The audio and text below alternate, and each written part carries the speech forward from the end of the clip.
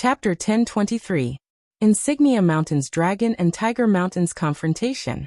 If it wasn't for Martial Emperor City's slow-moving sword that took away a portion of the loot, these two mountains would have attracted the attention of the entire pugilistic world for the past half a year. First, Insignia Mountain's purple dress slaughtered everyone on the Spring God Lake, becoming the only female pugilistic world alliance master in the past few hundred years.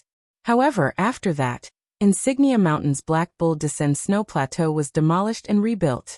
Looking at the mountain peak from afar, one could see the magnificent skeleton of that building. Then the father and son of Mount Longhu ascended together, shocking the world. Then it was said that Zhang Ida, the 82nd generation grandson of the Saint of Zhang, the current generation Duke Yensheng, personally inscribed the plaque of Mount Hui. Some said that it was the imperial court that allowed the Duke Yensheng to come. Unfortunately, Mount Hui was closed for half a year, so outsiders couldn't see the majestic scene of the tall building. After the Qingming festival, Mount Hui was no longer closed. People of Jianghu who had fame and reputation flocked into the mountain to see the face of the world's tallest building. Mount Hui was unprecedentedly grand. Heroes gathered to build momentum for the young woman. Visitors who came down the mountain all praised the nameless building's imperial aura. 18 stories, reaching into the clouds. When it was cloudy, climbing to the top was like falling into the sea of clouds. This building was at the top of a giant rock, glazed with golden tiles, red lacquered sandalwood pillars, and white jade railings. It was enough to overshadow the many halls of the martial palace of Great Peace City. As a result, people followed the crowd and spread rumors. Especially, there were two things that stimulated Jianghu the most. One was a woman, a beautiful woman. The other was a master, a top master. It just so happened that Xianyuan Qingfeng possessed both of the purple robes of Mount Huishan. Those young talents at the foot of the mountain, who were as numerous as carps crossing the river, could easily imagine a peerless beauty in a purple robe who was a celestial phenomenon cultivator, standing at the peak of the world and overlooking the world. Moreover, she was still single. Did this mean that they had a chance to be her subordinates? Men of Jianghu flocked into the mountain like crazy, and some beautiful women were no exception. They wanted to see with their own eyes whether the woman was really as proud and charming as the rumors said. However, many people only knew that Mount Hui was divided into two mountains after they went up the mountain, with the memorial arch under the snow plateau as the boundary. It was even more wishful to want to see the Wulin leader. However, Mount Hui was adjacent to Mount Longhu, the ancestral court of Taoism, and it was also beautiful. Heroes gathered on the mountain from all sides, so no one felt disappointed. In this gloomy twilight, the mist on Mount Hui was thick. A group of people climbed up the stairs. After the Xianyuan family of Mount Hui encountered the heavenly thunder tribulation on the snow plateau, Xianyuan Qingfeng turned the tide and single-handedly raised the prestige of Mount Hui to the peak. The Xianyuan descendants also put on airs. Regardless of whether they were high-ranking officials or heroes of Jianghu, they never welcomed or sent off guests on the mountain. They put on an attitude of whether they wanted to come or not. This group of people was not too eye-catching in the weaving of tourists. 5 or 6 people were escorting a handsome young master in luxurious clothes and jade belt at the front. 2 of them were of slightly higher status, and they followed closely behind him on the left and right. One of them was a quiet scholar, and the other was an exquisite old man. From the details of their clothing to their expressions, they all had a feminine air of nobility. The last 3 people who kept a distance behind him had sabers at their waists, but they were wrapped in satin. The leading young master stopped and looked back at the vast river at the foot of the mountain. He took a light breath and waved his hand. The old man had a tacit understanding and hurriedly took a few steps back. The rest of the retainers tacitly formed a fan-shaped formation. Only the scholar in his 30s took a few steps forward, but he still did not dare to stand shoulder to shoulder with the young master. The young master smiled and did not deliberately let the scholar walk to his side. He reached out and pinched a bright red jade pendant hanging on his waist. He smiled gently and said, "Last year was the triennial Beijing survey year. Zhao Yuling and Yin Maochun were the main and assistant respectively. Their reputations were so great that no one paid attention to you. A servant who was assisting them from the side. But this year is the 6-year survey year. The world is paying attention. Zhao Yuling ran to preside over the imperial examination, because he was the main official of the Ministry of Personnel. When he left this year, he made room for you. As the newly appointed physician of the Meritorious Service Department, you will most likely be pushed out by our Crown Prince Yin to be the villain. Generally speaking, the Beijing survey year is a time for everyone to chat and drink tea peacefully. It is rare for a high official to fall from his horse. The survey year is different for all the low-level officials, including the prefectural governors. It would be inexcusable if they did not take down 7 or 8 prefectural governors. Do you understand? The scholar replied respectfully and reverently. When the cart reaches the mountain, it will find a way. The handsome young master who kept calling out Zhao Yuling and Yin Maocheng glanced at the mountain path beneath his feet and nodded with a smile.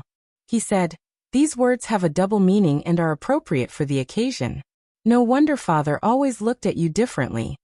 Around 30 years old, other than those young and successful crafting geniuses, most scholars, even if they had profound knowledge, were still hoping to successfully pass the metropolitan examination and obtain the right to enter the court examination. This scholar, who had the title of physician of the Meritorious Service Department, did not make a sound. The common people all knew that the prefectural governor was a high official, and the provincial governor was a high official of the border. As for the second-ranked minister of the 6 ministries, how high of an official would that be?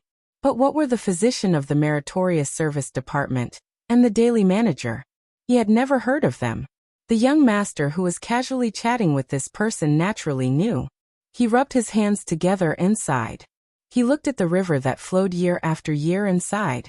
He said, "Those who should know that you came from a poor family in Beiliang. Back then, in order to enter the capital for the imperial examination, you had to sell poetry and literature to Beiliang to earn 300 taels of silver from His Royal Highness. Your results in the court examination were mediocre, and for some reason, you were stuffed into the Eastern Palace to lecture. Then, for some reason, you became the daily manager of the Emperor's personal attendants. It's a pity that my intelligent wife has always disliked you. She even told me that I'm playing with fire by getting close to you. Actually, you and I both know that you are not a spy that Beiliang deliberately placed in the court. But I am very curious, and have always wanted to ask you, what do you think of the young man who has been usurped as the king of Beiliang?" The scholars from Beiliang, no matter old or young, all curse the Su Fengnian to death, as if they have an irreconcilable enmity. I am tired of listening to them. You are different. All these years, you have been very tight-lipped and have not said anything. Why don't you tell me some of your true thoughts today? The scholar smiled calmly and said, "His Royal Highness used to be. In fact, I did not dislike him. At that time, this official was only a poor scholar and was embarrassed." 67 poems with a total of 1,226 words. I braced myself and offered him 60 taels of silver. When he heard this, he became angry and said that I was scolding him. He roughly looked over the pile of wasted poems and stretched out his hand to this official and said that it was worth the price. He then threw 500 taels of silver to this official, not 300 taels as the crown prince said. However, the silver was indeed 300 taels of silver. There were also 4 banknotes. This official has always kept them in a book. These years, whenever I feel tired from studying, I will flip through that book. If you want me to put in a good word for His Highness the Crown Prince, I won't go so far as to say that this lowly official was willing to do so. At that time, we were both willing parties, so we didn't owe each other anything. In fact, if Su Fengnian was just a local official, I wouldn't mind helping him out in this evaluation. I would even give him an A-grade evaluation. But since he is a vassal of Northern Liang and a pillar of the imperial court, it is not this lowly official's turn to curry favor. However, if you want this official to go against my conscience and make a fuss with someone, this official will be too difficult for this official. It is not easy to be an official. Although it is relatively easy to be a person, one cannot be too careless. The scholar referred to the young man as the crown prince. In Liang, other than Zhao Xuan, there was no one else. There were many vassal kings and His Royal Highness, but there was only one crown prince. However, for some reason, Zhao Xuan had returned from Gangnam-do after appreciating the Zhenren's Ascension Assembly at Mount Longhu, which was close at hand. Crown Prince Zhao Zhuan pointed at this scholar who was unwilling to be careless and laughed heartily. You are making oblique accusations. You are scolding both Jin Sanlang and me. However, honesty is more important than anything else. You were the only one who raised many objections when Zhao Sun wrote to the imperial court. At that time, the entire capital was full of praise for Zhao Sun, who was still His Royal Highness. You were the only one who said what was right. You were the only one who pointed out what was wrong and filled in what was wrong. You were the only one who wantonly attacked what was wrong and did what was wrong. Later, the two masters of the Song family passed away one after another. When it was time to confer posthumous titles, you jumped out and caused bad luck. You angered Father Emperor in private, so he threw you to Zhao Yuling and Yin Maochun, those two old foxes, to suppress. Otherwise, you would have long been in charge of half of the Hanlin Academy. The scholar said bitterly. How could I not know your highness' intentions? However, I have the intention of being a lonely official. After this trip to the south, I can forget about it. Zhao Zhuan smiled slyly. He pulled off the priceless jade pendant from his waist and stuffed it into the scholar's hand. I just praised you for being honest, and you already revealed your fox tail, didn't you? Zhao Zhuan slightly restrained his smile and said in a low voice, I know what you really want. You want to lead troops on the battlefield, and scholars to be conferred the title of Marquis. As long as you are willing to wait with me, I, Zhao Zhuan, will definitely not disappoint you. The scholar froze on the spot, not knowing what to do. Zhao Zhuan acted as if nothing had happened. He turned around and continued to climb the mountain. He smiled and said to himself, Last time, I didn't see the woman in purple with the surname Xianyuan. I was really worried. This time, I shamelessly helped her get a plaque with the inscription of Yanqing Duke. I also helped her block the crazy impeachment of the Jianzhou imperial censor. You should give me some face, right? Chapter 1024. Outside the archway, Zhao Zhu and his entourage from the old Martin Temple were stopped without any suspense. Pretending to be a relative of the governor of Jianzhou was completely useless. The great eunuch, who was well versed in martial arts, was furious and was about to kill him. Zhao Zhuan stopped him with a smile and said that he was the favorite student of Yan Jieshi, the grand secretary of the palace hall. He was still rolled his eyes, but Zhao Zhuan was still not angry. He shamelessly said that he was a descendant of the Zhao family in the capital, and that he was good friends with the son of the northern Yue minister, the prince of Qingqing and Jin Lanting. There were 4 Zhao families in the capital. The Zhao family of the emperor was naturally the first in the world.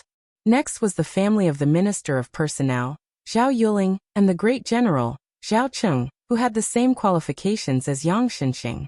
The last Zhao family was relatively shabby. They only had an assistant minister of the capital and a provincial governor of the border. But in the local area, they were still a first-class family with great power. However, the steward guarding the archway scowled coldly and told Zhao Zhuan to scram, saying that Mount Hui had a grudge against Zhao Zhuan. He then pointed his nose to the sky and pointed at the neighboring Mount Longhu, asking if Zhao Zhuan understood. The old eunuch, who could make Jianzhou tremble with a sneeze, was completely expressionless. The crown prince, on the other hand, was as good-tempered as ever. He was amused and laughed uncontrollably, repeatedly saying that he understood. The steward with little authority at the archway was so rude and unreasonable. Fortunately, a guest from Mount Hui who happened to pass by knew the severity of the situation. He hurriedly apologized and quickly went to the tall building to pass on the message. Not long after, he returned to the archway with a stiff face. He wanted to say something but stopped. Zhao Zhuan asked considerately, So it was your mountain lord who told me to scram down the mountain? The guest smiled awkwardly and did not deny it. Zhao Zhuan smiled politely and said, It's fine. I'll have to trouble you to go to the archway again and inform the mountain lord that Zhao Zhuan from the capital has come to visit. Please ask her to give you some food. The official, who was not familiar with the politics of Liang, did not think too much about it and ran back to report. As a result, Zhao Zhuan waited for a long time, but he did not even see the figure of that person. The old Martin Temple said gloomily, Your Highness, everyone in Mount Hui deserves to die. Zhao Zhuan waved his hand and said with a smile, It seems that we can only use the plan of breaking through the mountain. Otherwise, we probably won't be able to see that woman. At this moment, Zhao Zhuan abruptly raised his head and gazed into the distance at the peak of the snowfield. On top of a tall building, he could vaguely make out a figure in purple robes. The figure was facing the torrential river with his hands behind his back. Zhao Zhuan thought for a moment and murmured, "This scene is worth it." The scholar asked with a smile, "Are we going down the mountain now?" Zhao Zhuan turned and said, "Let's go down the mountain." On the top floor of Xueping Mountain, the woman who had parted ways with Bailiang had become more and more powerful after successfully ascending to the celestial state. She stood until the last ray of afterglow in the west faded away. After sitting on the ground, she lowered her head and tied a knot on the hem of her dress. She probably felt that the knot did not look good, so she untied it and untied it again and again. She suddenly stopped what she was doing and turned her head to look towards the northwest. She felt like drinking. The land of refugees was indeed not easy to deal with. It did not give Bailiang any peace of mind. The large group of horse gang who had declared themselves king outside the 3 cities simply tore off the cloth of shame and rose up in revolt. Even though they knew that the 30,000 Long Xiang army had formed an encirclement, they did not hesitate to fight like trapped beasts. They bypassed Linyao ancient military town and directly charged towards Qingcang. However, the dragon elephant cavalry had pulled the battle line too far apart. These 20,000 horse gang could not be considered to be throwing eggs at a rock in a short period of time. In fact, in terms of military strength, Qingcang, which had just been included in Bailiang's territory, had less than 8,000 people. Perhaps the only advantage they had was that city. Chen Shiliang stubbornly held on to his opinion and took command of Qingcang.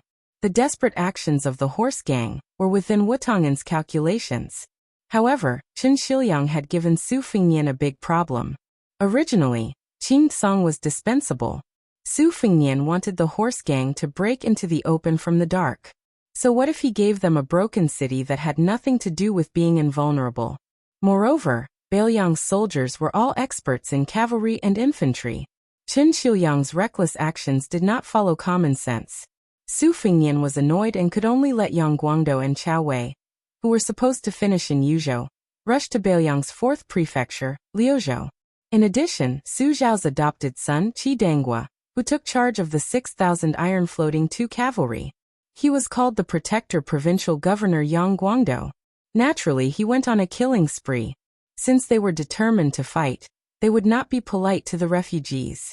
Moreover, if the horse gang dared to rebel, there would definitely be Beimang's southern dynasty to take care of them. Perhaps a big battle was still to come. The 20,000 horse gang was most likely just appetizer. Su Fengnian was also worried that the southern dynasty would suddenly have a real power general who wanted to go to the refugees' land.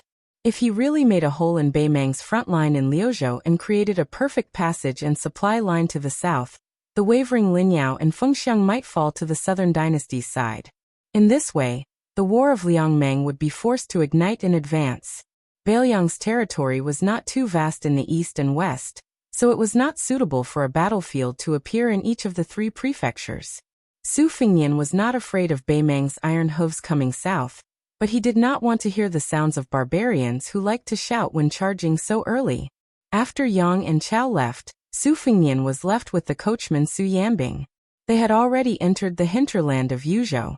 Su Fengnian bent down and walked out of the carriage to take a breath. Sitting beside Su Yambing, he said self-mockingly, "It seems that the old men of the southern dynasty who want to return to their hometown to worship their ancestors can no longer sit still. They are probably stimulated by the West Chu's revival. While they still have strength, they want to cooperate with the West Chu. Now I am worried that Qingcang City will not be peaceful. The horse gang is nothing to be afraid of. What I am afraid of is that once Qingcang City is lost, the refugees will have a taste of the benefits and take advantage of the situation to rise up in rebellion. My trip to Qingcang and my efforts to send Buddha to the west will all be in vain." This one-track-minded Chen Shiliang, if the next time I see him, it will still be his corpse. Even if he is lucky enough not to die, I will beat him half to death. Su Yambing said calmly. With the 800 Phoenix Battalion as the backbone of the city defense, Qingcang City should be able to resist for a while. However, There will not be many who will survive. Now we have to see if there is a master from Beimeng hiding among the horse gang.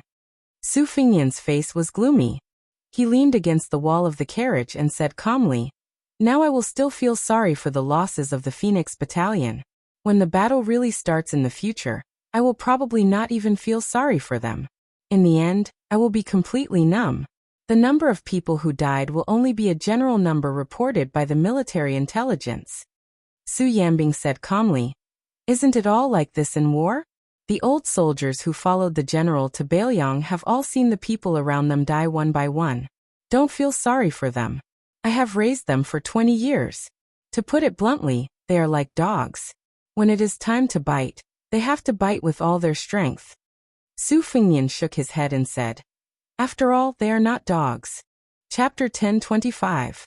Su Yambing laughed and said, "Since you're a human, then there's a saying that you should die because you deserve to die, and you should die a worthy death.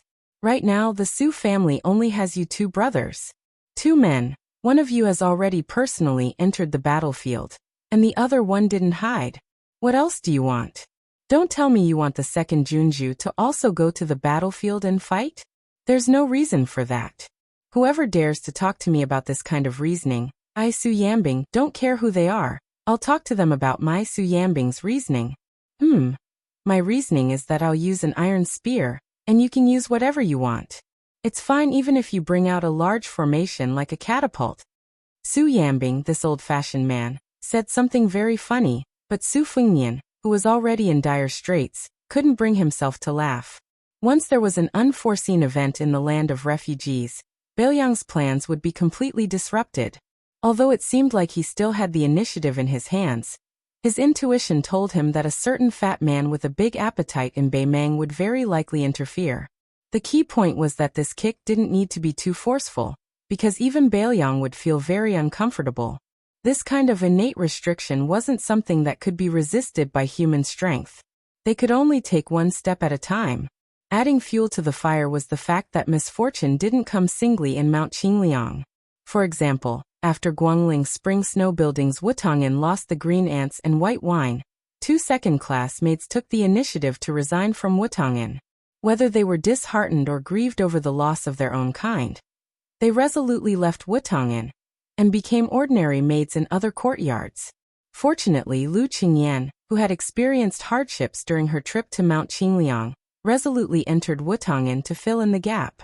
Only then did the operation of Wutong'an not be interrupted. As for the elders of the Lu family behind her, and the children of the Lu family around her, they were obviously not acclimatized to the new environment. They were unable to quickly integrate into Beiliang's officialdom with their status as relatives.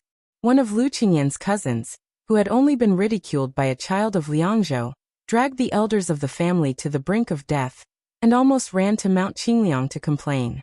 In Mount Qinzhou, the new head of the Lu family, Lu Dongjiang, who had received the bamboo lantern from Lu Feiqi of Shangzhou State, couldn't make a prompt decision either. He could only stir up confusion and act as a mediator. In the eyes of Su Fengnian, this was undoubtedly the worst decision. Even if he didn't hesitate to support the Lu family, Su Fengnian would still think highly of him.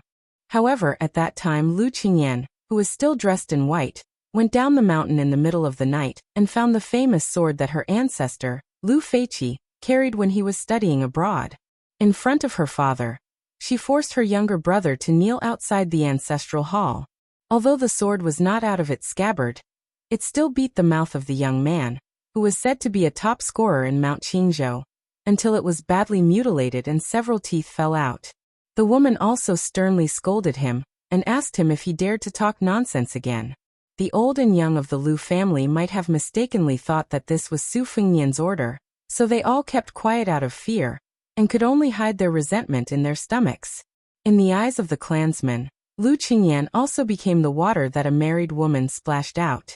Su Fengnian could treat these trivial quarrels as a joke, but he dared not take the situation in Yuzhou lightly. There was no doubt that there were more advantages than disadvantages in promoting Huang Fujin to be the general of Yuzhou. However, after the disadvantages surfaced, it was no different from adding fuel to the fire. That was under the influence of some people who wanted to add fuel to the fire. The border army that had formed its own system was still fine, But there were hidden dangers in all levels of the army in Yuzhou. According to the current spy report, Zhong Honggu, who was unwilling to retire in Longqing County until his death, must have done something. Su Fengnian wanted to know whether Yan Wenwan, the king of Yuzhou, played a dishonorable role. Whether Yan Wenwan was involved directly determined whether Su Fengnian would change the sky of the Bailiang infantry. The problem was that even if the Yan family army was successfully changed back to the Su family army, the loss of the veteran Yan Wenwan, who was good at fighting, was still a huge loss that Bailiang could hardly bear. Even if great ancestor Gu, the first famous general of the old southern Tang, could replace Yan Wenwan, it was undeniable that Bailiang needed Yan Wenwan to stabilize the morale of the border army. And more importantly, they needed this old man's loyalty to defend Yuzhou. But was this possible? Yan Wenwan had been an important member of Yang Kai, Zhao Chongling's faction back then. He had hoped that Su Xiao would establish himself as the emperor, so that they could take advantage of the situation and become the country's founding heroes. Su Fengnian knew better than anyone else about Yuzhou. A large group of Bailiang elites, including Yan Wenwan, had been thrown into the cold palace by Su Xiao. For example, Yan Wenwan had been transferred from his familiar cavalry army to an unfamiliar infantry army. There was also the uncle that Su Fengnian had gone to Beimeng to find back then. That turmoil was a watershed. From then on, Zhao Chongling and Inkai Li Yishan, who had been on good terms with each other, started to become strangers. The cavalry and infantry armies in the Bailiang army became more and more distinct as time passed. However, Zhao Chongling had died 30 miles from the imperial city of Shishu. Without this Yang Kai presiding over the situation, Bailiang did not devolve into the worst situation where the infantry and cavalry were like fire and water. Mountains were hard to rule. This had been the case since ancient times, especially those military leaders who had blades in their hands. If you beat them lightly, they would be thick-skinned. If you scolded them too heavily, they would not be afraid. If you scolded them too harshly, they would rebel. Bailiang without Su Xiao was like the difference between heaven and earth. Even if Su Xiao was so old that he could only lie on his sickbed, as long as the butcher did not close his eyes, the scene under Bailiang's table was chaotic. But a rebellion on the table? No one was willing, and no one dared. If killing a few people could solve the problem, how easy would that be? Su Fengnian leaned against the wall of the carriage. He closed his eyes and gritted his teeth. The energies in his body roiled like a pot of boiling water with firewood added to the bottom of the pot. They splashed out of the pot. The curtain of the carriage was torn apart by the seemingly material strands of vital energy, and it was extremely tattered. The horse that was pulling the carriage was bleeding profusely, and it neighed restlessly without end. Su Yambing simply stopped the carriage. After a full hour, the purple and yellow radiance on Su Fengnian's face slowly faded. His body was drenched in sweat, and his expression was dejected. He smiled bitterly and asked, "Uncle Su, how many times has it been?" Su Yambing calmly said, "The 6th time. The time it takes to return to consciousness is getting longer and longer. There are still 3 times left, and it will only be more dangerous. I may not be able to endure it." Originally, the hidden problems brought about by this false realm could be ignored. Even if I entered the Xian Finger realm, it wouldn't matter. But after I received Master Lu Hao's purple thunder and Yuan Qingshan's steamed buns, it became a great blessing and a curse. Su Fengnian smiled. "I hope I can drag it out until the 9th return to consciousness. At that time, the last pouch that Chen Shiliang accidentally found in the pavilion will have meaning." Su Yambing nodded and sighed. This may be the last time Li Yishan and Zhao Chongling will work together to set up a trap. Su Fengnian exhaled a mouthful of turbid air with difficulty. His Qigong deviation was probably unprecedented. It originated from 3 consecutive false realms. Twice, with the help of the nascent soul, he successively entered the mysterious finger celestial phenomenon. After that, he fought with Wang Xianji, and the free and unfettered wandering of heaven and earth happened. Only then did he realize that he had once stepped into the threshold of the astral projection of the land immortal. The pond created by the Great Yellow Court would boil every once in a while. In Su Fengnian's own words, it was soul returning. What he needed to do was to return to consciousness and settle the many strands of energy. Since the Great Yellow Court had 9 tall buildings, Su Fengnian guessed that there would be soul returning and consciousness returning 9 times. Only then would his merit be complete. But such a completion would have the power to fight against Xianfinger realm experts, but he had no chance of victory against Wang Xianji. Su Fengnian's eyes were fixed on only Wang Xianji in the Jianghu. Otherwise, there was no meaning. Zhao Chongling had once had a pawn in the imperial palace. When Su Fengnian had abandoned his blade at a young age, Li Yishan had taken over Zhao Chongling's broken pawn and continued to set up. There was only one target. The carefree person who had killed all the top experts in the world 400 years ago. Gao Shulu. Chapter 1026. In the Liang imperial court full of virtuous people, a huge uproar was raised.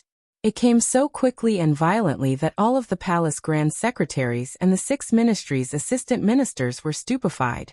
Even though the current dynasty's grand secretary Zhang Jiulu had already made his decision, he still insisted on transferring Gu Jiantang, who was in charge of the military and political affairs of the northern region. He wanted to move this empire's sharpest famous blade to West Chu's neck and cut the Gordian knot with a swift knife, and not the previously agreed upon northern pass. If it was only this, no one in the imperial court would dare to raise their voice to question it. These past few years, although Zhang Jiulu had slackened her control over the 5 ministries outside of the Ministry of War, she had always firmly grasped the channels of remonstrance and opinion in her hands. Therefore, even without the Grand Secretary personally making a move, these imperial censors who followed Zhang Jiulu's lead would be able to bite anyone to death. Fortunately, Grand Secretary Zhang Jiulu had never deliberately targeted anyone, but as long as Zhang Jiulu held this chess piece, even if he never made a move, no one in the imperial court would dare to act unbridled and unbridled. Unfortunately, at the end of the spring of the first year of Xiangfu, even though the channels of remonstrance were in Zhang Jiulu's hands, even though he had been unmatched in the imperial court for more than 10 years, the Grand Secretary finally welcomed his first defeat. There was no other reason because this time, his opponent was Tantanon, as well as the ministers behind Old Master Huan. There was the head of the 6 ministries' Ministry of Personnel's chief official Zhao Yuling, the publicly recognized Prime Minister Yin Maochun, and even the newly appointed Minister of Rights Yuan Gua. There was also the great General Zhao Kuang, who had yet to receive the order to attack West Chu, a large group of senior military officers led by great General Zhao Kuang, as well as the imperial family's collateral relatives who had been suppressed by the green-eyed girl for more than 10 years. What was strange was that these people indeed didn't have any prior agreement. After Huan clearly pointed the spearhead at the Grand Secretary, they sent out memorials one after another, all of them believing that the Northern Gu, Southern Yu's strategy was too rash, that a dying West Chu was far from enough to be mentioned on equal terms with Beimang's millions of soldiers. That day's court assembly, the undercurrents surged violently. Other than the Minister of Revenue Wang Xiongui, who stood by his teacher's side without any suspense, almost everyone else chose to remain timid and silent, not daring to get involved in this most treacherous battle between immortals since the first year of Eternal Hui. The reason it was almost everyone was because other than Wang Xiongui, there was also Jean Lanting, who had recently been flushed with success, who unexpectedly followed Wang Xiongui and spoke out on Grand Secretary Zhang's behalf. Those who were observant all saw that after the court assembly was withdrawn, Tantanon's gaze didn't stray, directly brushing past the Grand Secretary. Wang Xiongui, who was in a daze, followed behind the Eternal Hui seat master with an indifferent expression. On the contrary, it was Jean Right Chancellor, who had never taken the initiative to get close to the Grand Secretary, who walked with firm footsteps at Zhang Jiulu's side. Today's fluctuating court situation left the onlookers unable to take in all of it, yet they were also baffled. When the court assembly was withdrawn, they unexpectedly only heard the sound of pearls and jade being struck, not a single word of loud discussion or whispering. This was a strange scene rarely seen in the past 20 years of Liang's court assembly. Zhang Jiulu slowly walked down the white jade steps. He didn't look at the young Right Chancellor at his side whose brows were tightly furrowed, quietly saying with a laugh, "Jean, third young master, this time I'm afraid you've made the wrong bet." The bearded and ambitious Jean Lanting shook his head and said, "Junior didn't make a risky bet, purposely becoming the enemy of the entire court's civil and military officials. borrowing this opportunity to curry favor with Grand Secretary Sir. It's just that a real man has to do something, that's all. Zhang Julu smiled, slowed down his footsteps, and went straight to the point. At first, I had the intention of pulling you into Zhonglu, and then you could help me control the flow of that flowery speech. But later on, since His Majesty had a whole new level of respect for you, as a subject, I also didn't want to seize the monarch's beauty. Unwilling, but not impossible. Even the walls have ears, not to mention that they hadn't left the palace city yet. Not far from the two of them, there was no lack of civil and military officials who were walking slowly. Zhang Julu said indifferently. Looking at the history of the struggle between gentlemen and villains, most of the courtiers who had the reputation of being gentlemen lost miserably when they were alive. At most, after they died, they would be conferred a posthumous title by the next monarch. To the country and the people, they didn't benefit at all. This kind of empty reputation left in the annals of history, it's fine if we don't want it. Regarding the struggle between parties, there's no secret that can't be revealed. The more one cares about the common people, the more one needs to have a gentleman's party, and even more so, there needs to be a clever evil dog among the colleagues who can bark and bite. It's not like the whole group of people are there with their sleeves clean, and only know how to act impulsively like scholars. In the end, it's nothing more than writing a few lonely grave poems on the way to being exiled and banished, which would make the later generation scholars shed tears all over their lapels. It's quite boring. Jean Lanting smacked his lips and said self-mockingly, Junior also can't escape from the same old pattern. Zhang Julu turned around and patted Wang Xionggui's shoulder. I'm not on duty today. You go sit at Zhanglu's place. If a colleague asks, just say you don't know. Wang Xiongui nodded and left with quick steps. The purple-bearded, blue-eyed man who wielded the power of a dynasty walked leisurely with Jean Lanting. Together, they crossed the threshold of the palace. Zhang Julu suddenly smiled and said, The first time I saw you, it reminded me of my own situation back then. I was also as flustered and helpless as you, feeling wronged in every way. However, to be honest, you're still much worse than I was back then. You're only slightly better than me at making rice paper. Jean Lanting smiled knowingly. To be able to make the Grand Secretary willingly admit defeat and pay with his mouth, that's enough. Jean Lanting wanted to say something but hesitated. Zhang Julu said indifferently, Are you wondering why that old fellow fought with his own family? Even though Jean Lanting was a favored official of the Son of Heaven and a favorite by the Crown Prince's side, his future was destined to be bright. This right chancellor didn't dare to say half a word. He didn't even dare to make wild guesses. Zhang Julu said, Huan Wen and I both have a scale in our hearts. Neither of us has ever looked down on the restoration of West Chu. It's just that the weight of both ends of the scale has always been different these past few years. I value West Chu more than Beimang, while he values Beimang more than West Chu. He has his own plans and foresight. He insists on using Beiliang to exhaust Beimang's national strength. He's afraid that once Gu Jiantang goes south, Beimang, who has already decided to first swallow Beiliang and then attack Liang, will change course and mistakenly believe that there's an opportunity to exploit. When the time comes, from Northern Pass all the way to this great peace city beneath our feet, smoke will be everywhere. Zhang Julu pointed to the south. Not only does the old fellow see the north, other than the stubborn Beiliang, Tantanon also sees the seemingly indecisive Yin Imperial Dao, as well as those fallen spring and autumn kingdoms that can't withstand the spring wind. His apprehensions are naturally understandable. I'm afraid that West Chu will become a quagmire and lead to the revival of the fallen spring and autumn kingdoms. He's afraid that Beimang will go south from the east and cause the entire world to become a quagmire. Between him and I, it was a real gamble. Even if you stand at the center of the dynasty, you won't be able to see these things. This is because in the imperial court, everyone has their own plans. Martial artists want to be conferred the title of Marquis and General, while scholars want to be worshipped at St. Zhang's temple after death. The reason I'm telling you these complaints is because you, Jean Lanting, are rarely muddle-headed and interesting. After all, it's not strange to be scolded by old man Huan, but it's rare to be beaten. Jean Lanting subconsciously touched the cheek that Tantanon had slapped. As if it was scalding, he quickly withdrew his hand. Zhang Julu said softly. Let's stop here. Jean Lanting tactfully stopped in his tracks, only to hear the Grand Secretary say, in the future, associate more with the new minister. Jean Lanting was stunned. New minister? Was it Yuan Guo from the Ministry of Rights or Liu Baijie from the Ministry of War?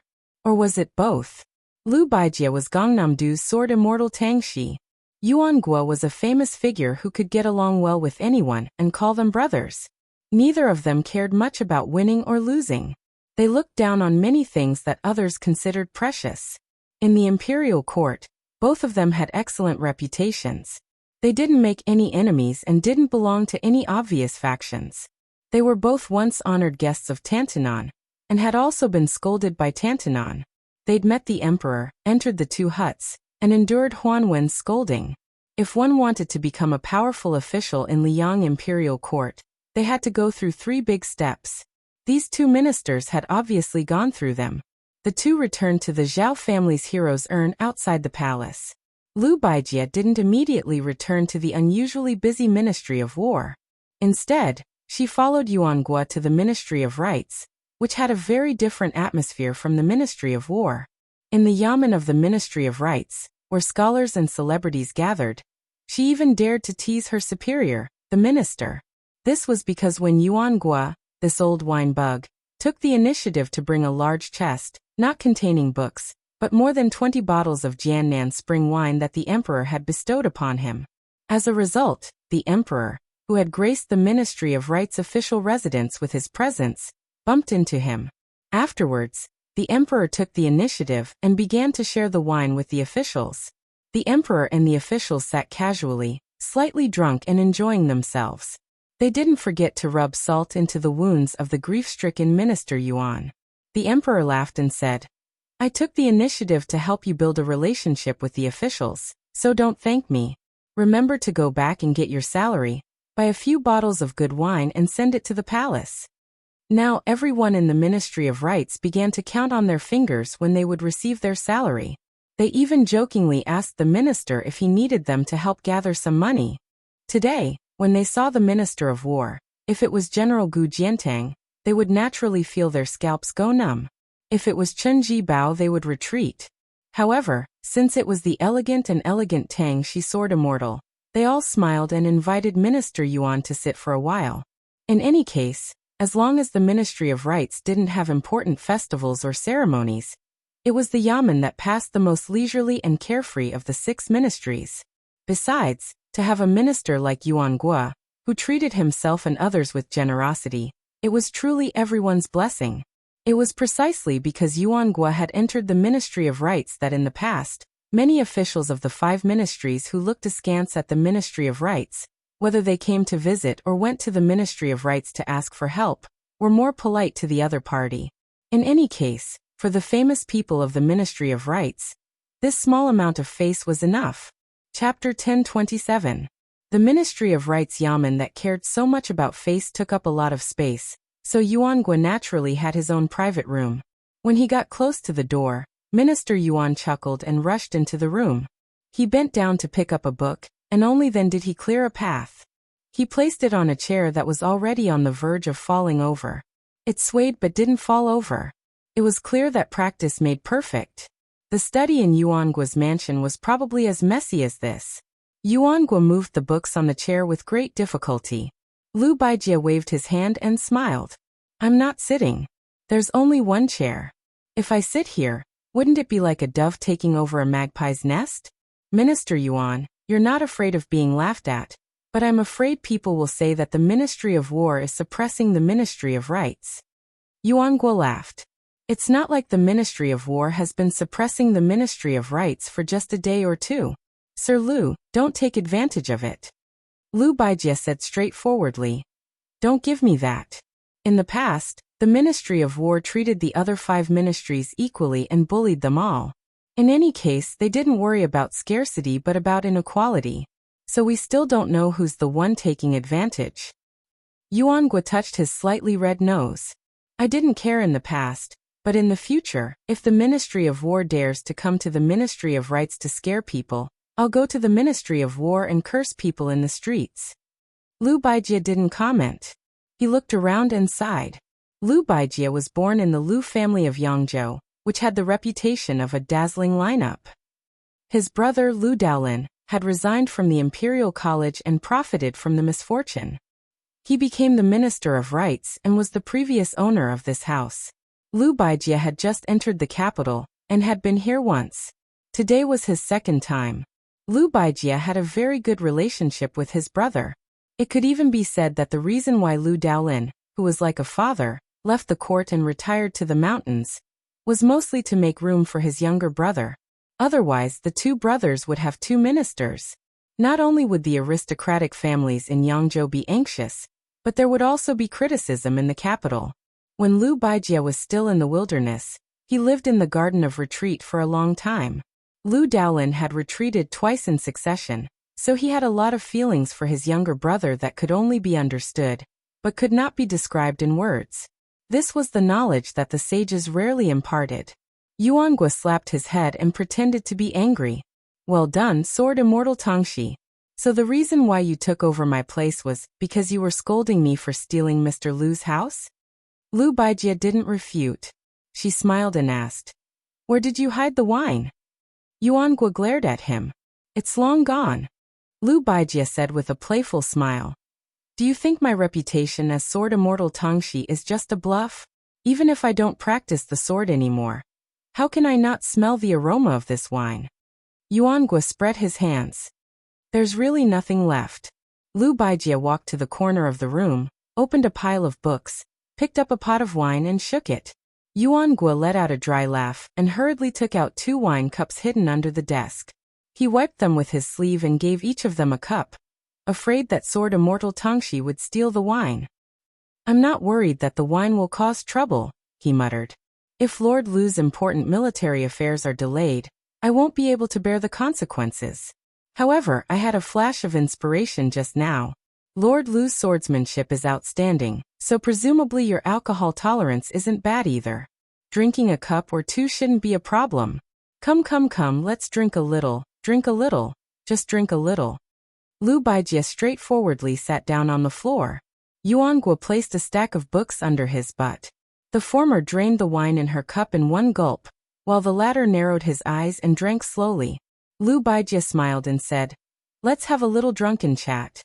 Yuangue glanced at the door. Perhaps he remembered that Minister Lu was an outstanding martial arts expert, so he withdrew his gaze and nodded. "What's going on?"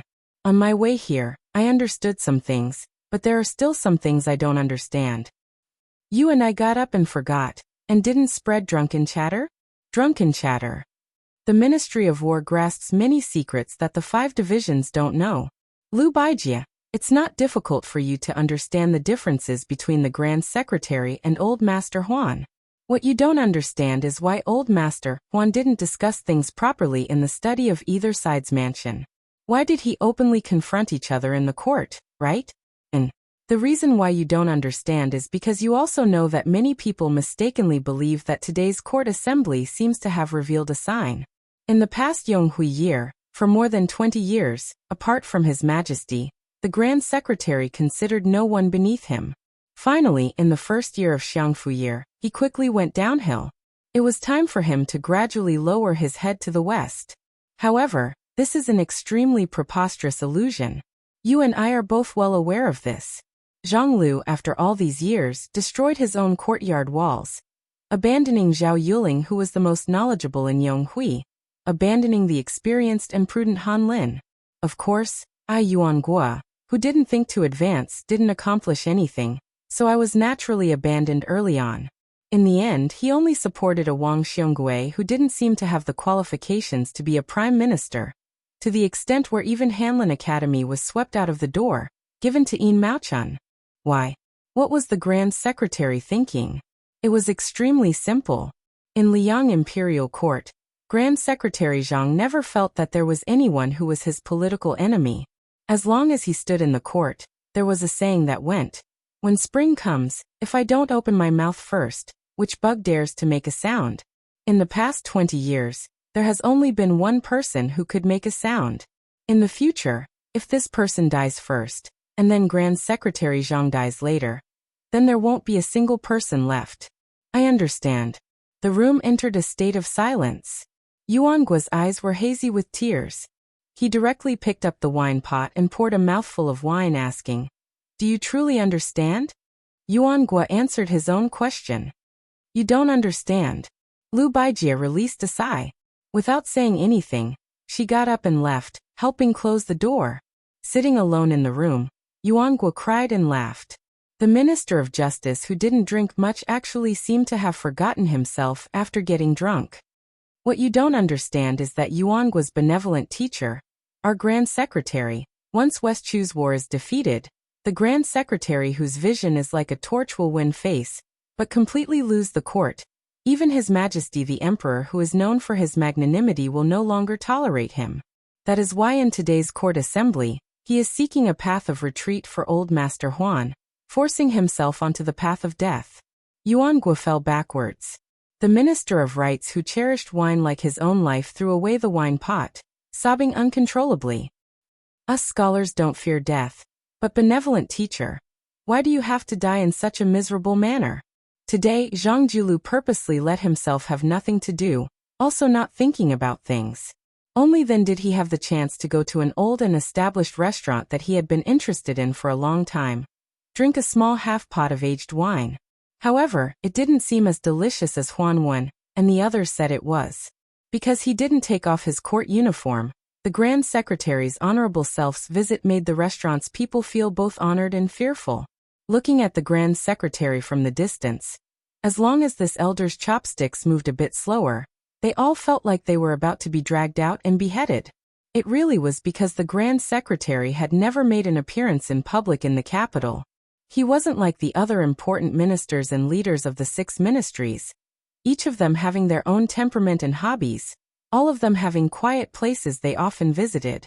However, Grand Secretary Zhang was different, forever only appearing in 2 places, the Minister Manor and the Imperial Palace. That was why this news spread with astonishing speed. However, there wasn't a single busybody who dared come over to join in on the fun. This was perhaps where Zhang Julu was truly terrifying. The number 1 young master in the capital, Wang Xionggui's youngest son Wang Yuanran, who claimed to be a man who openly challenged Bailiang and His Royal Highness, had the fortune of following his father to Zhang Manor to pay a New Year's visit once in his youth. However, he was indifferently glanced at by the Grand Secretary, and from then on he never went to Zhang Manor even if he was beaten to death. Great generals Zhao Jiao and Yang Xinxing, who established themselves in the spring and autumn period. Their descendants could be considered Liang's most elite military descendants. Yet they still hadn't seen this head of hundreds of officials in 20 to 30 years. It wasn't like a mouse seeing a cat, but rather a mouse seeing a tiger, giving others the feeling that they would lose a piece of flesh if they saw him once. Even the first Prince Zhao Wu, who had the most hope in the past, after provoking the Grand Secretary's precious daughter, he similarly couldn't bear the consequences. Zhang Julu didn't even need to say a single word.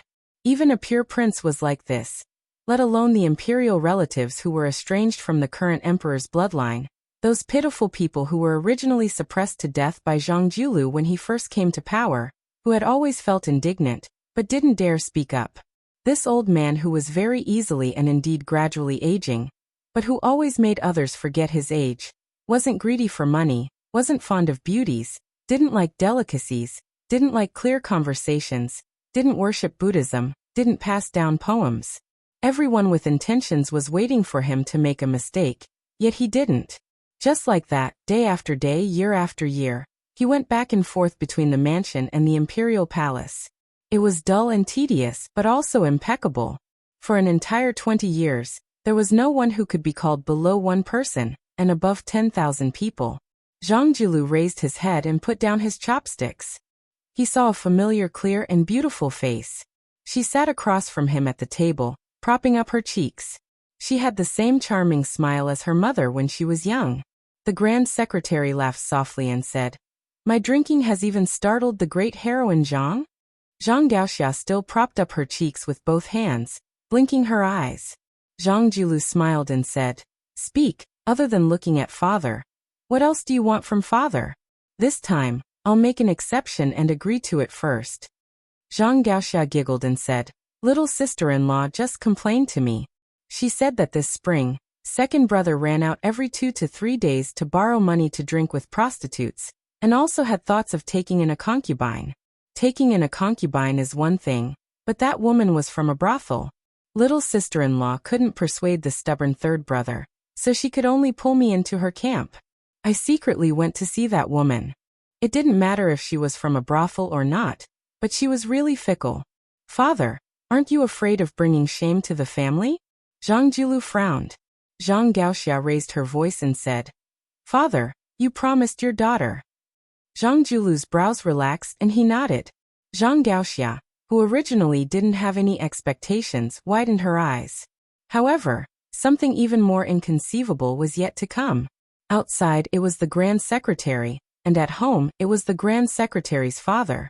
He actually said, Go take a look at your third brother's mansion. Chapter 1028. Zhang Gaoxia was overjoyed. It had to be known that the father of the 4 siblings was not like a father at all. Other than her, the daughter, the other 3 brothers had all established their own families. When they married and had children, Zhang Jiulu never showed up. No matter if the 3 sons of the Grand Secretary were successful or causing trouble, he never paid any attention to them. The entire capital laughed at the 3 sons of noble families who were clearly of great birth, but had no one to rely on. They were most likely children picked up from the streets. Zhang Gaoxia's third brother was Grand Secretary Zhang's least successful son. He was idle and no one was willing to take this coward out to play. He often carried a pigeon whistle with him, and wandered around Graydon City. The eldest brother had entered an official career. Although his climb was slow, he could still be considered to have succeeded his father. The second brother was a true bookworm and could still make do.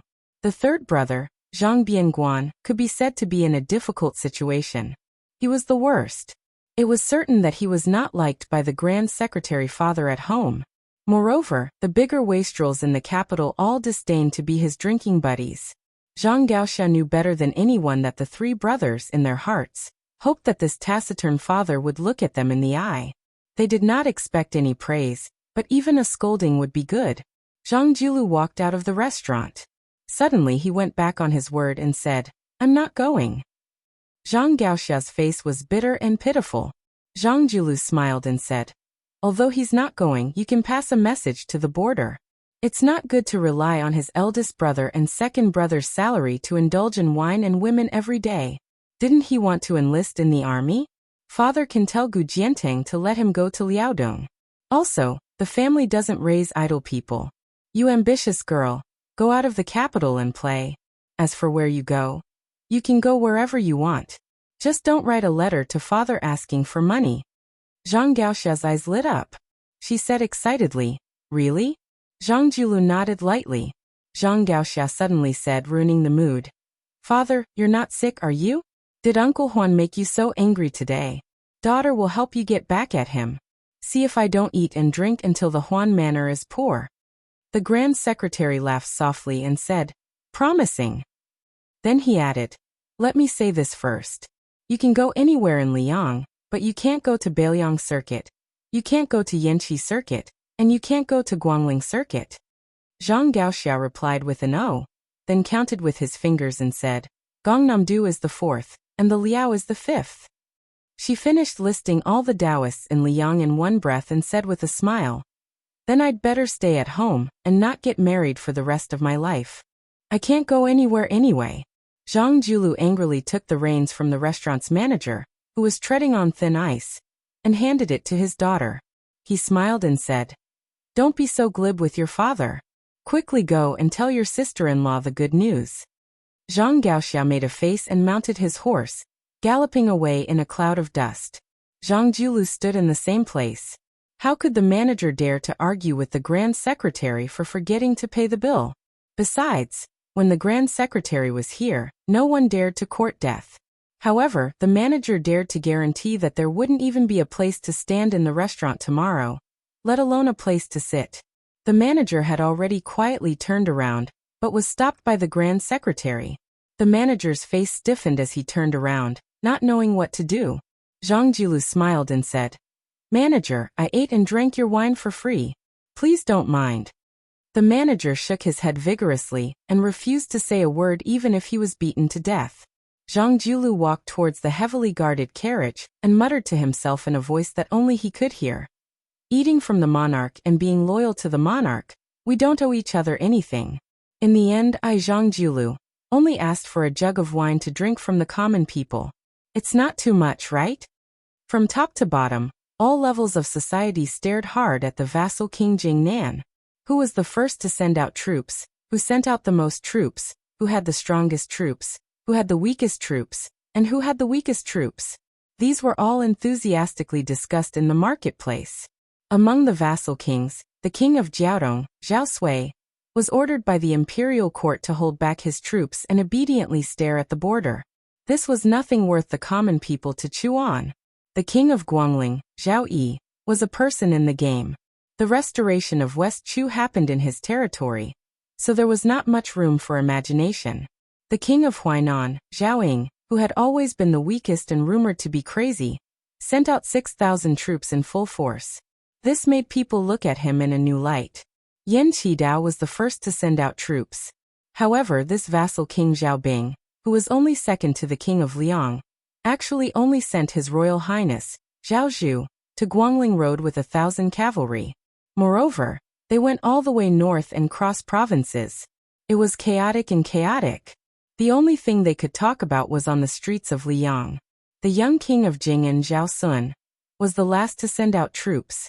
For now, the number of troops was unknown. As for the previous Minister of War, Chen Jibao, who had been conferred the title of King of West Chu, there was no movement at all. Was it because the imperial court was afraid that if he went to West Chu, there would be no one else to do anything? Or was it because the white-clothed immortal soldier did not deign to lead troops there? Other than the Great Peace City's Minister of War, perhaps no one knew. Beiliang? No one in Liang felt that the new king of Liang, who was younger than Zhao Sun, would be so kind. They all guessed that Beiliang was taking pleasure in their misfortune. It was fortunate that Liang did not hit them when they were down. The horses' hooves moved, the bowstring rang, and 10,000 taels of gold. On the border of Qingzhou, a large group of soldiers and horses slowly advanced to the northeast. A conspicuous rider stopped by the horse river and stood there leading his horse. This young rider wore a bright yellow python robe. In terms of python robes, he was half a rank higher than King of Guangling, Zhao Yi. He smiled at a young and elegant scholar beside him and said, "Mr. Liu helped me save up that little bit of wealth." After this commotion, it came and went in a hurry. "My heart aches." The scholar with his eyes closed smiled and said, "As a guest with weak power, when visiting, you have to be polite and eat well. If you eat well, you can eat more. Otherwise, the powerful host will not even let you eat at the table next time." It was this generation's king of Jing and Zhao Sun. He nodded and said, "It's a very simple principle. But even if I understand, I can't help but feel depressed." Blind Lu Su smiled and did not speak. Zhao Sun acted shamelessly and said, "The commotion in the capital is so big. Little Lu, you have to think carefully before you can understand. If it's good news, quickly tell me. If it's bad news, just pretend I didn't ask. How about it?" Lu Su, who had retreated behind the scenes, hesitated for a moment. He bit his lips and said with a serious expression, "For Qingzhou and the Jing'an Palace, it might be half good and half bad." Zhao Sun asked curiously, "What do you mean?" Lu Su said softly, "The Grand Secretary purposely revealed a flaw in order to fish in the palace. If there are no accidents, he will gradually use the trump cards he has accumulated over the years to use the imperial censor's brush to kill people. Coincidentally, Yin Maochan will be the one presiding over the review. Many people will definitely die. The Green Party's Lu Feiqi died, and the party collapsed. By tucking its tail between its legs, it could luckily escape the storm. After the storm, there will still be people to do it. The Green Party will have a chance to make a comeback." This time, Lu Su earnestly requested the prince's mansion to send out all of its elites to let His Majesty the Emperor and the big shots in the palace know how we eat, so that we can seize the opportunity in the upcoming maneuver. The world was the Zhao family's world. As the head of the family, he had many children and grandchildren. Naturally, he would choose those who did things reliably and did not compete. Only when the head of the family was happy would he be willing to give them more money, hoping that they would work harder. If he felt that they were useless, the head of the family would have to hold on tight to his money pouch and family heirlooms. Only, Lu Su really could not imagine what kind of scene the palace would be without Grand Secretary Zhang. With him and Tantanon here, they could see the situation in Qingzhou clearly. They would definitely not make things too difficult for the Jing'an palace. If a family changed the head steward in charge of money, or even if they changed the head of the family, if no one in the Green Party could step forward and speak up for them at the crucial moment, it would always be a hidden danger. Therefore, the good was in front of them, while the bad was in the distance. Overall, it was still bad news. Of course, everything in the world can change in an instant. No matter how far you can see, first of all, you might not be able to make accurate predictions, and second of all, you can't escape the path of taking one step at a time. As long as we don't make any mistakes, when the time comes and our plans still fail, we can just curse the heavens for not opening their eyes. Zhao Sun said in astonishment. Grand Secretary Zhang is only in his 50s and his body has always been in good shape. How could he retire? And how could anyone make him retire? Lu Su pointed to the sky above his head, not saying anything. Zhao Sun's expression was uncertain. He lowered his voice and gritted his teeth, saying, "That's why you wanted me to make friends with third Prince Jin and the Prince of Qingqing from the beginning?" Lu Xuan nodded. He didn't feel the slightest bit of complacency towards his own silent arrangements. Zhao Sun suddenly said with a cold laugh, "Lu, you said that as guests, we have to be careful to show our table manners, but as the head of the family, his table manners are a complete mess." Indeed, sitting in that position, the family rules are the law of the country. Family rules are heavenly rules. Lu Su said calmly, "Your Highness, don't forget, you are also surnamed Zhao. We are one family, so there is no need to speak like two families." Zhao Sun smiled and put his arm around Zhao Sun's shoulder. "You and I, there is nothing we don't dare to say." Lu Su had a helpless expression. Zhao Sun said worriedly, "Lu, you really don't want to come with me? Without your help in coming up with plans, I don't feel confident." Lu Su said calmly, "I only know how to come up with ideas. I am an outsider when it comes to military formations. Moreover, your Highness' trip this time isn't for military achievements. Of course, even if you want to, you won't be able to. Once you defeat these 6,000 people in one go, you will meet with that crown prince in ragged clothes in secret. Then it will be considered a great success." Zhao Sun couldn't bear it. "Can't you just leave 2,000 or 3,000 soldiers behind? Can't you just leave 1,000 behind secretly?" Lu Xuan's face was expressionless. He turned his head and looked at this king of Jing, and who he had always called his highness. Zhao Sun hurriedly raised his hands. "I will listen to you, okay?" Seeing that this Mr. Lu didn't move, Zhao Sun reluctantly whispered, "I am really leaving?" Lu Su stretched out a hand and signaled him to get on the horse. Zhao Sun got on the horse. Lu Su hesitated for a moment, then looked up and said, "Remember, there are only two things for this trip. First, try to win more trust from Zhao Zhuan. Second, use the 6,000 lives to win the hearts of the people." Zhao Sun lowered his head to look at this blind strategist who was doing his best for the Prince of Jing'an's estate. He gave a heavy yen and urged his horse to leave. The young king had a heroic spirit in his heart that said, "I also have Yuan Bunchi by my side." Chapter 1029. A large and imposing caravan slowly headed south. The size of the caravan far exceeded that of the newly appointed Dingding Great General Lu Xingxiang. Among the 200 or so people, 80 of them wore fine golden sabers. The remaining 100 or so cavalrymen wore black robes and carried different weapons.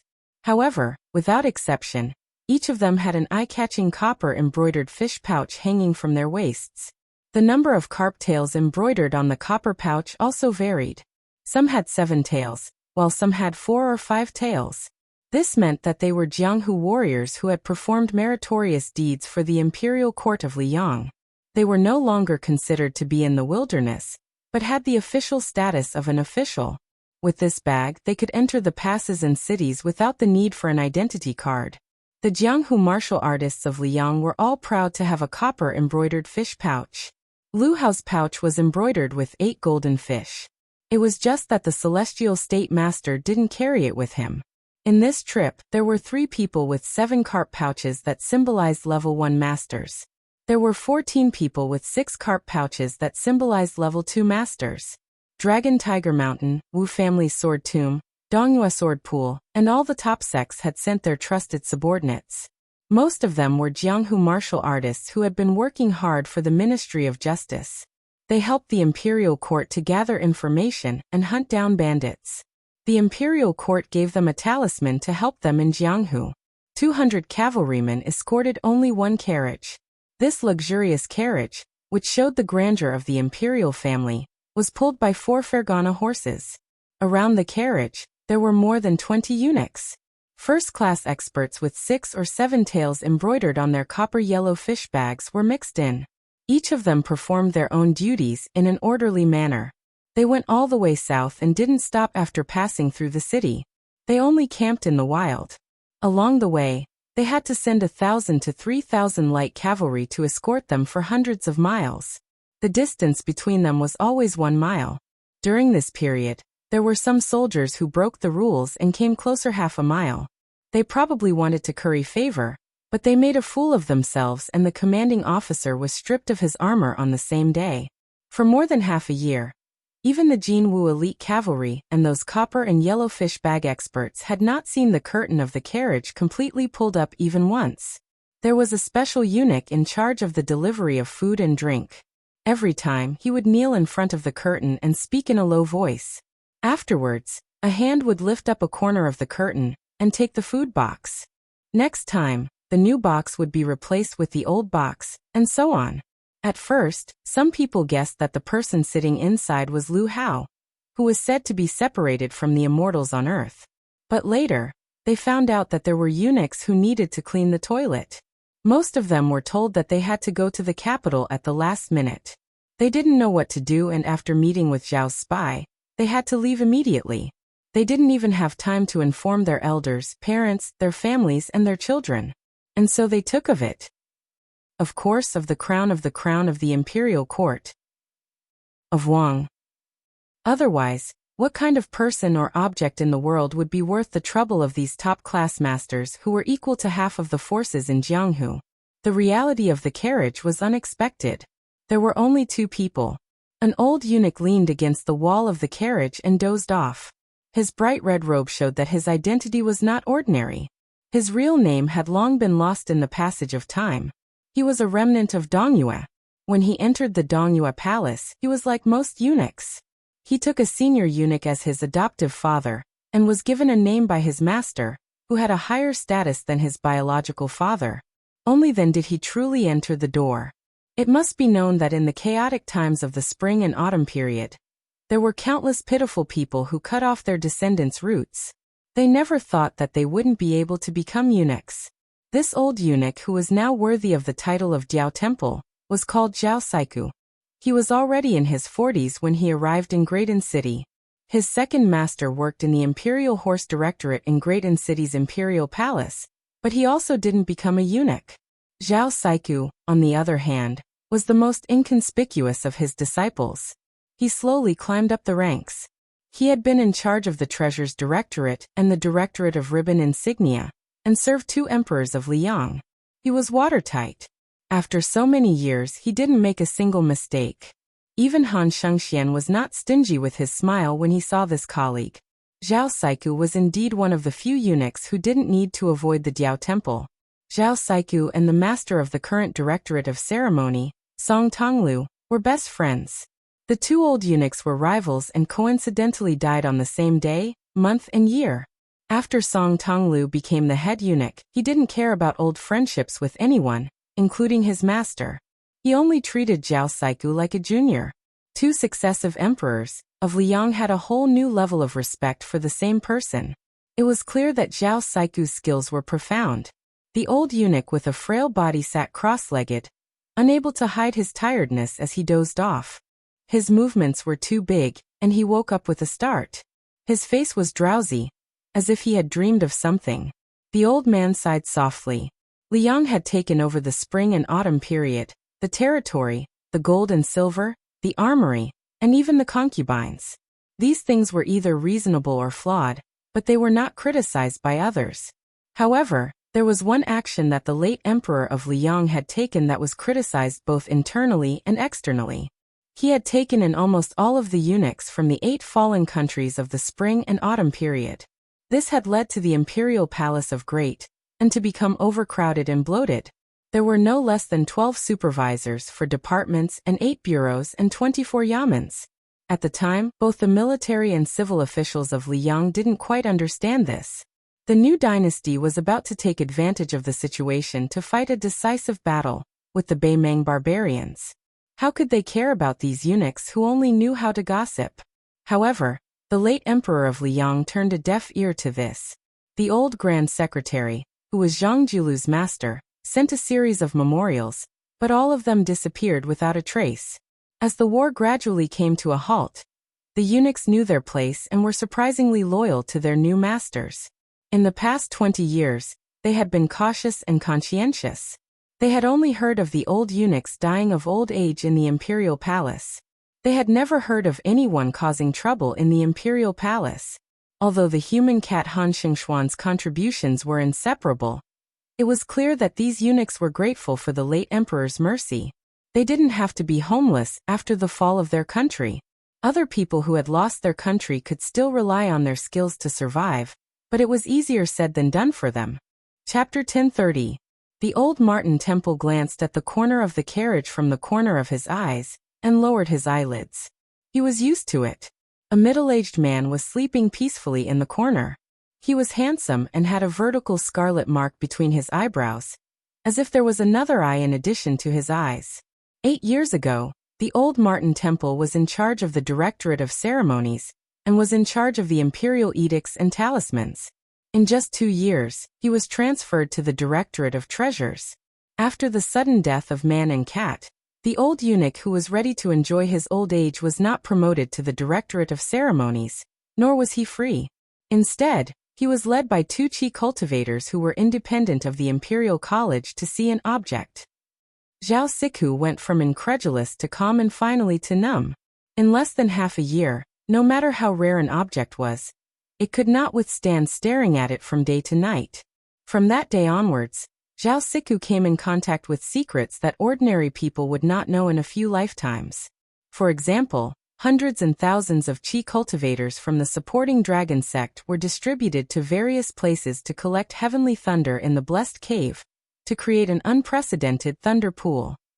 Also, the Taoist masters of the Dragon Mountain would come to Great Peace City to inscribe a talisman for an object when they thought that they had achieved great success.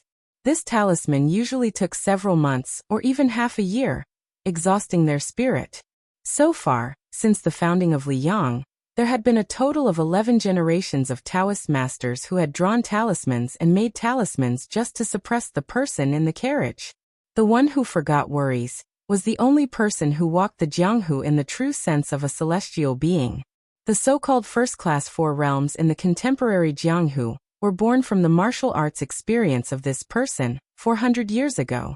It was also this person who put the Vajra realm into the category of masters and intentionally or unintentionally put foreign Buddhism, which was originally suppressed by Confucianism, on the table. However, during the catastrophe 400 years ago, Gao Shulu traveled all over the Yangtze River in 10 years and killed people whenever he felt like it, causing a reign of terror in the Jianghu. No one dared to call themselves a master. There were 2 sword immortals who died in Gao Shulu's hands. The Taoist sects in the world gathered 81 Taoist masters and formed a demon suppression formation together, but they were all killed by Gao Shulu on the peak of the Earth Lung Mountain. He left behind a sentence: "I am an immortal in the human world. Why should I suppress demons?" In the end, Gao Shulu met an unknown young Taoist on a narrow path. That battle was so powerful that no one else could match it. Until now, there were still people who believed that only Qi Xuanjin of the demon-slaying platform, or Hong Xixiang of Wudong, could match Wang Xianji in battle. Zhao Siku of the old Martin Temple was facing such a person who should not be said to be a living or dead person. At that moment, Gao Shulu did not drink, eat, breathe, or inhale. Like a hibernating worm that had hibernated for 400 years, his body did not shrink at all, and was still as smooth as jade. Before this, there were still 18 talismans that were set up by the previous famous Taoist masters. Among them, the first 9 were from the original Taoist ancestral court, Wudong Mountain. The first one was called the Mountain Opening Talisman, by the Taoist masters of the later generations. It was the work of the unknown young Taoist who put Gao Shulu into a deep sleep. Just one talisman was enough to support more than 10 famous Taoist mountains and Qi cultivator sects in the future. Zhao Siku tugged at the expensive thick furry marten hat. The old man was not a master, and had never practiced martial arts. Even if there were 10,000 Zhao Siku, he would not be a match for Han Shengxian. He was old, so he could not stand the cold spring. Zhao Siku also thought about why Zhao Shi was willing to let him be the person in charge. Was it because he did not know martial arts? Was it because he had been walking on thin ice for 20 years and did not overstep the rules? Or was it because Han Shengxian had some last words for the emperor before he left the palace? The corners of Zhao Siku's mouth twitched. He looked at the celestial who looked like a clay bodhisattva. He wanted to speak, but stopped. After so many years of caution, the old man finally stopped talking to himself. Zhao Siku? The old Martin Temple snickered. What was he most afraid of all these years? He was most afraid of talking in his sleep. What was so difficult about talking to people and ghosts? The difficult part was speaking the truth. Zhao Siku had thought that he would die of old age in this life, and close his eyes with a belly full of secrets. He had not expected that in the end, the Baoyang that the young master was loyal to would silently send him a message. It was a message from an inconspicuous palace maid. Zhao Siku did not doubt it. The message was divided into 2 parts. The first part was what the young master had said before he left. Only Zhao Chongling knew and Zhao Siku knew. The second part was probably the young talent Zhao Chongling had entrusted to the Yin talent Li Yishan and the like. Zhao Siku sank into deep thought. He came from the Green Pavilion Zhao clan. That had once been one of the 10 great clans of the spring and autumn period. But he did not know why Zhao Chongling, as the eldest grandson of the first wife, did not inherit the family business and instead joined the Su family. It could be said that without the support of Zhao Chongling's family, the butcher Su Xiao would not have been able to stand out so quickly among the generals in Liang. Zhao Siku did not have any loyalty to the Green Pavilion Zhao clan.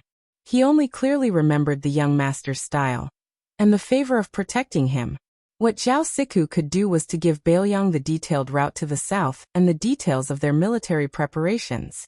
The secret in his heart that had been sealed for 20 years was like a jar of old wine being opened. He drank it all in one gulp and spat it out quickly. Zhao Siku habitually extended 2 withered fingers and furrowed his brows. He really could not understand what Baoyang would use to fight for this celestial. There were 2 keys, and they were divided into 2 parts, opening and unsealing. The method to open it was in his hands. The method to seal Gao Shulu was in the hands of the Qi cultivators in the dark. Even if Baoyang succeeded, it was just a hot potato. No one knew what Gao Shulu would do when she woke up 400 years later. Once the mountain opening seal was torn, who could seal the mountain and barely speak to Gao Shulu? Otherwise, would a madman who killed all the experts in the world be willing to listen to half a word of nonsense? Zhao Siku looked at the middle-aged man who was sitting on the ground with a calm expression and said softly, "I, the old eunuch, was given the name Siku by my master. All these years, other than being tired of scheming against each other, I can't say that I've suffered much. You Gao Shulu are said to be a celestial being who forgets worries. I heard that the so-called forgetting worries is a Buddhist way of speaking. It's just that other than sealing your 6 senses, you've also sealed 2 other senses. Only then will you be free. This kind of freedom is unimaginable to me, a layman who has been rolling in a muddy vat. But I think that I have been sealed off by so many Taoist masters for 400 years. How can I forget about the 2 words worry-free? Sigh, forget it. Although you can't bear to see and hear, I don't want to add insult to injury." The old Martin Temple was nagging. A sharp screech suddenly sounded. Zhao Siku was not frightened. Instead, he felt relieved. The old man was curious about what Baoyang would use to challenge them. Although they were already at the edge of the southern border of Jingji, if Baoyang had thousands of troops lying in ambush here, even if it was just a temporary instigation, it would be too scary. This was tantamount to an indirect rebellion.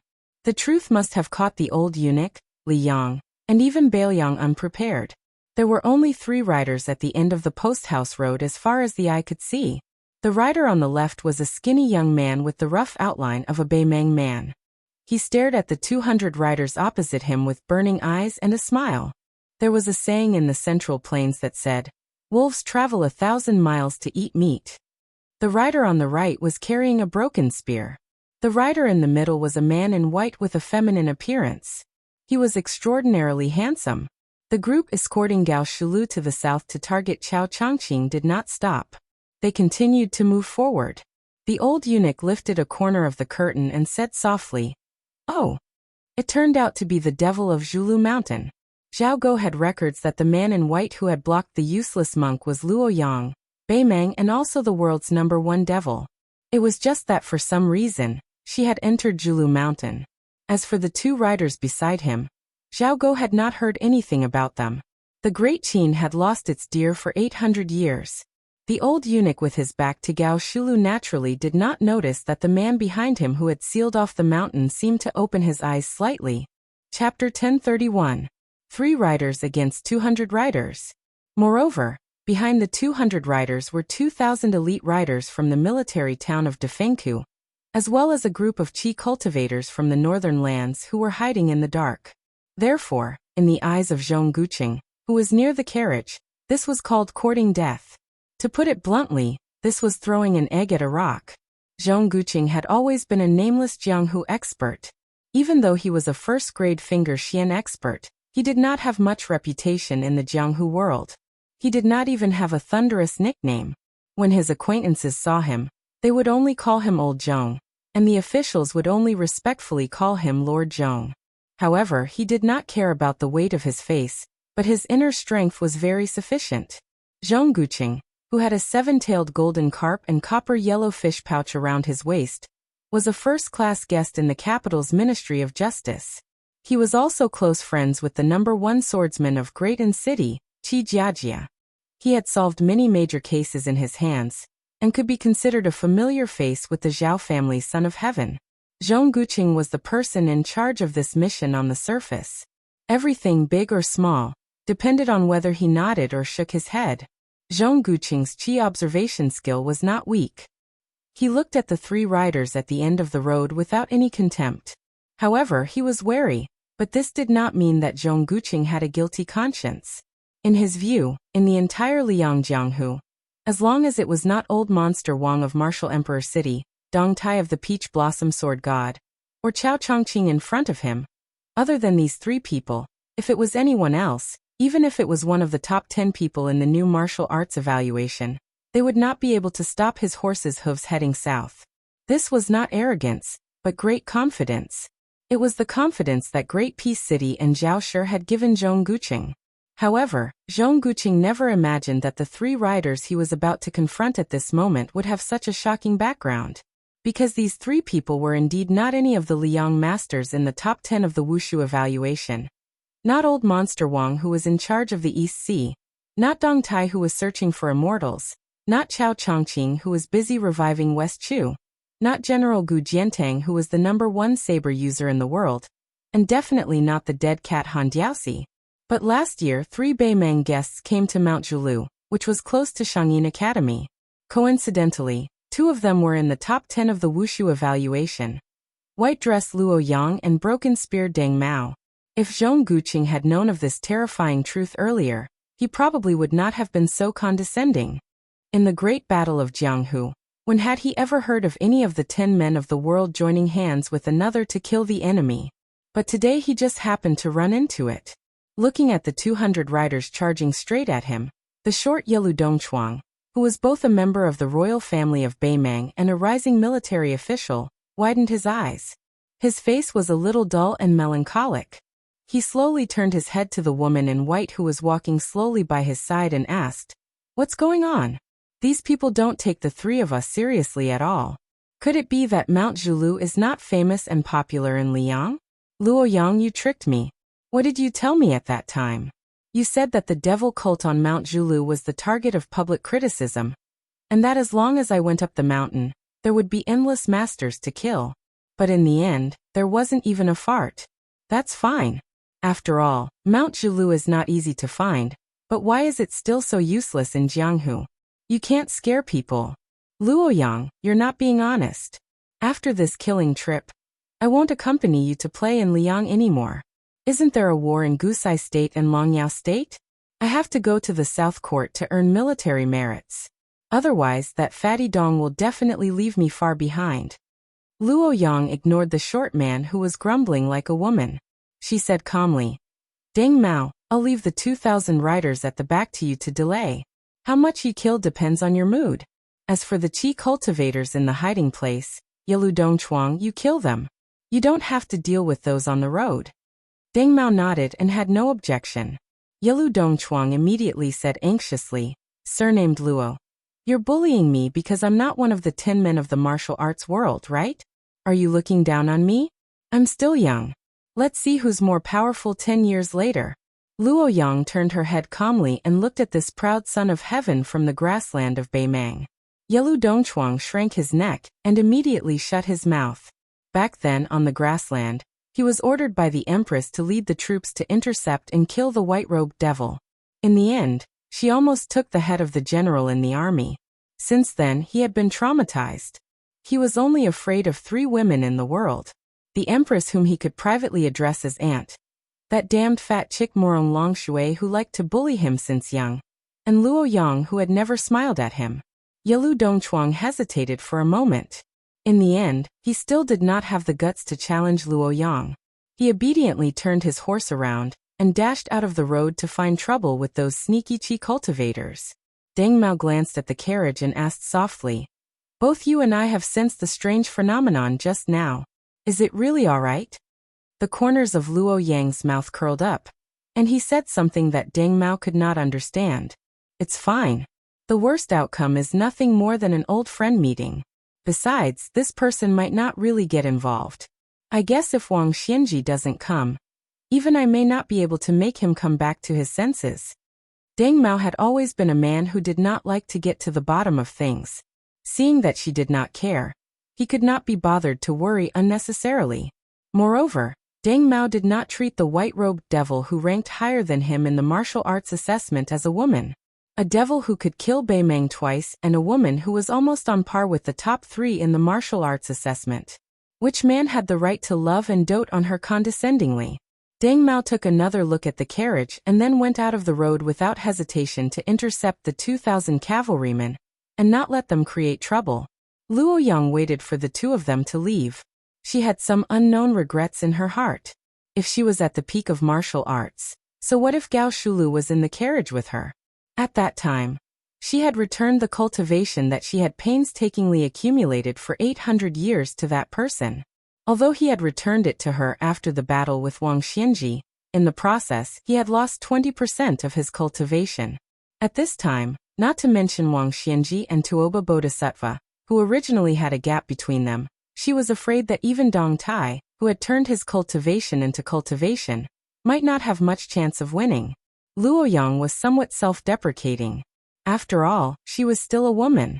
In the world 800 years later, even if a woman could become an emperor, the pugilistic world still did not allow a woman to be the most powerful person in the world. 800 years ago and 800 years later, it was still the same in the pugilistic world. Chapter 1032. When Zhong Guqing saw the 2 riders leave the post house, he did not lower his guard. Instead, for the first time, he felt suffocated as if he was facing a great enemy. The 200 riders moved forward steadily. The distance between the 2 sides was less than 100 paces. Even the master with the worst eyesight, who had 3 or 4 copper yellow fish pouches, recognized that the white rider was actually a woman with a feminine silhouette, but a vigorous heroic spirit. Wasn't there only the purple dress of Mount Huishan in the limelight in Liangjianghu? Who was this divine being? The 6 riders at the front rode fast, ready to take the first prize for the imperial court. Among the 6 riders, there was a famous swordsman, a machete man, and a renowned boxing master. The 6 riders were outstanding. At the same time, they covered each other and cooperated skillfully. This was the realm that masters who had reached a certain level should have. The machete man was the first to attack. He used his family's unique skill, the knife-throwing technique, which could be considered an unpopular martial art evolved from the flying sword technique. The knife split the air and went straight for the white-clothed woman's head. Luo Yang did not look at the curved knife that spun into a circle and fell from the sky. With a glance, she took in all the 6 or 7 gold carp pouches, including Zhong Guqing. One person and one horse continued to move forward slowly. She only stretched out a finger and gently tapped 6 times in the air. The leading 6 riders, including the lackey of the imperial court who thought that his knife-throwing technique had reached a higher level, continued to charge forward. However, their heads seemed to be blocked by a wall. Not only did their heads stop abruptly, their bodies also swayed back and then fell heavily on the post house, dying on the spot. Finally, the belated throwing knife came. Luo Yang, who had 6 fingers on her left, put 2 of her fingers together and lightly brushed the blade of the knife. The throwing knife spun in front of her, and with a speed that was countless times faster than its original speed. It was so fast that it seemed like the knife had directly disappeared in front of everyone's eyes. Then, several Jinwu guards were dismembered on the backs of their horses. Only then did everyone realize that this was not some fancy method that was all bark and no bite, but a real bloody killing move. Not only that, the 6 ownerless warhorses continued to charge forward in a daze.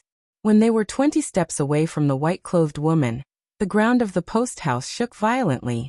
The 6 horses' hooves were lifted into the air and shattered into 6 masses of scarlet mist.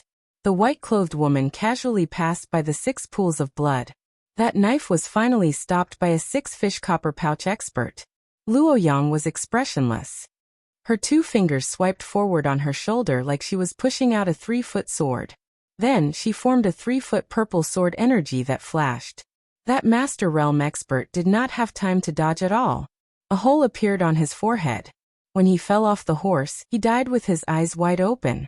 Luo Yang suddenly stopped her horse. She had a calm and arrogant attitude.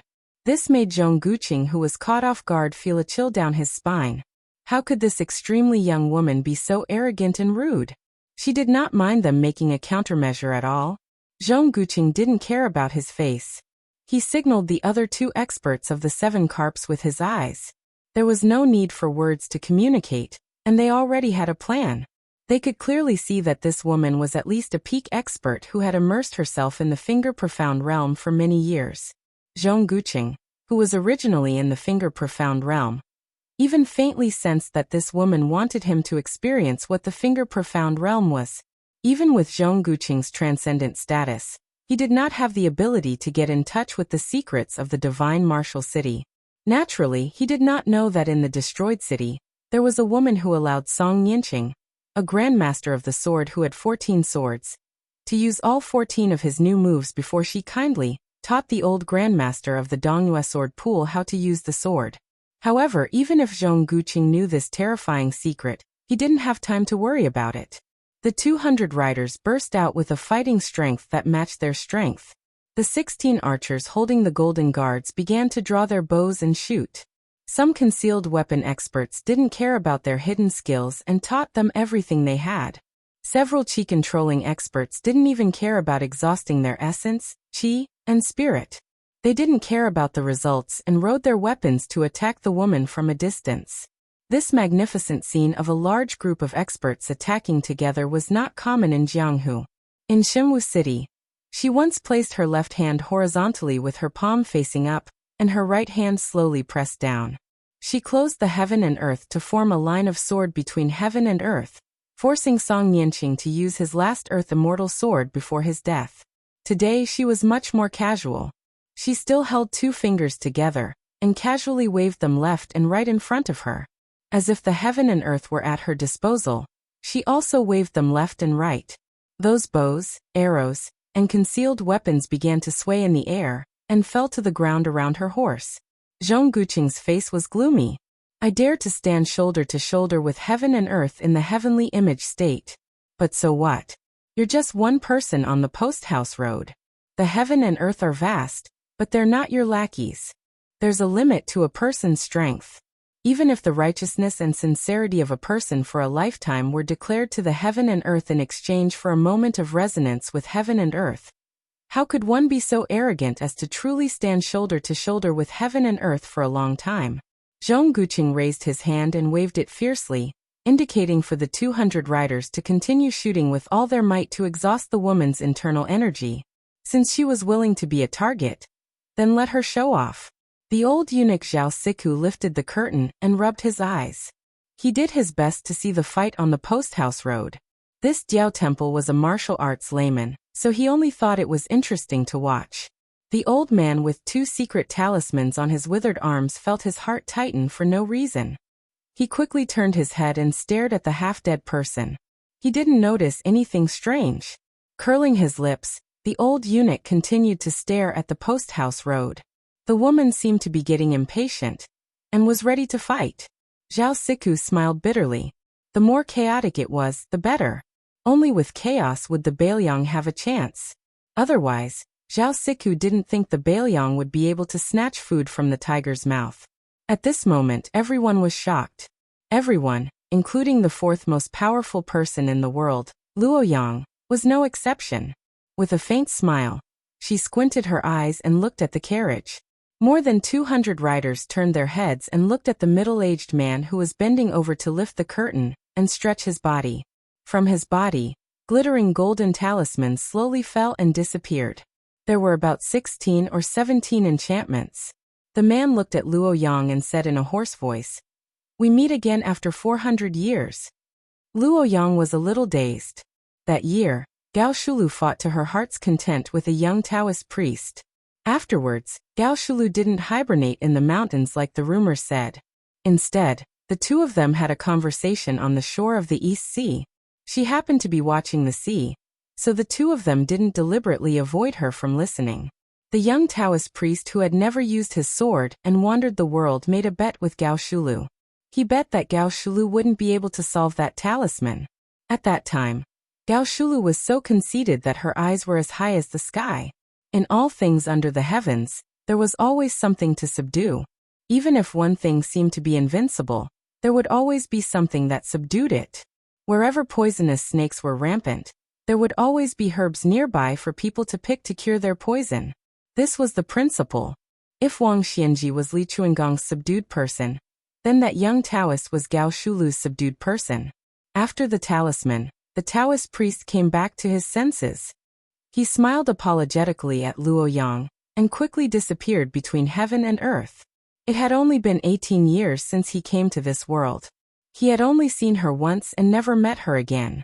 Only Luoyang knew that the Taoist priest wasn't the reincarnation of ancestor Lu, but that person. Gao Shulu sat cross-legged and looked up at the distant northwest. "If you don't come, I'll really start a massacre." Everyone felt like a spring breeze was blowing on their faces. A wavering purple and gold figure appeared in the blink of an eye. It was like the legendary immortal who had gone out of his body. Then the 200 riders were frightened and retreated one after another. That blurry figure and that face, if it wasn't Su Fingnian of Bailiang, who else could it be? This Su Fingnian pretended to lead the horse for the woman in white and looked at Gao Shulu with a smile. "The 9th time I was in a trance. I was originally sitting on the top of Kunlun and watching the East Sea." Chapter 1033. Su Fingnian and Gao Shulu, one in a trance and the other back to reality, were talking about the heavenly secrets that no one knew except for Luoyang. Zhong Guqing and the other masters were so helpless that they didn't have the courage to fight to the death. A woman in white was almost invincible. And now there was an out-of-body celestial being? Gao Shulu, who only had 2 talisman restrictions left on her body, looked around and took a deep breath. With an intoxicated expression, she said to Su Fingnian, whose figure was drifting, "You go back to Kunlun first, and then take a look at Donghai. Then I'll go to Bailiang." Su Fingnian smiled and nodded, but he did not immediately return from his mental journey of several thousand li.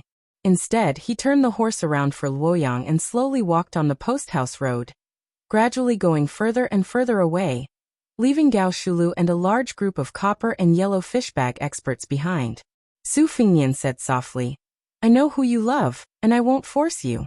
If it were me and the woman I love lost her memory, she wouldn't be her anymore. Although I'm a little different, it's not that I've lost my memory, but that I've gained some. Probably in your eyes, I'm more Su Fengnian than that person. In the final analysis, you can only blame yourself for this muddled account that you've been calculating for 800 years. Back then, the alchemists of the Great Qin went out to sea to search for the elixir of immortality, and found 2 elixirs of immortality in Donghai. You thought that I was going to share them with her behind your back. Therefore, you deliberately told me that you only had one and destroyed it in front of me. But you secretly hid the other elixir in Long Pearl, so that you could obtain immortality and killed her. Actually, you're wrong. Luo Yang sneered and said. So what if I'm wrong? Even if I could go back in time 800 years ago, I would still kill that woman, deny you immortality, and destroy your Great Qin's everlasting dream with my own hands. Su Fengnian turned his head to the carriage, and said something to the old eunuch before returning to Bailiang with him. Then he turned to look into the distance and said with a smile, You're still you. Luo Yang sat high up on the horse and let him lead the horse with a clear conscience. She did not forget to say sarcastically, Unfortunately, she is no longer her. Su Fengnian calmly said. Yuan Qingshan said that from now on Li Yufu of Wudong will let the affairs of the human world take care of the affairs of the human world, and the people of the heavens will be free and unfettered. I think it's not bad. After my battle with Wang Xianji, there should be an end between us. Luo Yang sneered. You want to sever the heaven and earth? Then become an ordinary person? 800 years ago, didn't you hate those mediocre mortals the most? Su Fengnian raised his head to look at the white-clothed woman, and dismissed her with a smile. Su Fengnian and Luo Yang turned a deaf ear to the heart-wrenching howls that came from behind. After walking for a while, Su Fengnian released the reins of the horse and said, Don't forget the 3-year agreement. Luo Yang coldly snorted. You have to defeat Gao Shulu first. Yelu Dongchuang, who was holding 2 bloody heads under his armpits, trotted over and asked curiously, Luo Yang, that guy looks very domineering. Who is he? He looks so young, but he can enter the astral state? Could he be a Taoist master with a youthful face, an old man of the same generation as our Qilin state preceptor? Luo Yang indifferently said, Younger than you. Yelu Dongchuang was stunned. Bullshit. There is no one in the world who is more talented than me in martial arts. Luo Yang, who are you trying to fool? Luo Yang laughed. His name is Su Fengnian. How old do you think he is? Yelu Dongchuang let out a strange cry and thought seriously for a moment. He smiled obsequiously. If that's the case, then I won't go back to Beimang. I'll let Fatty Dong experience bad luck first. Luo Yang, I'll hang out with you for another 2 years. I haven't seen enough of Li Yang's great rivers and mountains. Don't misunderstand, I'm not afraid of this new Prince Liang. Deng Mao obviously sensed that something was wrong here. He quickly met up with Luo Yang and Yelu Dongchuang and returned to Zhilu Mountain together. By the time the remaining 1,600 cavalry from Defengku arrived at the battlefield, many soldiers had dismounted from their horses and were vomiting nonstop. There were disgusting scenes of mangled flesh and blood on the posthouse road. There were few intact corpses. The commanding officer did not care about anything else.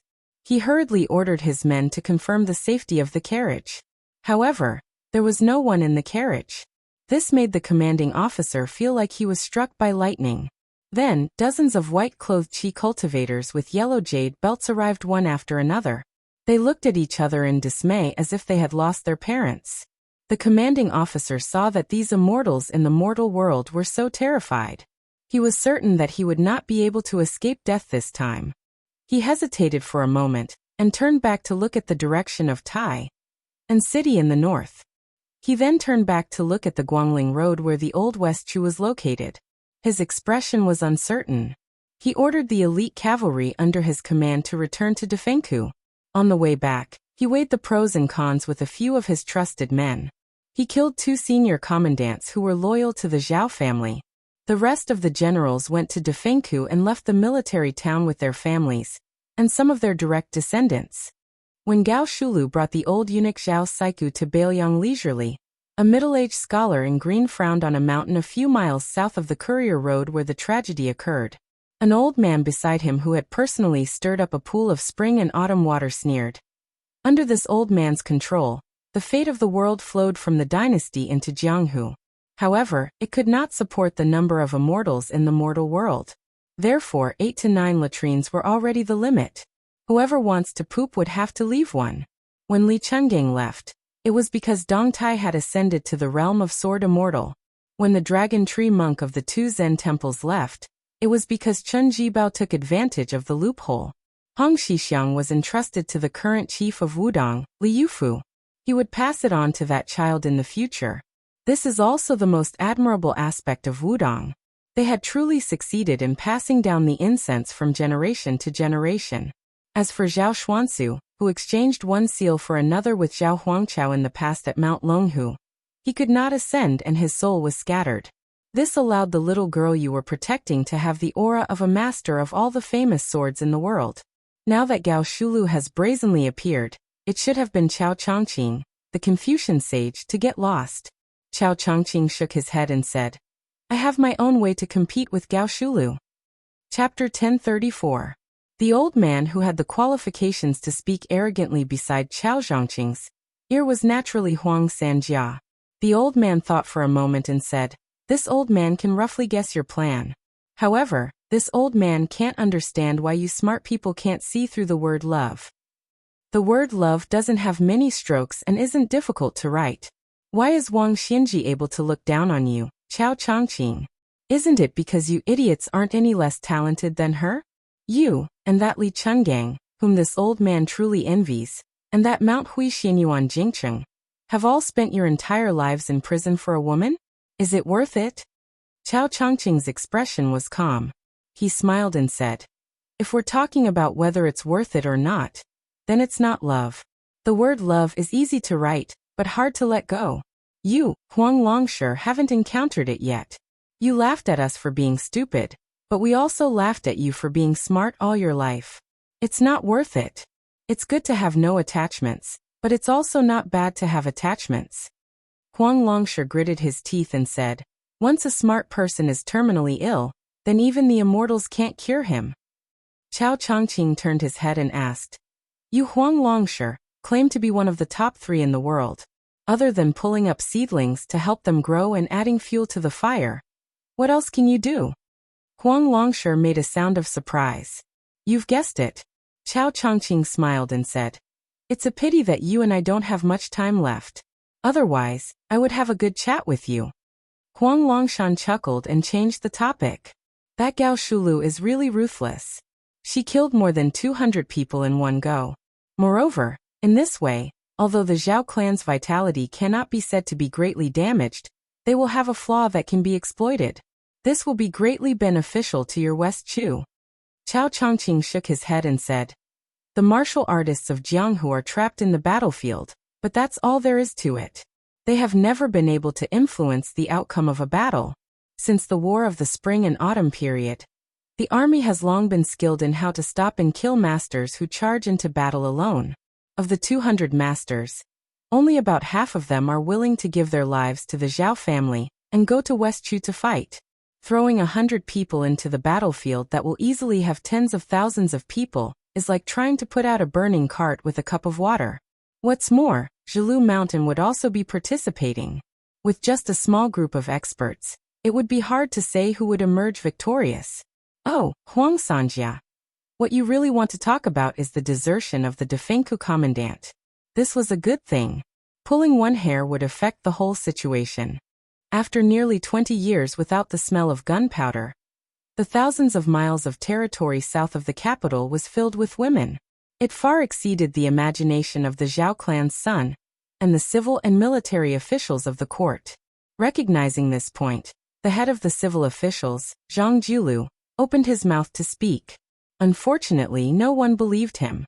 The most powerful of the military officials, Chen Jibao and Gu Jiantang, were not willing to speak nonsense. Lu Xingxiang knew that it was useless to say anything. This is where the opportunity lies. Huang Longsher also shook his head. It seemed that he was not optimistic about the final outcome of West Chu. Chao Chongqing did not mind.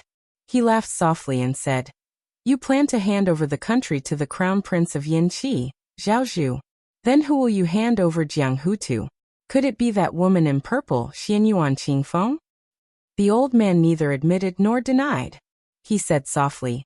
You said that I, Huang Longshi, can only speed up the growth of the crops, and that the harvest can only be the one that has been set. You are wrong. Chao Chongqing raised his head and looked at the figure hovering in the sea of clouds on his sword. Huang Longshi smiled and said, There is thunder, there is rain, and there are going to be countless deaths. Chao Chongqing sighed. It is impossible to exchange decades of chaos for centuries of peace. The old man put his hands together and exhaled a breath of mist. The ancients did not dare to take Mount Tai and surpass the North Sea. The future generations cannot do it. I will do it. Chao Chongqing was silent. After a long time he said slowly, Madman. Huang Longshi smiled freely.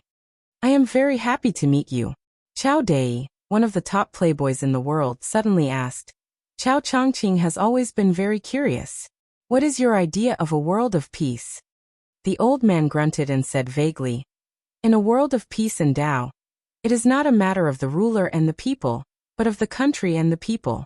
The two seem to forget each other, but each has their own true temperament. Chao Chongqing closed his eyes and fell into deep thought. Huang Longshi smiled and said, Don't think too much about it. Be careful not to fall into it and not be able to get out. At that time, even if you are the scholarly sage, Chao Qingyi, you will only be worrying about nothing. I have a stomach full of untimely and unworldly thoughts. It is enough for me to drink alone to relieve my boredom. Chao Chongqing opened his eyes and rubbed his white hair. He asked, Can we really pass Gao Shulu and Wang Xianji? Huang Longshi said calmly, Actually, as long as we pass Gao Shulu, it is more or less the same, because in the end, it is just a test. Wang Xianji is slightly better than Gao Shulu, but this is the difference in strength and not the difference in realms. Chao Chongqing said bitterly, It is just a test, but it is no different from fighting with Wang Xianji in advance. Isn't it still a narrow escape? Huang Longshi rolled his eyes and said, That kid asked for it. What does it have to do with this old man? Chao Chongqing asked with a smile. You really didn't leave anything behind? The old man raised his head and said firmly, No. Chao Chongqing's question was asked on behalf of someone, but Huang Sanjia's answer was clearly directed at the person in the sky. The young woman snorted coldly, broke through the clouds, and flew away on her sword. In a secluded mountain forest in Beiliang's Yuzhou, a thick aura like a giant python coiled around a carriage. Su Yanbing watched the python's aura gradually fade and felt relieved. Su Fengnian walked out of the carriage and said with a sigh, Gao Shulu will arrive in Beiliang very soon. The 7th time I was in a trance, I recognized the reason for the gathering and dispersing of the world's fate. The last time I was in a trance, I remembered the talisman drawing Bet by the East Sea. This time I was in a trance in Kunlun, because I was watching Dong Tai return from his visit to immortality. I was careless and bumped into Gao Shulu, so I had no choice but to show myself. Su Yanbing asked, Do you need me to make a move? Su Fengnian shook his head and said, It's useless. I still have to settle this karma myself. For the first time, Su Yanbing showed a gloating smile and said, I have a suggestion. Since the female bodhisattva on Mount Lantua has tied her hair, why don't we untie it one by one? This method isn't smart, but it's still a method. Su Fengnian hurriedly said, Don't. If Luo Yang knows about this, she'll come straight from Mount Zhulu to Beiliang to make trouble with me. That woman will really kill. A laugh. A sneer. It came from the mouths of the two women at the same time, obviously with a hint of disdain. There was no need to say much about the girl who had been wandering around in the distance while carrying a withered pole. As for the other one, she was a bodhisattva. Chapter 1035. Su Fengnian glanced helplessly at the spear master, who had probably set a trap for him. When he came back to his senses, the qi in his body was at its most turbulent and dangerous stage, and his perception of his surroundings was not very sharp. As the best fighter in Beiliang, Su Yanbing could easily find out about the arrival of the bodhisattva from the western region. However, Su Fengnian could not. Even when he heard her sarcastic laughter, he did not feel embarrassed. He leaned against the wall of the carriage and did not deliberately stand up to greet her. Instead, he put his palms together and bowed to the six-jeweled master from Mount Lantua.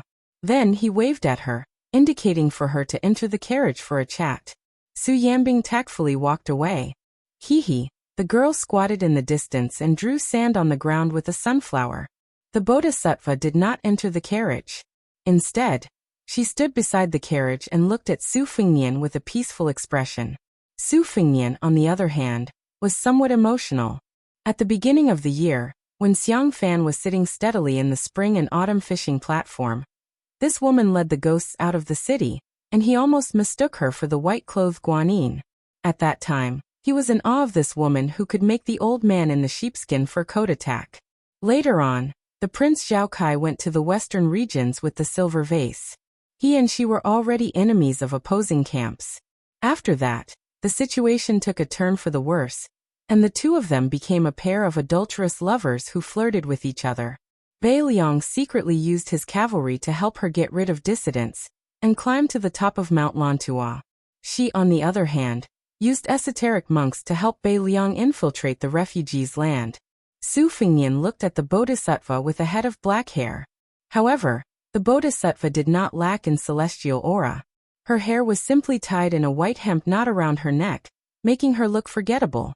At present, not only was Su Fengnian an ally of equal standing with her, he even had the capital to look down on her.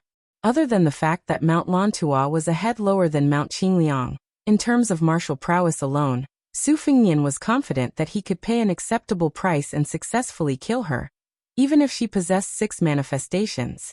Su Fengnian was calm and unperturbed. He smiled and asked, "Master, why did you come to Yuzhou in person?"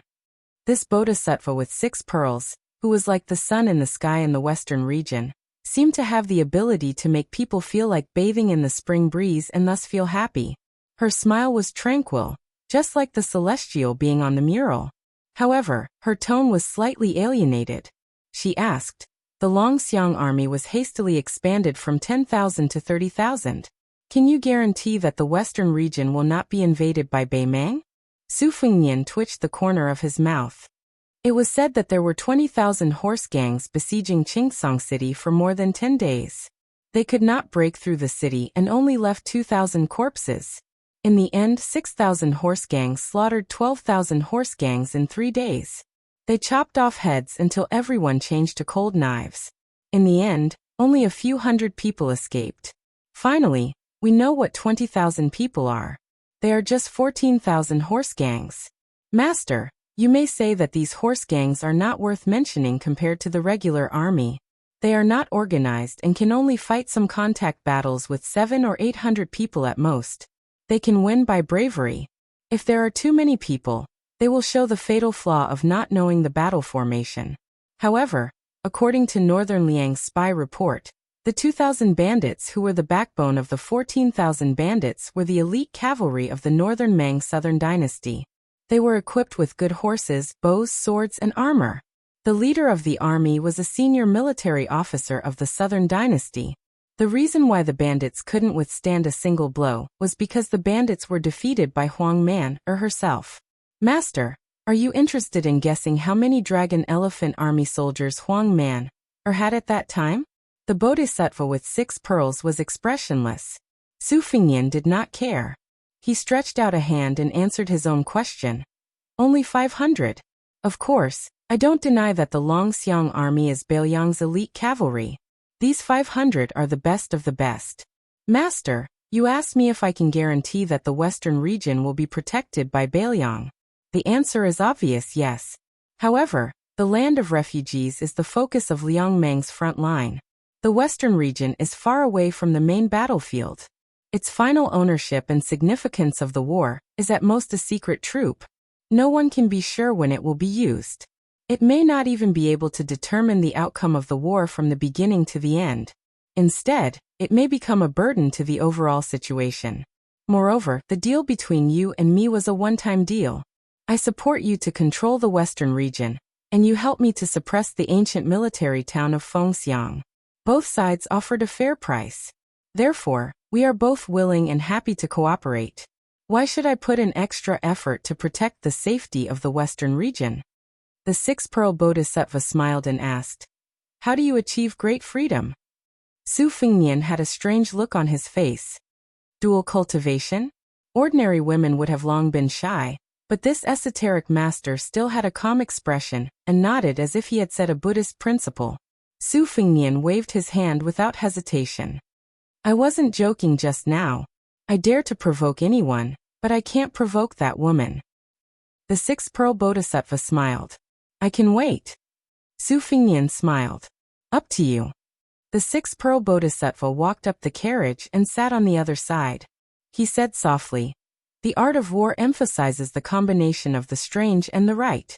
When the Battle of Liangmang started, Liangzhou was the right place, the land of refugees was the strange place, and the western region was the strange place after the strange place. It is not as simple as the king of Beiliang said. If it were any other king of Liang who said that the western region was useless, I would believe it. Beiliang? Since when did Beiliang have the habit of thinking about defeat before the battle?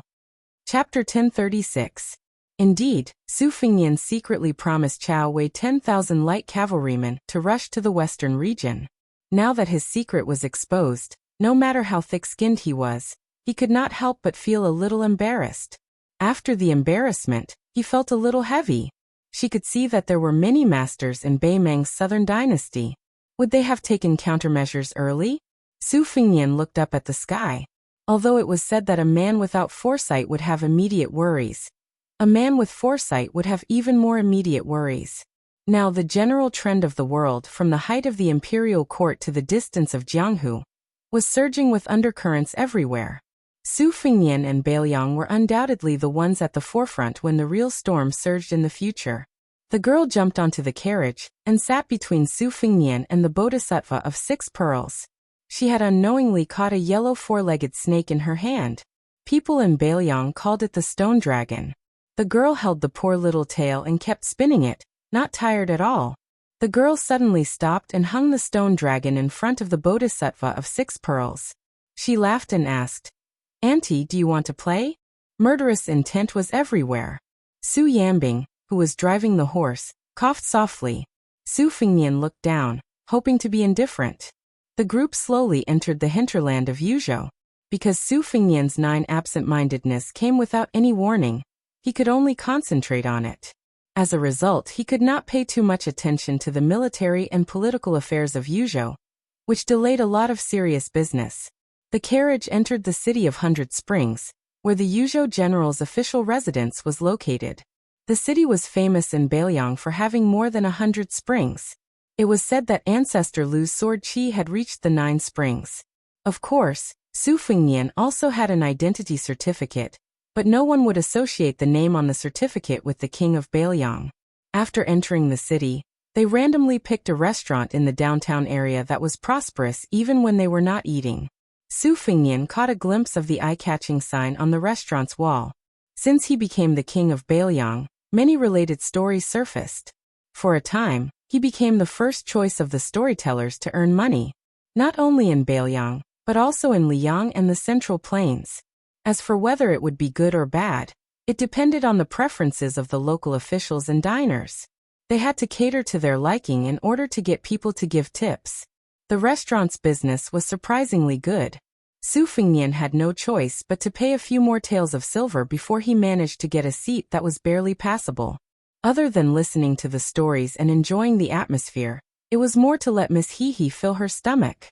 There was still some time before the storyteller went on stage. Miss Hehe had always been wolfing down her food.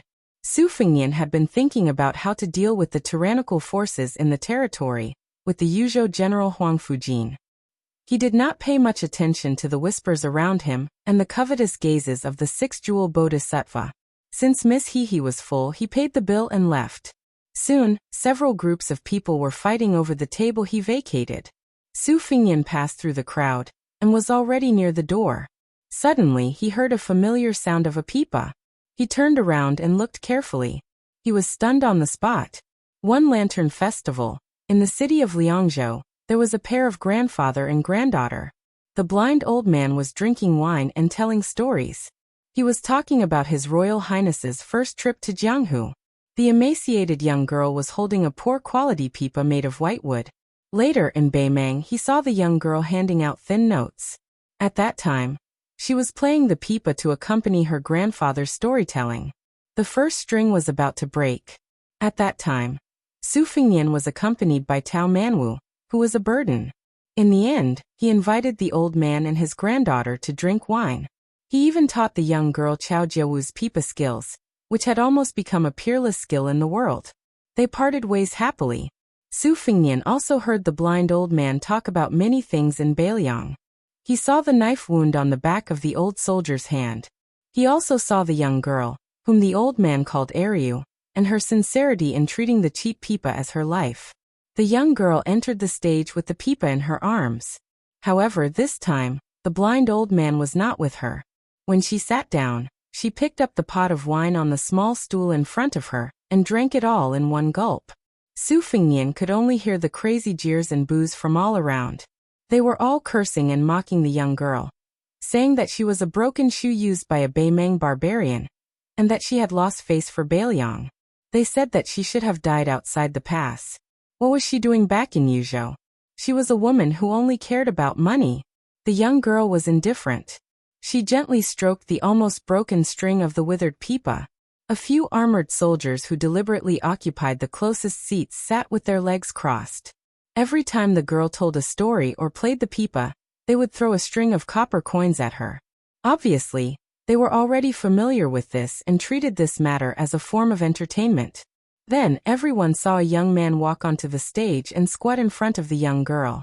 For a moment, the copper coins fell like rain. Su Fingnian asked softly, "Ariu?" The young girl with indifferent eyes ignored him and continued to play the pipa. Su Fingnian squeezed out a smile. Word by word, he gritted his teeth and repeated what he had said in the past. As far as the whitewood pipa is concerned, the sound quality can be considered good. If the money allows, you can add a little glue. The old man said that the content of the book was especially critical of the pipa's brittleness and explosiveness. Also, the first string is not far from breaking. However, in my opinion, since you are playing the pipa for the spectators to enjoy, breaking the string is also something that everyone would be happy to see. There is no need to rush to change the first string. I'll also tell you some of the Chao family's pipa techniques. You can remember as much as you can. The young girl still did not raise her head. The sound of the pipa continued. It seemed that she did not dare to look at this man who she had met by chance in Beimeng, and who had once kindly taught her the pipa. Su Fingnian squatted by her feet and said with red eyes, "I'm sorry. I forgot to tell your grandfather last time. Not only am I from Beiliang, but I am also the person your grandfather always talked about. My name is Su Fingnian. I am now the king of Beiliang." The young girl who was sitting on the small bamboo chair, and only as tall as the man in front of her, suddenly raised her head. Su Fingnian reached out and gently pulled her head to his shoulder. He had never said the word sorry to anyone before. Once again he choked and repeated, "I'm sorry." The first time, it was Su Fingnian who said sorry. The second time it was Beiliang who said sorry. The young girl suppressed her sobs and said in a low voice, "It's okay." Su Fingnian stood up slowly with his back to the crowd. Su Yambing and the 6 Pearl Bodhisattva took a step forward at the same time. Their eyes were unusually solemn. It was as if that figure had turned into Wang Xianji or the newcomer Gao Shulu. There was a tall building above the 9th floor. Only then could one call himself a worry-free celestial being. Su Yambing shouted angrily, "Su Fingnian, do not force yourself to enter a trance for the 10th time. Go far away to Beimeng." The 6 Pearl Bodhisattva put his palms together. In the sky outside the restaurant, 6 Dharma forms appeared one after another to suppress the restaurant. He said in a low voice, "All are happy." Chapter 1037. In Beimeng's Dragon Waste province, there was the #1 town in the southern dynasty, Tiazwang. Following closely behind were the 3 towns of Gentleman's Pavilion, Ligu, Maolong and Long. They formed a complete defensive line that could attack or retreat. Beimeng had invested countless manpower, resources, energy, and financial resources into these military towns, but they were still crushed into a broken sieve by the combined forces of the 10,000 Longxiang army and the Great Snow Dragon cavalry. The 50 to 60,000 soldiers from the impregnable pass either died in battle or died in surrender. There were even some who were killed in the most tragic manner in the world. Most of the relay and fencing systems were destroyed. Most of the civil officials in the Southern Dynasty kept quiet out of fear, and the generals were no longer as conceited as they were in the past. The astonishing combat strength of the Bailiang cavalry created two situations, one good and one bad.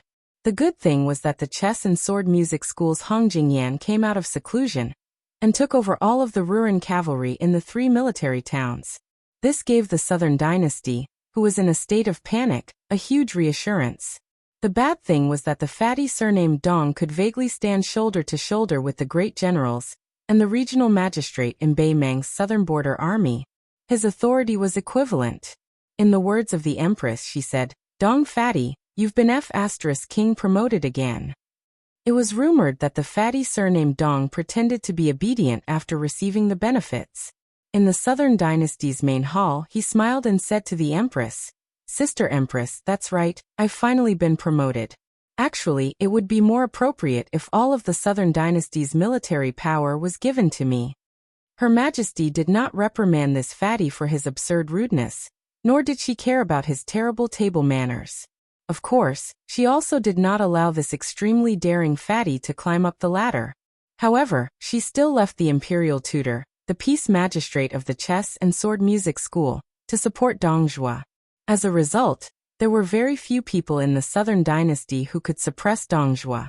For example, the king of the Southern Courtyard, Huang Songpu, the two great generals Lu Gu and Yang Yuanzhan, as well as the regional magistrate of the Dragon Waste province, all tactfully avoided him. Today, on the broken relay road between the tiled building and the gentleman's pavilion, a fat man wearing light armor with a standard second-rank military officer's uniform was squatting. He held a handful of gravel in his hand. The relay road under his feet was still not repaired. The two towns closer to Shijing, Ligu, and Maolong had taken advantage of the Empress's secret inspection of the Southern Dynasty to mobilize more than 200,000 people to repair it at an astonishing speed. This fat man was very large, but he didn't look bloated. Instead, he looked especially sturdy and majestic. This was the Southern Dynasty Dong Zhuo of Bailiang's Southern Dynasty. He was a fat man who was as famous as Baimang's Chulushan. He was Dong Zhuo, who was newly promoted to the 13th great general of Baimang. The fat man didn't have any bodyguards by his side. He only had a large flock of elite crows that roamed around in an extremely orderly manner. After Dong Zhuo gained power, the first thing he did wasn't to wantonly spend money to recruit soldiers and buy horses to occupy the mountains. Instead, he expanded the only crow flock in Baimang that could contend against the White Horse Scouts of Bailiang. According to the conservative estimates of some people, the original 1,000 crows had doubled in number without losing much of their combat strength. Dong Zhuo habitually talked to himself. When Dong Zhuo was still a little fatty, he was often mocked and ridiculed by others. This youth did not have any friends, and no one thought that he would have a bright future. Thus, Dong Zhuo could only talk to himself.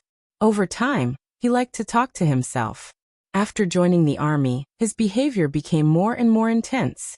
Every time a battle ended, he would go and talk to the dead. It was hard to imagine that such an unreasonable freak could rise so quickly in the imperial court of the Southern Dynasty.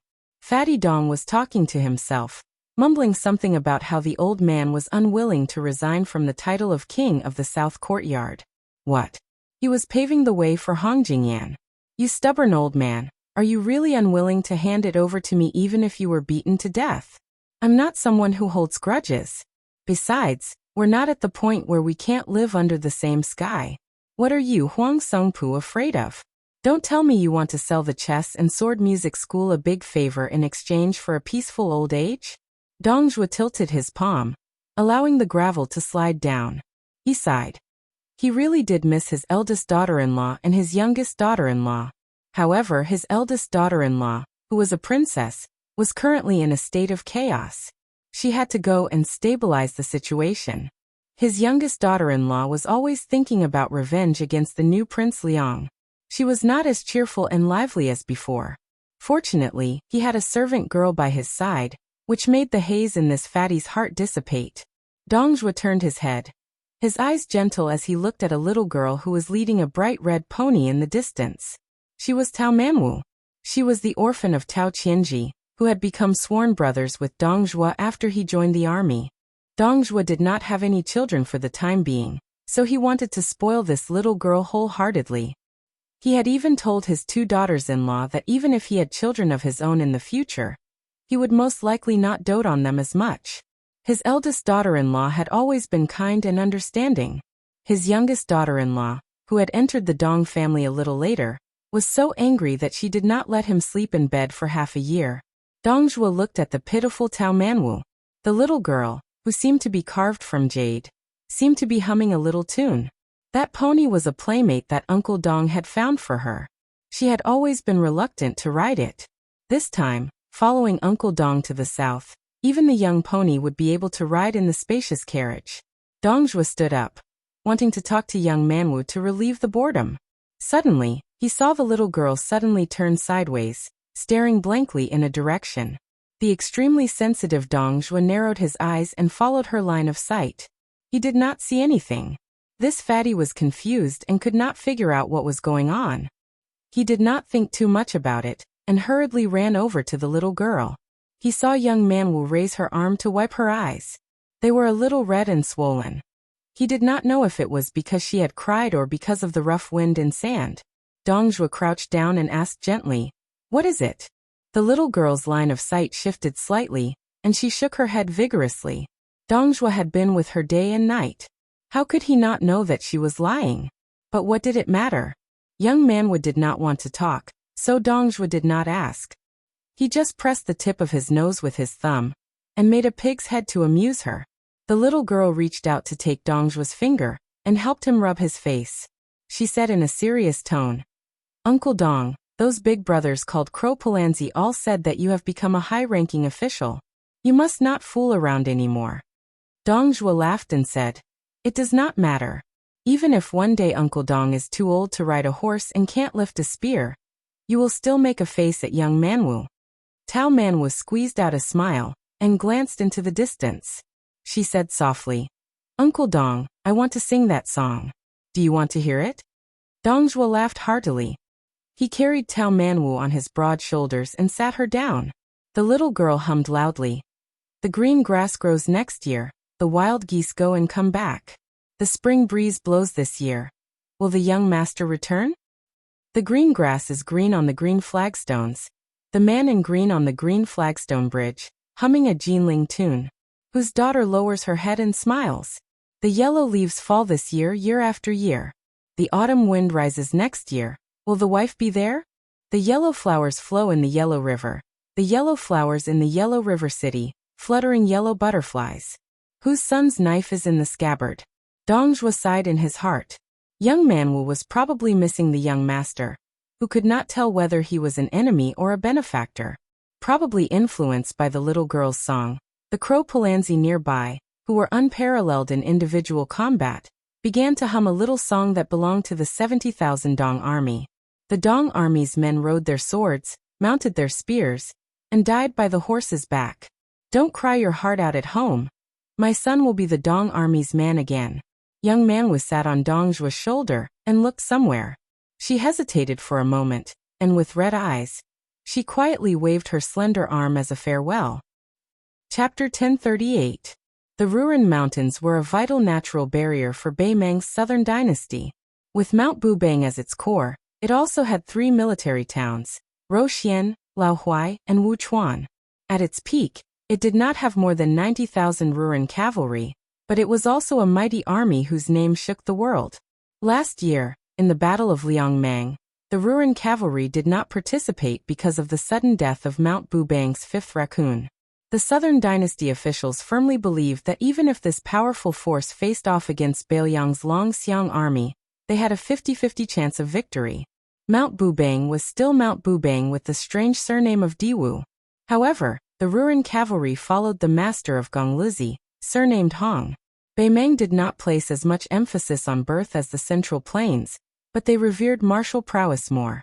Hong Jingyan, who was originally the fourth most powerful person in the world, became the master of the Ruren Mountains without any disturbances. Gonglizi, who had suppressed Mount Bubang by himself, had never climbed the mountain to visit the surname of Diwu. He rarely even appeared near Mount Bubang. This was especially so when Diwu's daughter, the wife of Beimang's 13th general Dong Zhuo, assumed command of the heavily weakened Mount Bubang. There were people who said that Hong Jingyan would never climb the mountain again in order to avoid suspicion.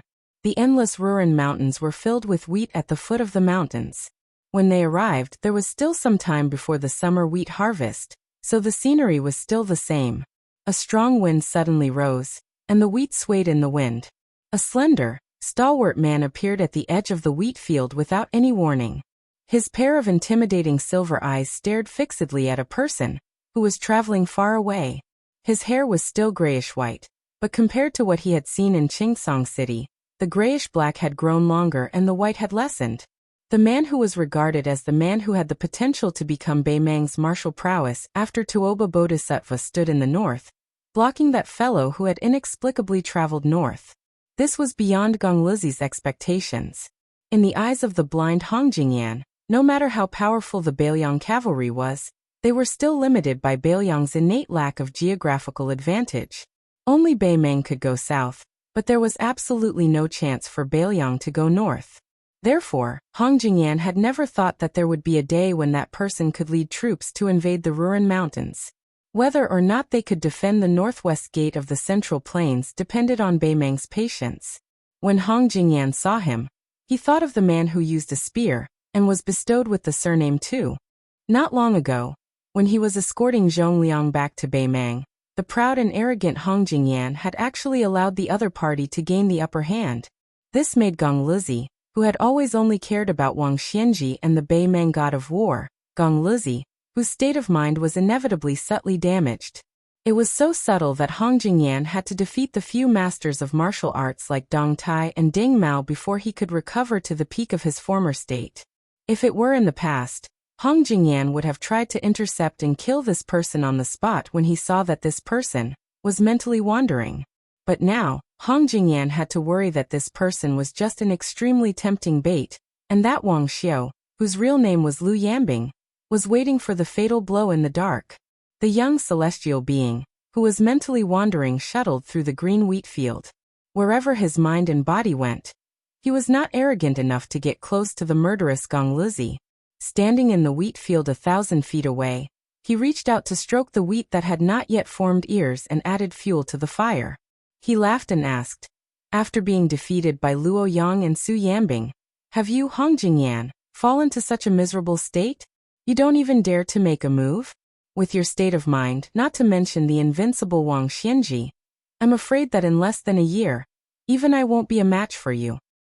Hong Jingyan said flatly, "What's the point of arguing?" Their voices were not loud, but they were clear to each other's ears. The young man who was mentally wandering nodded and said with a smile, "Your talent is too high. You always feel that it's only right for you to be number one in the world. Therefore, you have long set your sights on the imperial court. It can be said that you have been led astray from the beginning. In the future, there will probably be no place for you in the pugilistic world." Hong Jingyan sneered, "Su Fengnian, even if you can mentally wander and attempt to integrate the three sects, taking the opportunity to touch the threshold of being a land immortal, do you really have the right to judge me?" Su Fengnian shook his head. His eyes leaped past Hong Jingyan and looked towards the north of the Ruren Mountains. "I'll wait for you to lead the Ruren cavalry to their deaths. Now let me lead the way." Hong Jingyan's lips curled up. "You also know that you have been targeted by me. If I don't move, you won't be able to head north? Su Fengnian, since when did you have such self-awareness?" The young man who had one foot in the realm of heavenly phenomenon, and the other in the realm of land immortals, spread his hands. Two sabers, a crossing the river pond and a springtime thunder, were unsheathed from Su Fengnian's waist thousands of miles away. They were instantly grasped in his hands. It looked like Hong Jingyan's refusal to give way meant that it was just a battle.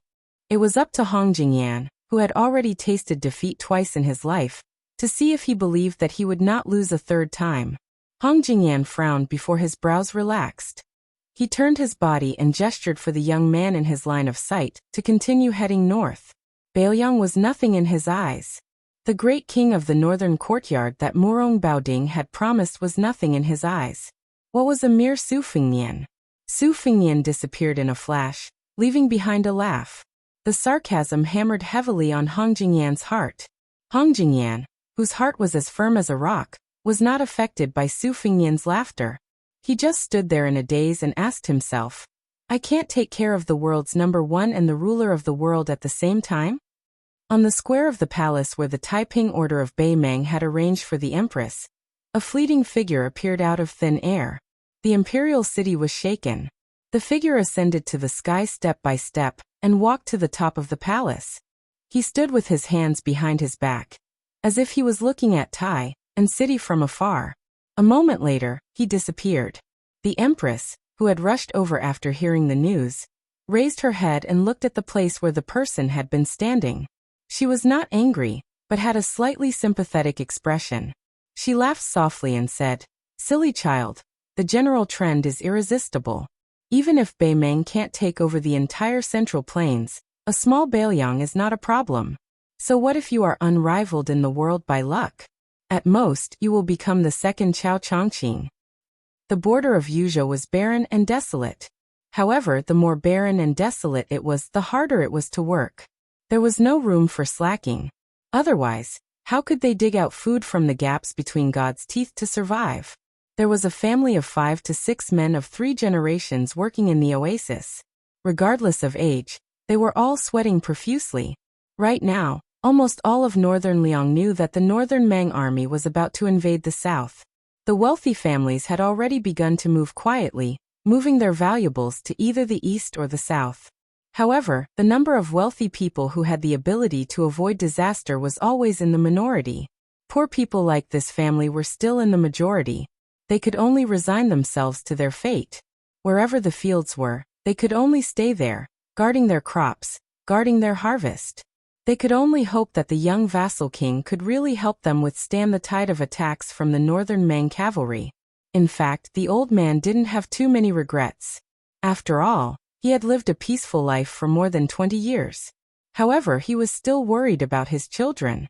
A white-haired old farmer looked at his grandson, who was working with his elders, and couldn't help but grin.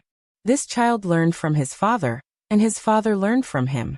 Both of them had a headache just looking at the words on the books.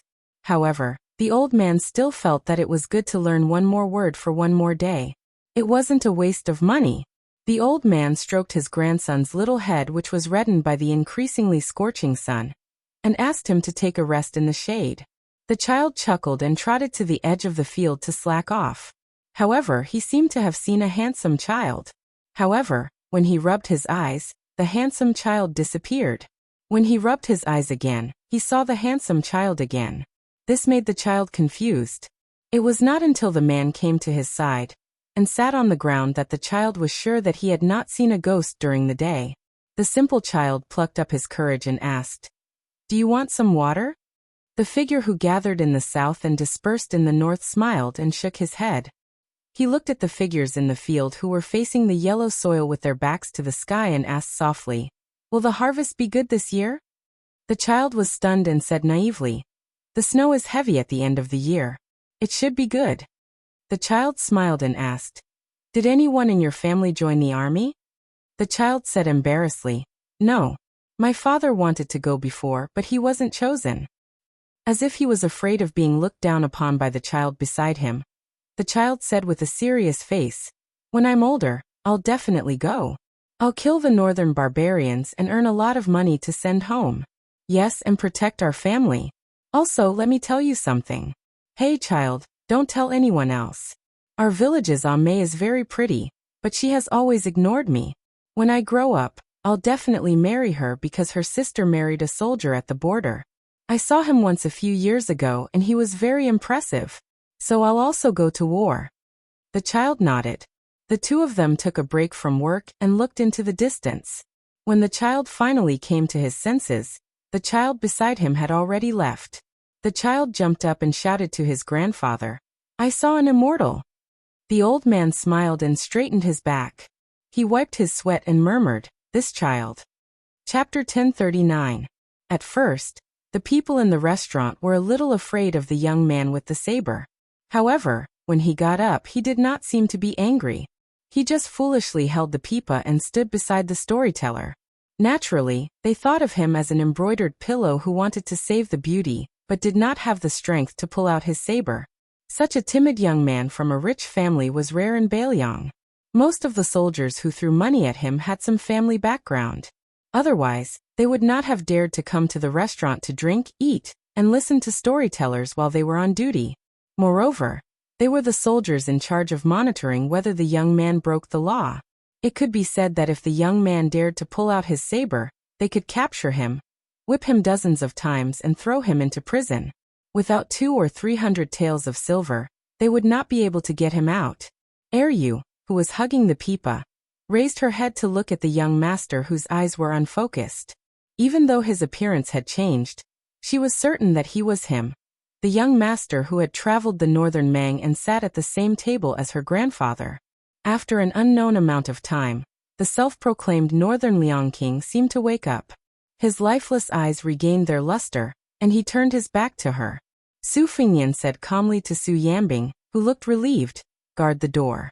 Huangfu, she will be here soon." The woman with her hair tied up called out 6 dharma forms, but still could not stop the celestial being from traveling. Her expression was strange, as if she had met this man for the first time. Su Yambing wanted to say something but stopped. In the end, he did not say anything. He walked to the door of the restaurant and closed his eyes to concentrate. Some customers sensed that the situation was not good and wanted to escape. However, they were knocked out before they could get close to the door. Su Fingyan slowly walked to the tables of soldiers who had stood up. His fingers pressed on a Baelyang saber that he had untied from his waist and placed on the table.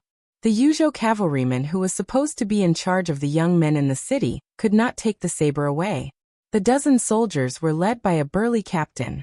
He had good eyesight and knew that he had encountered a difficult person. However, he did not show weakness and said in a low voice, "Young master, I am Huang Yi from the Huang family of Iha County. You should think about it yourself. If you and I each take a step back today, I can still treat you as a brother. You can walk out of this restaurant and drink in Iha County. I guarantee that you won't have to spend a single copper coin." Su Fingyan said expressionlessly, "You can say this to Huang Fushi later." The head military officer from Iha County was greatly shocked. Just as he was about to speak, he heard a rush of horse hooves coming from outside the restaurant. Listening to the horses, this was the ability that all old soldiers should have. Although this head military officer was domineering, he was not careless in his battle formation and martial arts. Even if the Yuzhou soldiers were a level lower than the border soldiers, they were still much stronger than the Lingzhou soldiers. The captain gritted his teeth and laughed coldly. "The Yuzhou general is a high official. However, my father had followed Great General Yan for many years.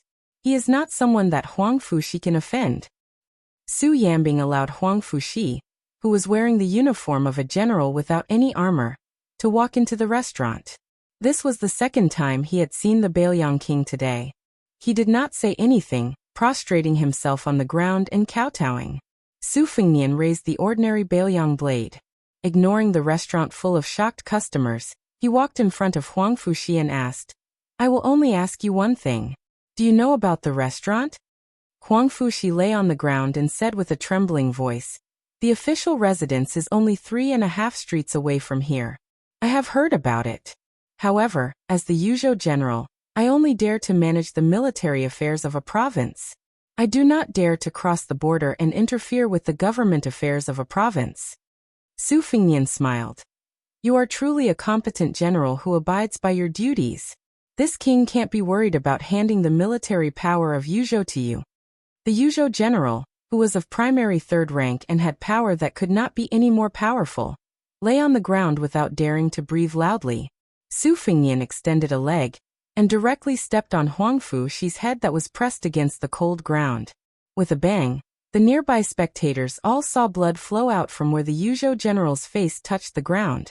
However, this general who had once appeared on the stage at the great reading of the gourd in early spring still did not move. Su Fingyan looked coldly at the back of Huang Fushi's head and muttered to himself, "I have given you power. Since you do not dare to offend people, this king can do it himself." Su Fingyan suddenly extended an arm. Before Huang Yi, the commandant who did not have the time to kowtow to the king of Baelyang, His robust body was involuntarily pulled forward and he stumbled. The Baoyang blade was unsheathed, and a head appeared on the ground. Su Fengnian casually pushed away the headless corpse that was falling forward. Those soldiers who knew that they had encountered the new king of Baoyang did not dare to draw their blades against him, even if they were beaten to death. The status of the king of Baoyang was enough to make them not dare to move. Moreover, the king of Baoyang, who had secretly visited the capital of Yuzhou in disguise, was said to be a top expert who had personally slaughtered the fifth raccoon of Mount Bubang. Their family background was not as good as that of Huang Yi, so they did not have any life-saving talismans. Therefore, they could only kneel down and beg for mercy. Su Fengnian raised the Baoyang blade. The blade was as bright as a mirror. Although it had not yet been replaced with the sixth-generation cold blade nicknamed Great-Grandson, it was still worthy of being called the sharpest war blade in the world. As Su Fengnian's 2 fingers swiped across, the heads of those kneeling soldiers fell to the ground one by one, including Huang Yi, who was the first to suffer. The 16 soldiers were all dead. Su Fengnian sheathed the cold blade in his hand and tossed it to Huang Fujin's side. In passing, he said, "You can continue to kneel." Then he said to Su Yanbing, "Call in Yozhou's Deputy General Lu Dian." A young and strong general quickly walked into the restaurant and knelt near Huang Fujin. He did not dare to look at the dismembered corpses on the ground, nor did he dare to look at the crowd of kneeling customers. He only heard the king of Baoyang casually say, "Everyone in the restaurant has their property confiscated. As long as they have an official position, immediately drag them out and kill them. Have someone hang these corpses on the screen wall of the general's residence in Yuzhou. Spread the word that this king is sitting in the general's residence. If anyone wants to see this king, regardless of whether they want to collect the corpses or plead for mercy, the general's residence will not stop them." Su Fengnian walked over and took Aria's hand as they walked out of the restaurant. The woman hugged the pipa, dejected and speechless. They sat in the carriage and slowly drove toward the Yuzhou general's residence. Su Fengnian sat upright and still. He did not look at the woman and only said softly, "It's not worth it to tell stories for me. Just now, I went on an out-of-body spiritual journey because I wanted to know if it was worth it for you and your granddaughter to put in your life and the chastity of a woman, or if it was worth it to speak for Baoyang. I went to many places, but the answer was no. It wasn't until the last place where I saw a family of Baoyang commoners who knew nothing about the world and only knew how to work hard that I realized many things were not worth it. I've already let you down, so I can't let down those good commoners as well. Ariu, I don't dare to have extravagant hopes that you'll ask me for something in return to make me feel more at ease.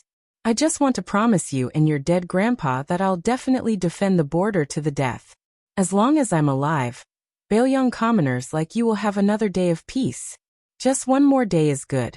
The woman who had suffered a bitter fate without any complaints or grievances smiled sweetly. She raised her head and looked at the side of his face. She was about to respectfully call him the king of Baoyang, but she immediately stopped. She shook her head and said softly, "Young Master Su, you don't owe us anything. My grandpa said that you're a good person, and I think so too. Aria believes that my grandpa will not feel any regrets in the afterlife. I won't go to the general's residence. Let me get off the carriage." Su Fengnian turned to look at the young woman. Her smile was very clean, and her eyes were clear. She covered her mouth and laughed softly. "Young Master Su, have you forgotten? Ariu only knows how to tell stories for people." The carriage stopped, and the young woman jumped off. After walking for some distance, she turned around and hugged her pipa. She bent her knees slightly in the direction of the carriage and gave a salute. Hihi girl, who had been jumping from roof to roof nearby, squatted down on the roof tiles. She carried the dried sunflower that was unwilling to leave her side and remained silent. The 6-pearl bodhisattva waited for the young woman to leave before entering the carriage. He sat opposite the king of Baoyang. The latter clenched his fists and placed them on his knees. He said in a low voice, "Get out." The female immortal master from Mount Lantua did not get angry. Instead, she said calmly, "Freedom is a small thing, but there's still greater freedom to seek." Su Fengnian raised his head and sneered. Seek your greater freedom. Chapter 1040. Soon after, a series of mutiny occurred outside of Iha City. Deputy General Lu Dian led 1,000 elite soldiers to kill until his hands were limp. In the end, he could not even bear to raise his blade. It was a spear-wielding man who was extremely unfamiliar to Yuzhou who took his place. Soon after, the two captains of Yuzhou were on the verge of rebelling and had to leave their camp to demonstrate in the capital of Yuzhou. Huang Fujin's personal soldiers had no choice but to increase from 1,000 to 3,000. They continued to fight amongst themselves, and there was no suspense in the outcome. The heads of the two captains were hung on the city walls of Iha City.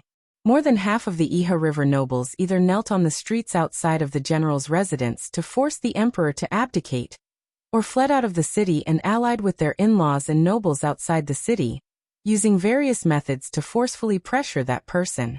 Without exception, all of the nobles within the city were stripped of their official positions, all of their belongings confiscated and sent to the army.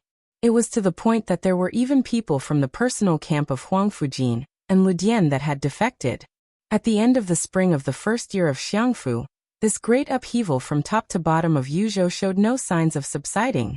Because of the self-righteous and violent retaliation of Yuzhou's military and government, it actually attracted the 8,000 Great Snow Dragon cavalry of Liangzhou. They penetrated deep into the heart of Yuzhou. In addition, the 3,000 personal soldiers that Wang Ji of Lingzhou had recently added were all mobilized, heading straight for the border of Yuzhou. Not to mention the Tongmen Pass captain Xian Yinma, who had never left his seclusion, also led 6,000 elite cavalry out.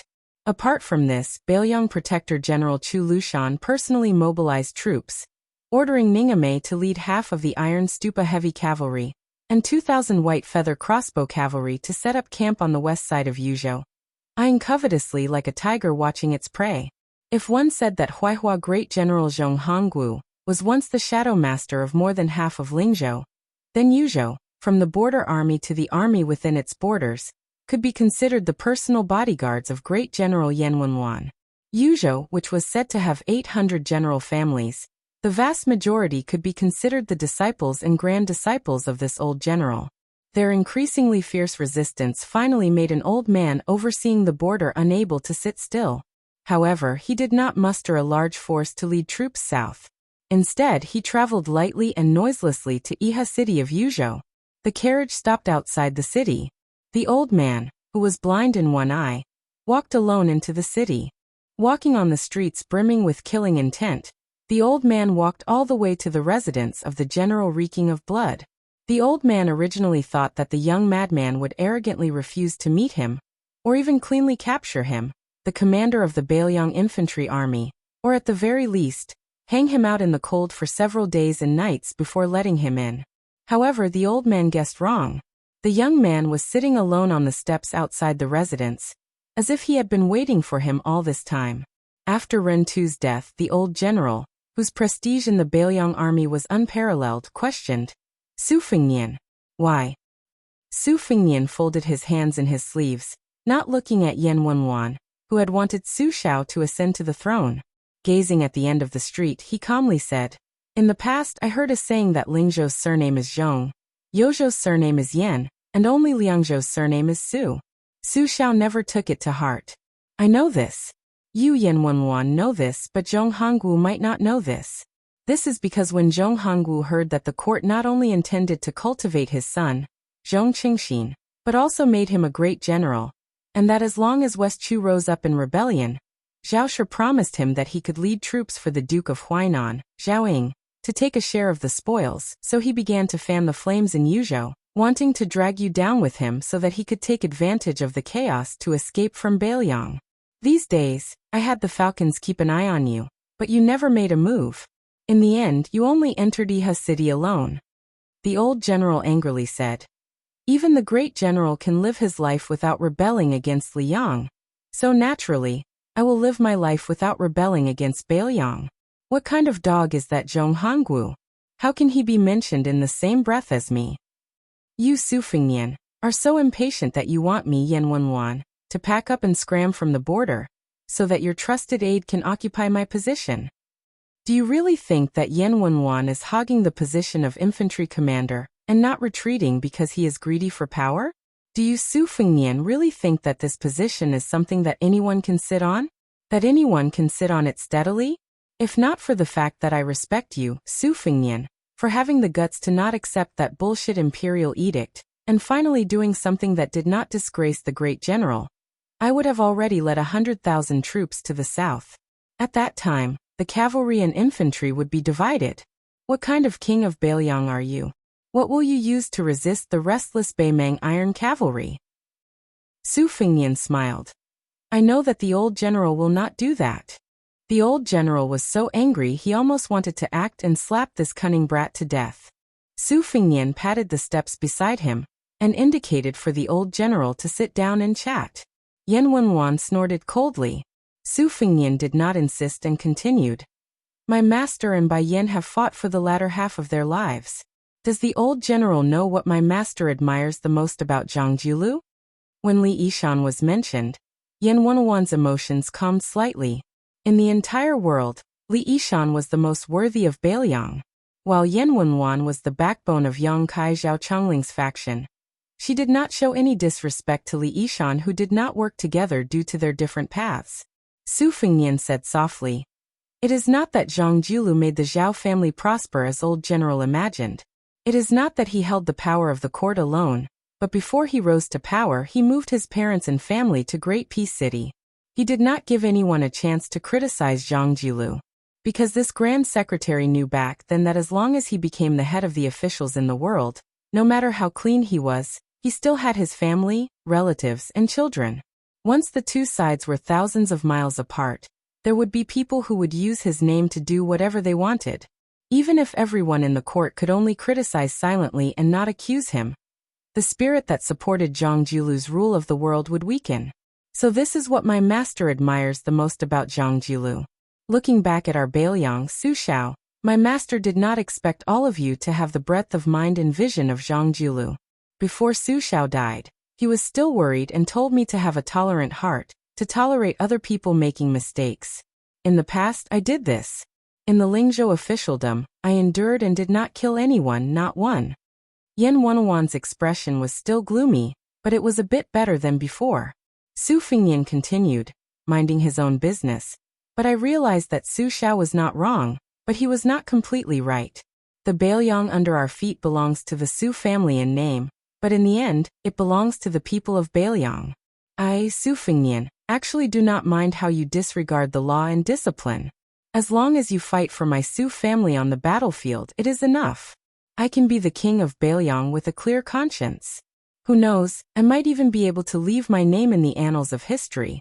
Not to mention the official history, perhaps there will be a few good words in unofficial history. Everyone says that since I put my head on my belt to conquer the world, then I deserve to rule the world. I, Su Fengnian, did not say that you should not enjoy life. But enjoying life is not wrong, right? Cherishing life is not a bad thing, right? Old General, why don't you and I just treat it as speaking with conscience to Su Xiao? Yuzhou, Lingzhou, and Liangzhou, how many of these generals treat the common people as human beings? I did not stay behind closed doors at Mount Qingliang and make sarcastic remarks. Instead, I personally walked around Yuzhou, and only then did I walk step by step to Iha City. In truth, I would like to say to all the officials of the Northern Liang Path, whether you relied on your own abilities to become an official, or relied on your parents' contributions to become an official, if you want to enjoy life, then go ahead and enjoy it. Don't harm others too much. However, these words cannot be made known to the public. Moreover, even if I said these words to Zhong Hongwu with all my sincerity, he would only think that it was an unfunny joke. What could I do? He sought his own death, so I could only let him die. Oh, that's right.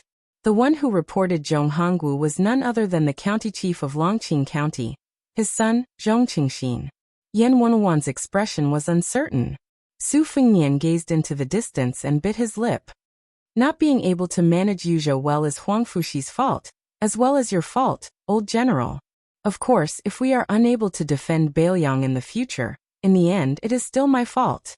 The old man hesitated for a moment, then walked up the steps and sat down a few steps below Su Fengnian's feet.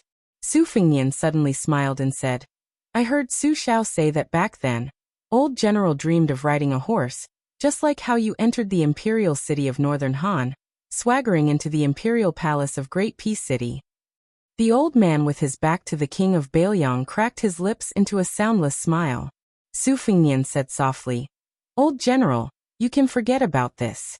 However, a few days ago, I entered an out-of-body state and traveled to the imperial palace of Baymang. That place is not much inferior to Great Peace City. Old general, why don't you take a step back and settle for the next best thing? Let's strive to ride a horse there and raise the whip?" Yan Wenwan turned his head and asked, "Truly?" Su Fengnian replied with a smile, "I only have this thought. As for whether or not I have the ability, old general, do you truly believe that I can do it alone?" Yan Wenwan stared blankly for a moment. He lowered his head and cursed, "Motherfucker, he's just like the great general when he was young. Back then, he lied to me and said that as long as I followed him, I would be able to ride a horse until my butt was polished clean. This old man really foolishly took the bait." Yan Wenwan paused for a long time, and then raised his head to look at the sky. He murmured, "But the great general did not lie to me, did he?" The old man retracted his gaze and suddenly stood up. He said gravely, "If that day really comes, even if I, Yan Wenwan, am too old to ride a warhorse, I hope that the king of Baelyang can have someone carry me there. If I am already dead, since the king of Baelyang has agreed to carry the coffin for that old soldier of the fish drum camp, Xu Yongguan, then you would not mind carrying the coffin for Yan Wenwan once, right?" Su Fengnian also stood up and said calmly, "Su Fengnian thanks old General Yan." The old man walked down the steps and turned around to face Su Fengnian. He raised his hands and shouted, "Cavalry of the fish drum camp, Yan Wenwan, Xu Yongguan, and his comrade greet the king of Baelyang." The old man then turned and left. He left the Yi River, Yuzhou, and headed for the border. Su Fengnian sat back down on the steps and rubbed his cheeks. Su Yambing, who was beside him, said emotionally, "At the Battle of the Western Wall, the fish drum camp only had 16 men left. Even I did not know that Yan Wenwan was one of them." Su Fengnian nodded and said, "Su Xiao did not mention it." Su Yambing said, "Baymang, why don't you count me in?" Su Fengnian laughed and said, "It is not like we are snatching a wife. What is there to snatch?" Su Yambing dismissed it with a laugh. He sat down near the king of Baelyang. His eyes were firm as he said slowly, "Don't worry. With you here, Baelyang will have more than 300,000 cavalry." The two of them were silent for a long time. He, the girl had unknowingly sat behind Su Fengnian, and for some reason, the stalk of the sunflower that had been following him like a shadow had disappeared. She rested her chin on her hands and quietly watched his back. Baelyang has millions of households. How many of them are wrapped in iron clothes and withered bones? Su Yambing began to clap his knees and sing. He was full of passion. Which young man did not envy the green-robed man who walked the Jianghu with a sword? Which young man did not want to fight for fame in the yellow sands? Good man, do not say that the heroes of the world have fallen into your trap. Little lady, don't hide your feelings of adoration deep in your stomach. Come, let's see who is beating the beauty drum. Come, let's see who is the butcher of the Yang realm. Come, let's see who will fight for the throne with me. Hashtag fight for the throne. Chapter 1041. 3 chapters, 17,000 words. The next chapter will be around noon. The spring rain in Great Peace City had just stopped, and the entire capital seemed to have become much cleaner. No matter how noisy the court was, that was the business of the officials. The common people had to eat and sleep, and most of them had to obediently live their days of waking up early and sleeping late. However, there were some who had nothing to do. However, these people who had been belittled as playboys were also divided into 3, 6, and 9 classes. Those who had the ability to play with courtesans were the first class. Those who played with famous horses and antiques were the second class. Those who were slightly worse off would go play with handmade walnuts. At the very least, they would get a few fish and insects to keep up appearances.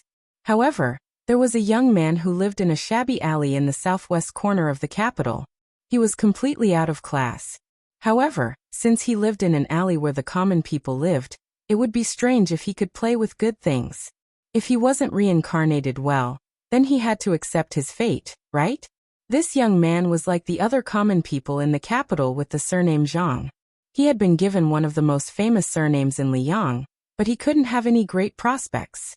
He didn't do any proper business all day. Other than borrowing money and drinking with women, he only knew how to wander around aimlessly with a pigeon whistle. He couldn't even afford to raise a decent pigeon. If this was in Great Peace City, it would be called that you had to pay attention to the poor even if your face was swollen. Even the poor people who didn't pay attention to anything were disdainful. Zhang Bianguan was this kind of prodigal that everyone looked down on. In the eyes of the neighbors, this guy was lucky that he had accumulated some good fortune in an unknown lifetime to be able to marry a beautiful wife. Zhang Bianguan never knew how to be content. He still refused to stay at home and roll in the sheets with his wife.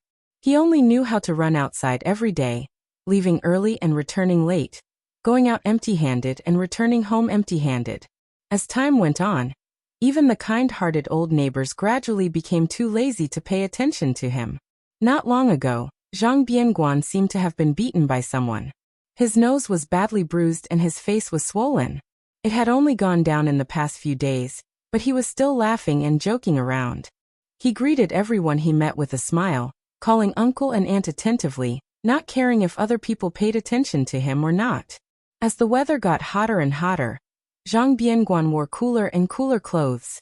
The time Zhang Bianguan spent away from home also grew longer and longer. After all, the capital was so big. How could there be a lack of young women on the streets? As dusk approached, Zhang Bianguan wandered back to Squinta Street not far away. He heard the sudden and melodious chirping of pigeons above his head. He habitually raised his head and smiled. There was an old pigeon bell wrapped in green silk on his wrist. He had been playing with it all year round. He just stared blankly at the sky with narrowed eyes. For so many years, he had been ridiculed as someone who couldn't even eat leftovers and step on dog shit. No one knew what he was thinking. Anyway, no one was interested. Those who had a general understanding of his temperament only knew that this useless coward probably still wanted to play, but he didn't dare to accompany the rich to play in those high-class snowy places. In the end, he could only look at those dead things that didn't cost money. The colorful attics, the gray and unknown alleys, the Chongwu Gate that brought soldiers, the Chaoyang Gate that brought grain, the Dingshan Gate that brought wine, and the stone Qilin that squatted on the drum tower for a few years after Liang established the dynasty. The chirping of the pigeons drifting in the sky began and ended. Zhang Bianguan reluctantly withdrew his gaze, feeling that it was still early and not yet time to go home. After thinking for a while, he ran to the side of the Locked Dragon Well on Squinting Street and squatted beside it. This ancient well had been dry for a long time. Beside the well, there was a judge made of yellow mud bricks. According to the rumors in the marketplace, Liang suppressed the water in the world with fire. This clay statue was as tall as a person, sitting with its chest and stomach exposed, and laughing with its mouth open.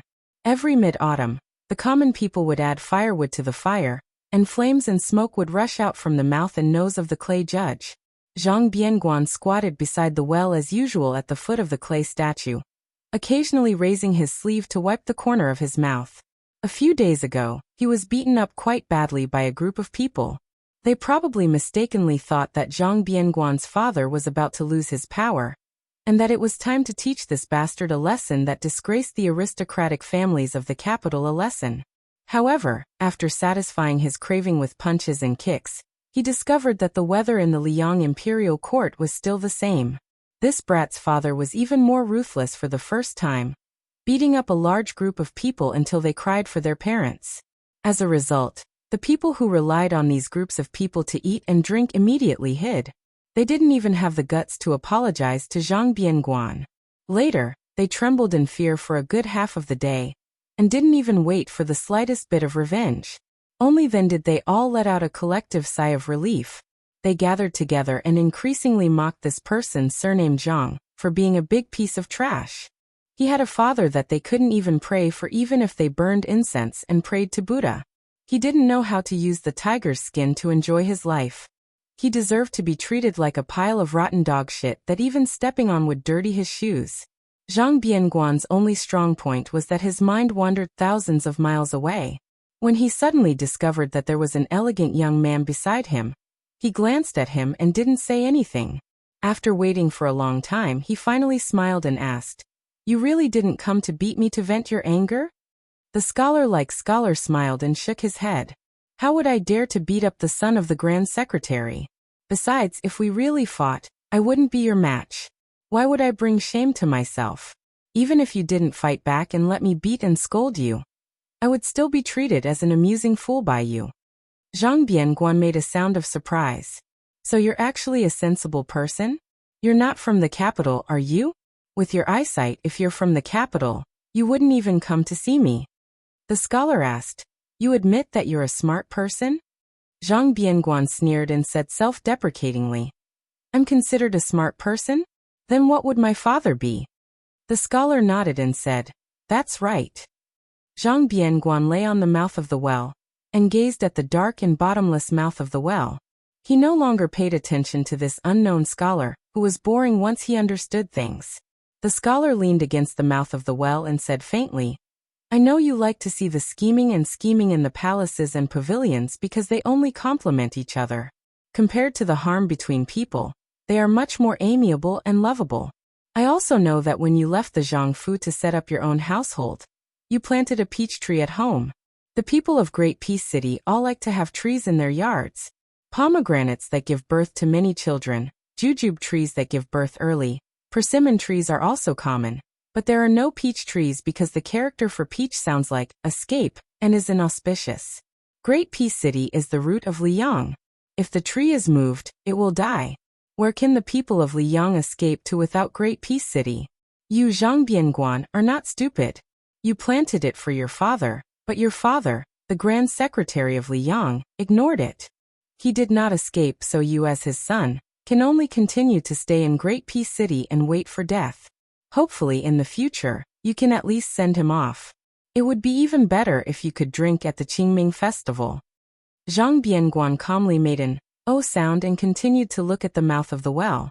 The scholar smiled slightly and said, "You must have guessed that I am that Sun Yin who came from Beiliang to ask Tantanan for an official position."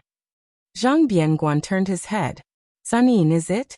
Then tell me, what exactly is that stone qilin on the drum tower, silently watching the world for hundreds of years waiting for?" Sun Yin had already quietly entered the secretariat and successfully attached himself to the towering tree that was Tantanan. Although he was just a small official, since he had entered Master Huan's discerning eye, wasn't his meteoric rise just around the corner? The few people who understood this point long ago, but the vast majority of muddle-headed people would not remain muddle-headed. Sun Yin met the blue-eyed young son's gaze and shook his head. "How would I know what a stone qilin is waiting for? In any case, it's not waiting for the wind to blow and the smoke of war. In the end, the people are in a terrible situation. If it's only exchanged for people wearing dragon robes, is it fun?" Zhang Bianguan laughed and stroked his stubbled chin. "It's not fun." Zhang Bianguan sat shoulder to shoulder with Sun Yin. He stretched his neck, exhaled, and then inhaled again. Only then did he chuckle and raise his wrist to show Sun Yin the simple and unadorned pigeon bell. He said, "In the past, I received a pigeon as a gift from someone. It's a first-class item, black with a hint of purple. Compared to the king of Beiliang, Su Fingnian's falcon, the price is not much different. At the time, my father had not yet become the Grand Secretary, only a third-rank official. My father came to find me, but he didn't scold me. You should know what kind of person my father is. Scolding others would be flattering you. Other than Master Huan, he has almost never scolded anyone in his life. He asked me, 'This pigeon is my father's current net worth. What kind of thing are you, Zhang Bianguan, to be worth this price? Are you stupid or are you really stupid?' That year, I was 14 years old. In a fit of anger, I returned the pigeon to someone. That person in front of me said with a smile that he didn't have the habit of taking back gifts. Afterwards, he used his hand to strangle the pigeon to death. And he was the current crown prince, His Highness Zhao Zhuan.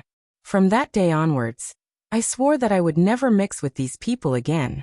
I would rather listen to the creaking sounds of small doors opening than listen to them flattering each other. I would rather look at those dead objects that no one cares about than look at those children of influential families, whose farts can be sold as gold and silver. Over time, no one liked to take me out to play. I was also happy to be alone in peace. When his father, Zhang Jiulu, was mentioned, Zhang Bianguan couldn't help but sink into contemplation. Chapter 1042. He still remembered that after his father had distinguished himself in the Hanlin Academy, his grandparents had moved from their old home to the city. During the hot summer months, the two elders especially liked to lie on the rattan chairs under the shade of the trees and help their grandchildren fan themselves. Fan after fan, summer after summer. As they fanned, only his grandmother was left. After that, they were all gone. Their father also did not observe filial piety. The court was even more impatient than the civil official who was his son. They directly issued an edict to revive him. Their group of children did not find anything strange from their father's face. Zhang Bianguan clearly remembered that at that time, in Taiyan City, the streets were filled with rumors. Everyone said that their father did not care about being a person in order to become an official. However, as their father's official hat grew bigger and bigger, the voices became quieter and quieter until no one mentioned it anymore. He, Zhang Bianguan, had not done anything for many years. Compared to his eldest brother and second brother, he had left home later. However, he saw the family matters more clearly than his two brothers. Since when did the Zhang family's family matters become the same as the matters of Jing and the world? Zhang Bianguan's expression was lonely. The back of his head rested on the mouth of the well, as he looked up at the dusky sky. When he was young, there was a lion bridge not far from the Fu. Once, when the family went out to play, their father had them count how many stone lions there were on the bridge. Eldest brother was the most like their father. He was serious in everything he did and counted in a methodical manner. Second brother was a bookworm. From young, he did whatever eldest brother told him to do. Whatever eldest brother did, he would learn. He, Zhang Bianguan, was only 2 years older than his sister, Zhang Bianguan, so the siblings were the closest. Taking advantage of the time when their parents returned home, he took his sister to the frozen river under the bridge to play. When they were tired and saw that his eldest brother and second brother were still there foolishly counting, Zhang Bianguan ran directly to the omniscient Uncle Huanwen to ask for an answer. In the end, his eldest brother and second brother returned in the middle of the night and saw their younger brother kneeling on the ground. Since then, Zhang Bianguan, who had suffered a lot, knew that those petty tricks were not real intelligence. However, after that, his mother secretly brought him a bowl of hot rice. When his father bumped into him, he didn't get angry. He just patted his head and said something that he only understood many years later. You are much smarter than your two elder brothers. But since you have the same surname as your father, it's not a good thing. Zhang Bianguan sniffled and covered his face with his sleeve. Sun Yin was about to speak when he heard a series of undisguised footsteps, so he shut his mouth. He saw a tall woman with a sword walking over slowly. Hearing the familiar footsteps, Zhang Bianguan hurriedly wiped his face in a daze.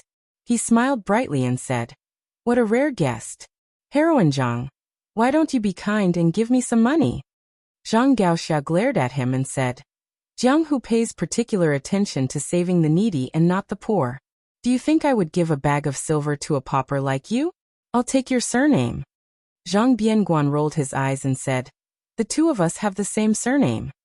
The corner of Zhang Gaoxia's mouth curled up and she said, "That's why." Then she threw a heavy bag of silver. Zhang Bianguan was not surprised. He caught the silver and laughed heartily. This heroine really has a bodhisattva's heart. In the future, you will definitely find a handsome and talented man who can overturn the world and love his wife dearly. Before that, let's discuss something. Heroine, why don't you take me in and drag me home? Just take care of my meals. It would be best if there's meat and wine. Zhang Gaoxia didn't bother to banter with her third brother. Instead, she coldly glanced at Sun Yin, a minor official from the secretariat who she knew very well. Sun Yin stood up alone, leaving Zhang Bianguan to sit alone. He turned his gaze toward the Grand Secretary's beloved daughter, Zhang Gaoxia. Ignoring her cold gaze that could slice a person's soul, he asked, "Miss Zhang, I have something to say, but I don't know if I should say it or not." Zhang Gaoxia coldly said, "Then shut up." Zhang Bianguan slowly stood up and threw the bag of silver. He had a look of schadenfreude as he destroyed the bridge after crossing the river. "Sun Yin, oh Sun Yin, Chancellor Yao said that you were a great scholar who won 3 prizes in a row. It's a pity that my sister has never liked scholars who play with words. Don't expect her to look at you differently. If you really want to talk about principles, then it's your business if you're strong. And it's my business if I like you. However, if you really don't change your mind and want to marry my sister, I don't care. But you have to beat her first, and she has to like you. Then you have to be the son-in-law that my father personally approves of. Where can you find such a rare and handsome young man? You're the one who delivered yourself to my door, so you definitely don't count. Sun Yin said helplessly. Why would I like a girl who already has someone in her heart? Zhang Gaoxia laughed coldly and said, Sun Yin, you know quite a lot.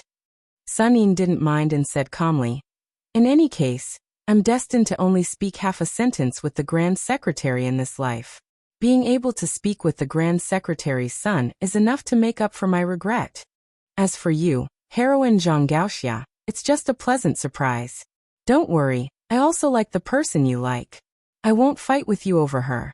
Zhang Gaoxia laughed mockingly and said, You like men? Sun Yin smiled and said, Like is like, but it's not like a woman who likes a man. Admiring a person from the bottom of my heart can also be considered like.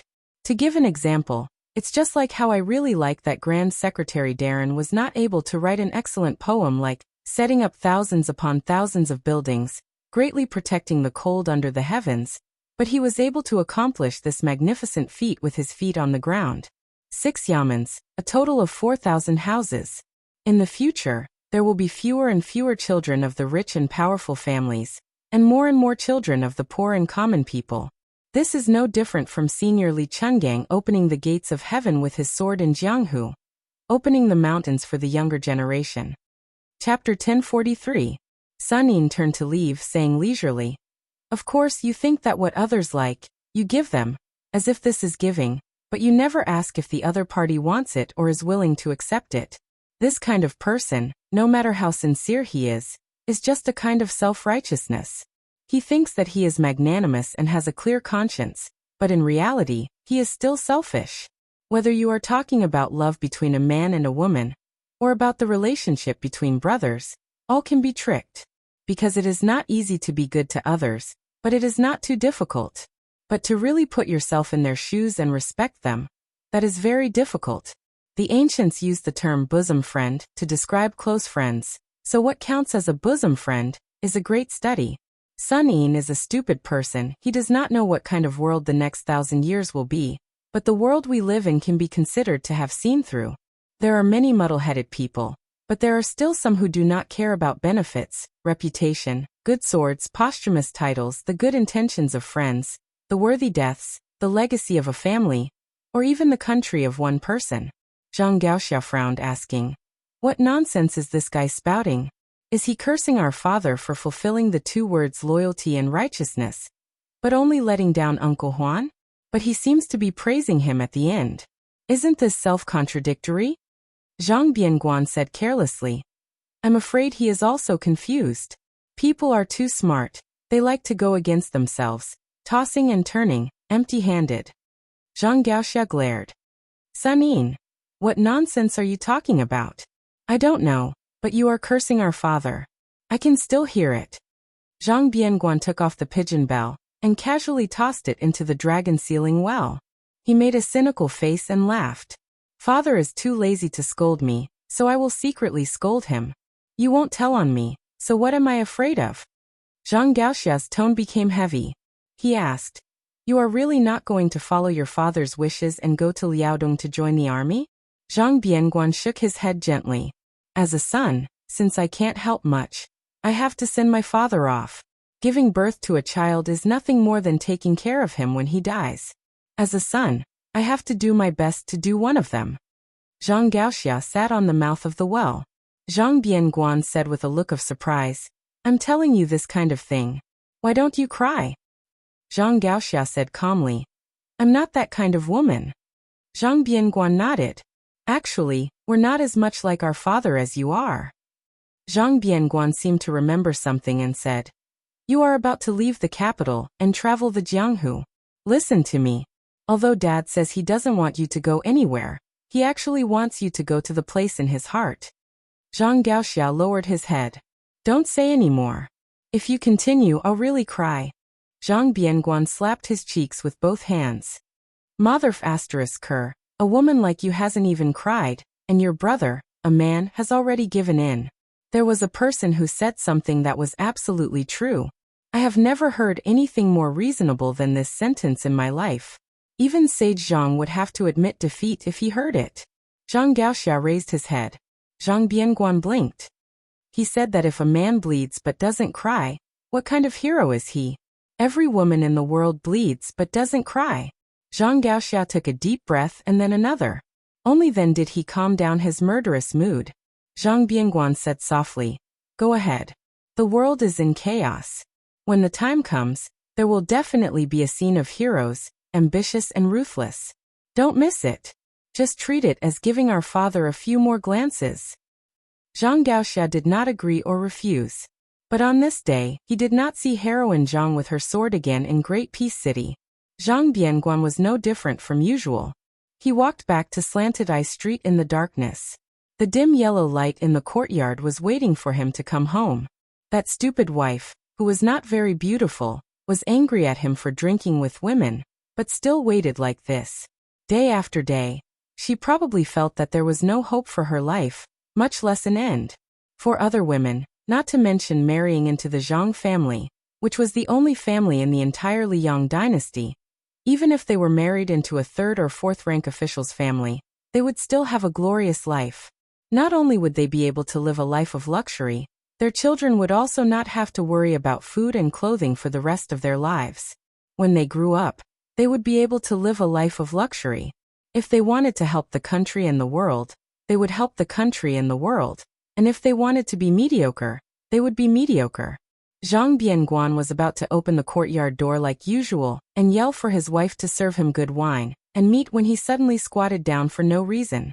Then he heard the footsteps of passers-by. He hurriedly stood up and pushed open the door to go home. The woman, as usual, was silent. She served the warm and suitable food and ate it with her chopsticks. Occasionally, she glanced at the man who had one leg on the bench and only cared about himself, and was never willing to say a word to her. That man was her husband. But he had never seen her show any hidden bitterness or grievance on her delicate face. Zhang Bianguan always liked to say that the reason why she was so good-tempered was that she was afraid of his family background. A starving camel was still bigger than a horse. No matter how useless Zhang Bianguan was, he was still Zhang Julu's son. How could she not serve him carefully? But every time he said this, Zhang Bianguan would slap himself in the mouth and say that only flowers, birds, fish, and insects needed to be served. Then she would secretly laugh until Zhang Bianguan stared at her. Then she would turn her head, but the faint smile on the corner of her mouth didn't fade. That night, after she fell asleep, Zhang Bianguan began to sob quietly. "I'm afraid that I like you. But I'm even more afraid that you'll like me. That's why I'm like this. How could I not want an obedient and sensible child? My son and daughter are both very good. But I'm Zhang Julu's son. The more I do, the more mistakes I make. If I tell you the truth, will you run away? But where can you run away to? If you don't run away, can you live more easily than now? No matter how stupid you are, you'll come to realize it when you die with me. But I'd rather you hate me at that time. I just want you to muddle-headedly complain that I'm a failure, a good-for-nothing, and that I'm not in charge of the family. Wife, in this life, I owe you. If there's a next life, I'll definitely repay you." Zhang Bianguan's face was full of tears. After wiping them clean, he gradually fell asleep. That gentle woman who slept with her back to him and didn't move at all through the night slowly opened her eyes when she heard her husband snoring. Her gaze was still gentle, just like the day she walked off the sedan, and when he lifted the red veil. In the morning of the second day, Zhang Bianguan mindlessly ate breakfast and strode out of the house. After Zhang Bianguan left the house, he walked on Slanted Street and looked towards the northwest. He said softly, "Gaoxia, you have to go to Beiliang. Only there will be chaos for a while, and not for a lifetime."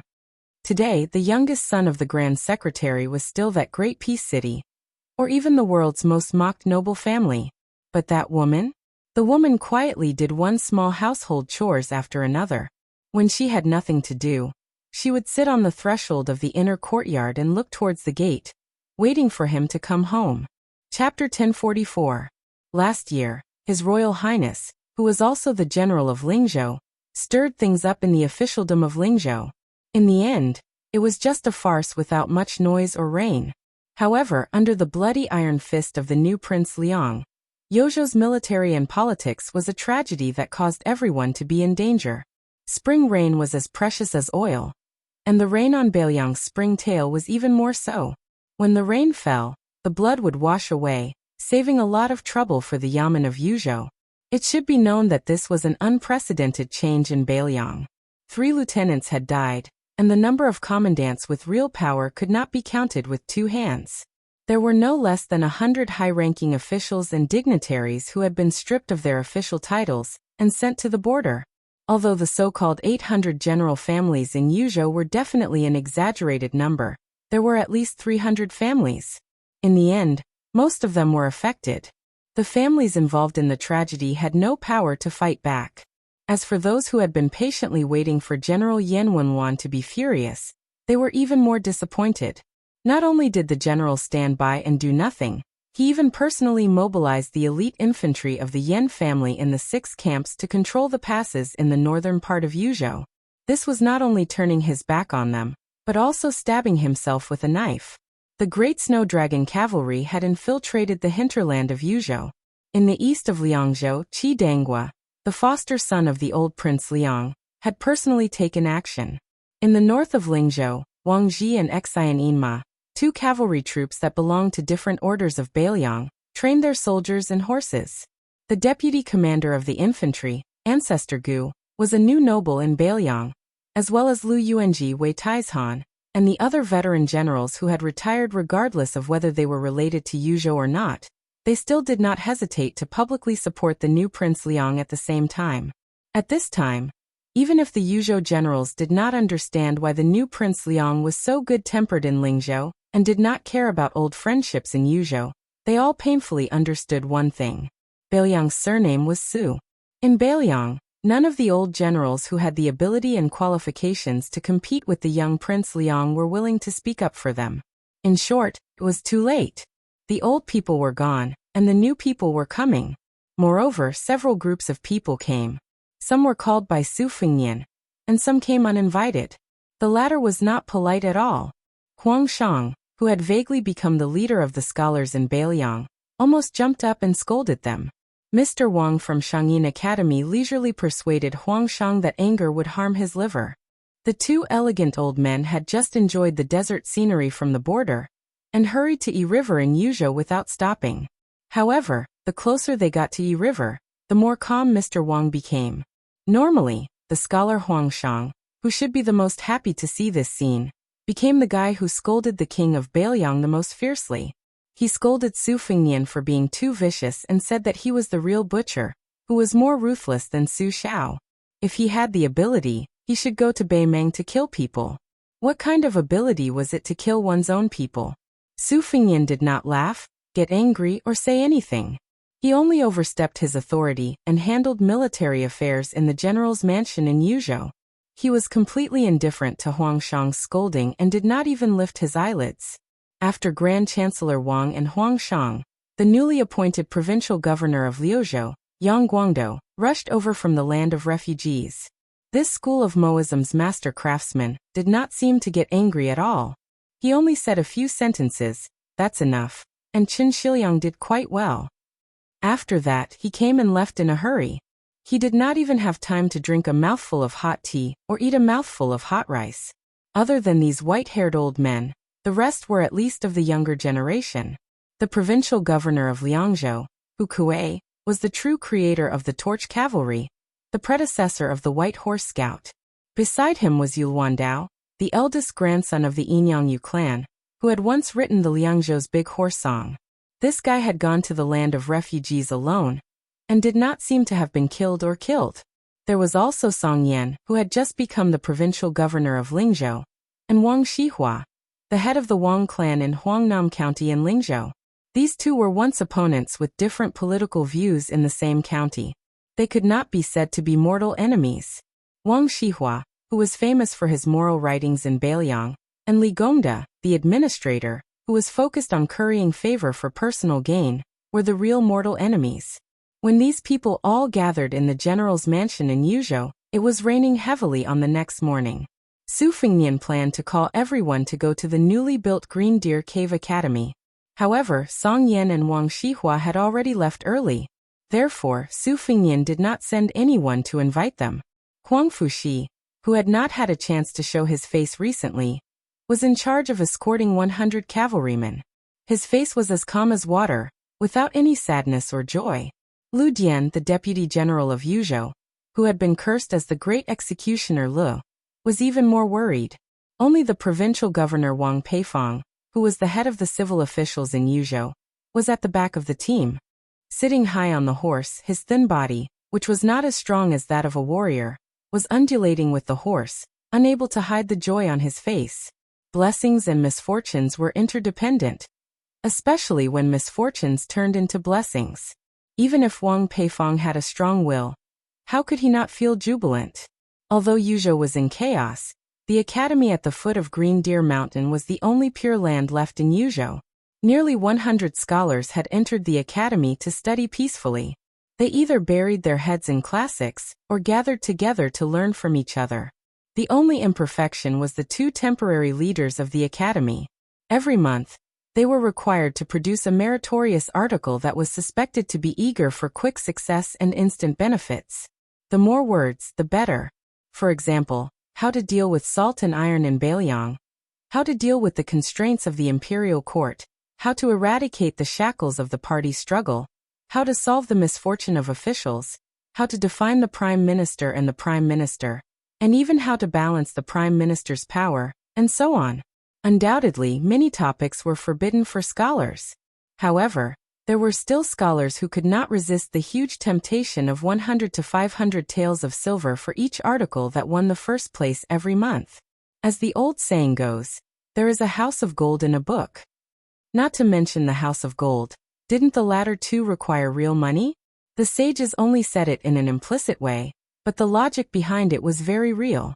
Although the Green Deer Cave Academy was still in its embryonic form, and the most important aspect of an academy was the lack of spirit, Huangshang was in a good mood after he ascended the mountain.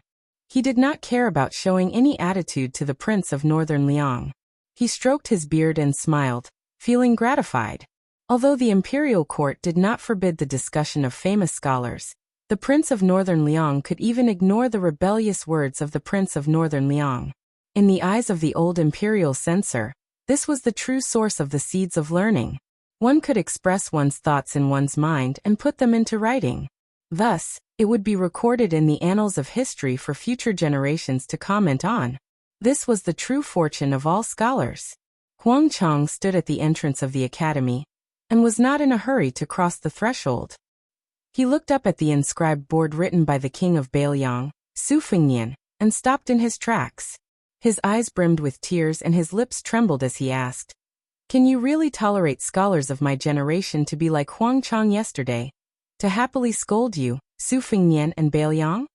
Chapter 1045. Su Fengnian nodded and said, "There's no harm in scolding people. It's enough as long as you scholars can maintain your integrity. It's even better if you can still think about sincerely helping the world. If one day, there's a martial artist from Beiliang who dares to kill you with a knife, as long as the reason is in your heart and not in the knife in their hand, I will protect you." Huang Chang said a few good words in succession. His sleeves fluttered as he strode into Green Deer Cave Academy with Grand Chancellor Wang. After walking for a while, he suddenly realized that the young man from Su family didn't follow him. Instead, he stood in the same place. Huang Chang turned his head with a puzzled expression. Su Fengnian said, "From today onwards, as long as the martial artists of Beiliang wear armor and carry a knife, none of them are allowed to take half a step into the academy. You scholars can rest assured and pursue your studies. I don't have extravagant hopes that the scholars and martial artists of Beiliang can treat each other with respect and get along harmoniously tomorrow. However, at the very least, you have to mind your own business and do your own job. However, I'll say the ugly words first. Scholars fish for fame and take advantage of this to gain a good reputation. I, Su Fengnian, can turn a blind eye to this. However, if you dare to use your 3-inch tongue and the pen in your hand to cause chaos and disturb the people, you will definitely lose a few layers of skin. At that time, don't even mention you, Huang Chang, scolding me for going back on my words. Even if you fight with your life on the line, I will still be merciless. Huang Chang won't show any mercy even if I kill you. Huang Chang wanted to say something but stopped. Grand Chancellor Wang, who had long since boarded the pirate ship of Bailiang, laughed softly beside Huang Chang. Old man Huang, where do you get so pedantic and sour breath from? Scholars aren't afraid of being poor, but when scholars are sour, the things they write will be worthless than pickled vegetables. Huang Chang sighed and didn't insist anymore. Yu Wandao wanted to follow him into the academy, but Hu Kuei, the provincial governor of Liangzhou, quietly stopped him and shook his head. Unexpectedly, Yu Wandao took off his family's famous sword Big Luan and handed it to Hu Kuei. Then he smiled and said, I was just bored and wanted to go in and take a look. I have studied for more than 20 years and have read enough. In the future, I will die on the battlefield. According to the king of Bailiang, I probably won't have a chance to set foot here in my life. So I should take the opportunity to take a look at the academy before I put on my armor and sword. I can hear the sound of wind and rain no matter what I do. I can even hear the sound of horses' hooves and the sound of fighting. But I really won't have the chance to hear the sound of the academy's study that I've been familiar with since I was young. Su Fengnian looked at the back of the young man who was about the same age as him. He took the saber from Hu Kuei's hand. He didn't unsheath the saber, only flicking the scabbard with his finger. He asked with a smile, You're called the Luan Saber? The young man who was called Yu family is proud again, after Chao Chongqing and Guangling Road turned around and said with a smile, Yes. The young vassal king who had been giving people a gloomy impression these days chuckled and said, Even if you are a spy of Liang, Bailiang will be willing to accept you because of your appearance. Yu Wandao looked sad and said, I'm not a girl who hasn't been married yet. The king of Bailiang judges me by my appearance. I really can't be happy. Su Fengnian returned the big Luan saber to Hu Kuei and then waved his hand with a smile, indicating that Yu Wandao should enter the academy. After Yu Wandao leisurely walked into the Green Deer Cave Academy, Su Fengnian turned around and walked to the fence of the square in front of the academy. He waved at Wang Peifong. This Yuzhou provincial governor was a real literati, but he didn't enter the academy. The people outside were all real generals, so Wang Peifong felt a bit awkward.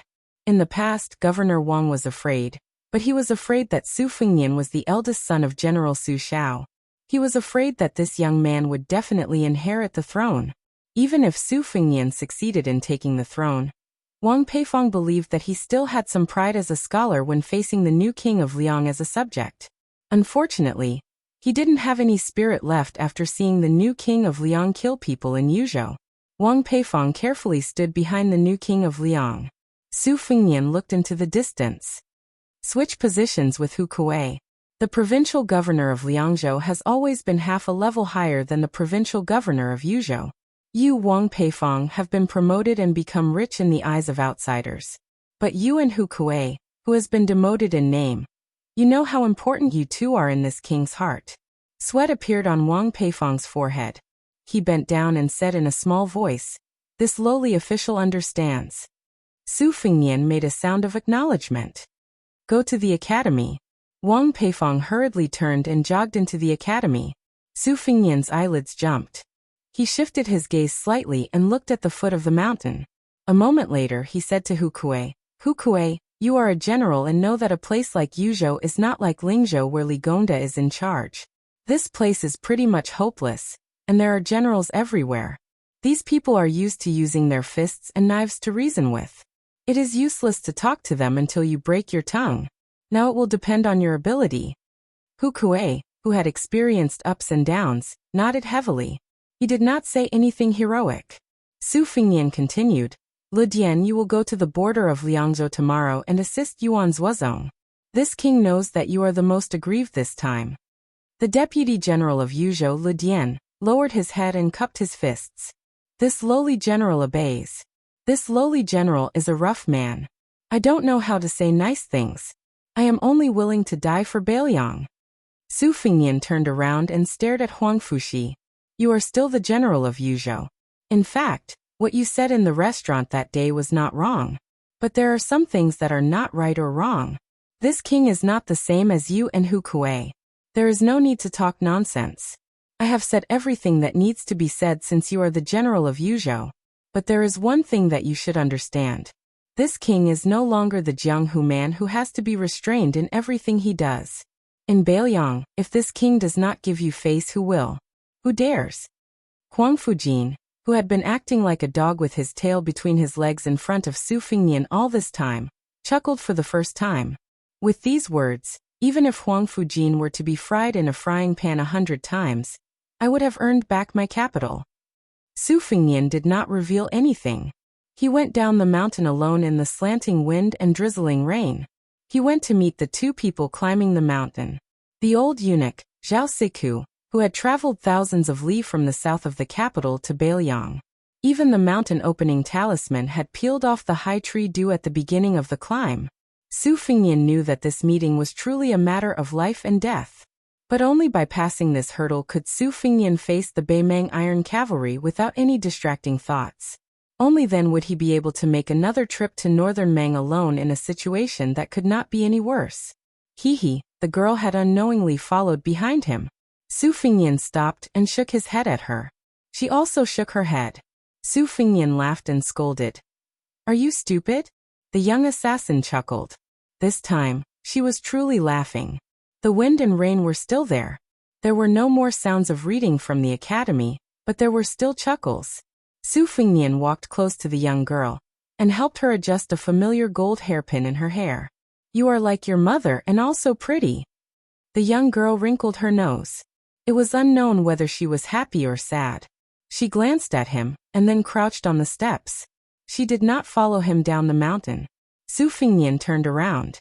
His hands pressed down on the spring thunder, and he resolutely went down the mountain with the soldiers crossing the river. Not far from the foot of the mountain, Gao Shulu grabbed the sleeve of the old Martin Temple of Great Peace City and threw him down the mountain. He floated back to the foot of the mountain. The old eunuch, whose body was extremely weak, was not harmed at all. Gao Shulu opened his arms and breathed in deeply. Then he lifted the wind and rain that had not yet fallen to the ground back up to the 9 heavens. At the same time, the two-sleeved snake rolled down the mountain. Chapter 1046. As far as Gao Shulu's eyes could see, it was like the Milky Way. The green sword chi that rolled down from the mountain rushed toward him. Gao Shulu's expression was calm. He put his hands behind his back and continued to climb the stairs instead of retreating. However, when his left foot stepped on the stone step, the green sword chi rushed toward him as soon as he lifted his right foot. Although Gao Shulu did not make any movements, the sword chi slid past him like a flood hitting a reef. However, his hair still fluttered violently. His right foot that was suspended in the air did not land on the stone step as expected. Instead, it retreated to a step lower than his left foot. Gao Shulu reached out his right hand and blocked some of the green sword chi. He held it in his palm, and the sword chi lingered between his fingers. With one hand behind his back, Gao Shulu looked down and was slightly surprised as if he was an expert who saw something interesting. He reached out his hand again and his palms faced each other. With a gentle touch, a 3-inch sword chi like a sword embryo was formed. Gao Shulu placed the flying sword condensed by the green sword chi on the tip of his index finger and stared at it gently. This devil who had been lingering at death's door for 400 years was so arrogant that he did not even look at the people who came down the mountain. At the same time, Su Fingnian, who used the green snake sleeves, went straight to the point. He held the spring thunder saber in his left hand, and the river crossing soldier in his right hand chopped at Gao Shulu's head. It was the opening shoe style that was born from the sword chi rolling dragon wall. Gao Shulu flicked his fingers, and the 3-inch sword chi that was used to figure out the essence of the first vast sword chi disappeared. He reached out his palm to break the blade light, and casually pressed down on the extremely sharp river crossing soldier. A trace of blood appeared on his 5 fingers, but they returned to normal before the blood bloomed. In the blink of an eye, he repeated this no less than 6 times, but the river crossing soldier still could not cut off his 5 fingers. This was no longer as simple as the Vajra physique. It was the perfect combination of the Vajra state and celestial state of the first Pin-4 states. Perhaps only the great Vajra of the Buddhist saint, dragon tree monk, could compare. The soldier crossing the river was restrained by Gao Shulu's unmoving 5 fingers, but this sorry-free celestial, who was said to be unprecedented, was not really completely motionless. At the very least, his feet sank more than a foot, one in front and one behind. He was pushed by the majestic saber chi and finally broke the stairs. Gao Shulu's gaze had been fixed on the short knife that was about to be used. Obviously, in his opinion, when masters fought with their lives on the line, what was really worth paying attention to were the backup moves that were ready to be used. No matter how good the first move was, no matter how wonderful it was, Gao Shulu had seen it and dissected it. 400 years ago he had killed almost all the top masters in Jianghu, and there were 2 sword immortals on the land. How many mysterious moves and superior moves had he experienced? However, there were only a handful of so-called masters who dared to fight him at close range, even though they knew that he was Gao Shulu. In the murky Jianghu 400 years ago, one could count with one's fingers. Unexpectedly, the short knife was raised only a few inches before he suddenly withdrew it. Not only that, the long saber above his head was also pulled out from between his fingers. Gao Shulu frowned. A fellow who dared to enter the astral travel state in front of him had a good start. How could he have run out of skills so quickly? Could it be that he was one of those half-baked martial artists who only knew 3 axes in Jianghu 400 years ago? If that was the case, what was so interesting about the Jianghu 400 years later? Was it worth it for him to strip off the mountain-splitting talisman and hope to fight with all his strength? Was it really better to go to the East Sea Martial Emperor City than to come to Beiliang? However, Gao Shulu, who was too lazy to take advantage of the situation to pursue him, smiled as soon as he frowned. Unknowingly, a few red ropes shaped like red snakes had appeared on the back of his hand. They were like weeds in the wilderness after the early spring rain, growing wildly. Not only that, the 9 smooth flying swords of the sword embryo buzzed and flew around him, forming a seemingly insurmountable thunder pool. Of course, in Gao Shulu's eyes, all of this was just a smokescreen. The real killing move was hidden in the blade that came down the mountain. The young man had been preparing for this blade since the green sword chi rolled down the mountain. Su Fingnian's figure retreated and swayed. He faced Gao Shulu and floated up the mountain in reverse. Step by step, he ascended the stairs in a leisurely and carefree manner. The spring thunder returned to its scabbard. When it returned to its scabbard, thunder rumbled in the distance. For the first time, Gao Shulu waved both of his sleeves at the same time. In an instant, he patted the ground 5 times in a row. He was so relaxed that he didn't look like he was trying to counter every move that came his way. Instead, he looked like a distinguished scholar who was casually giving advice. After a short while 5 thunderous booms sounded on Green Deer Mountain. After Gao Shulu patted the thunder hard away, the sword formation retracted.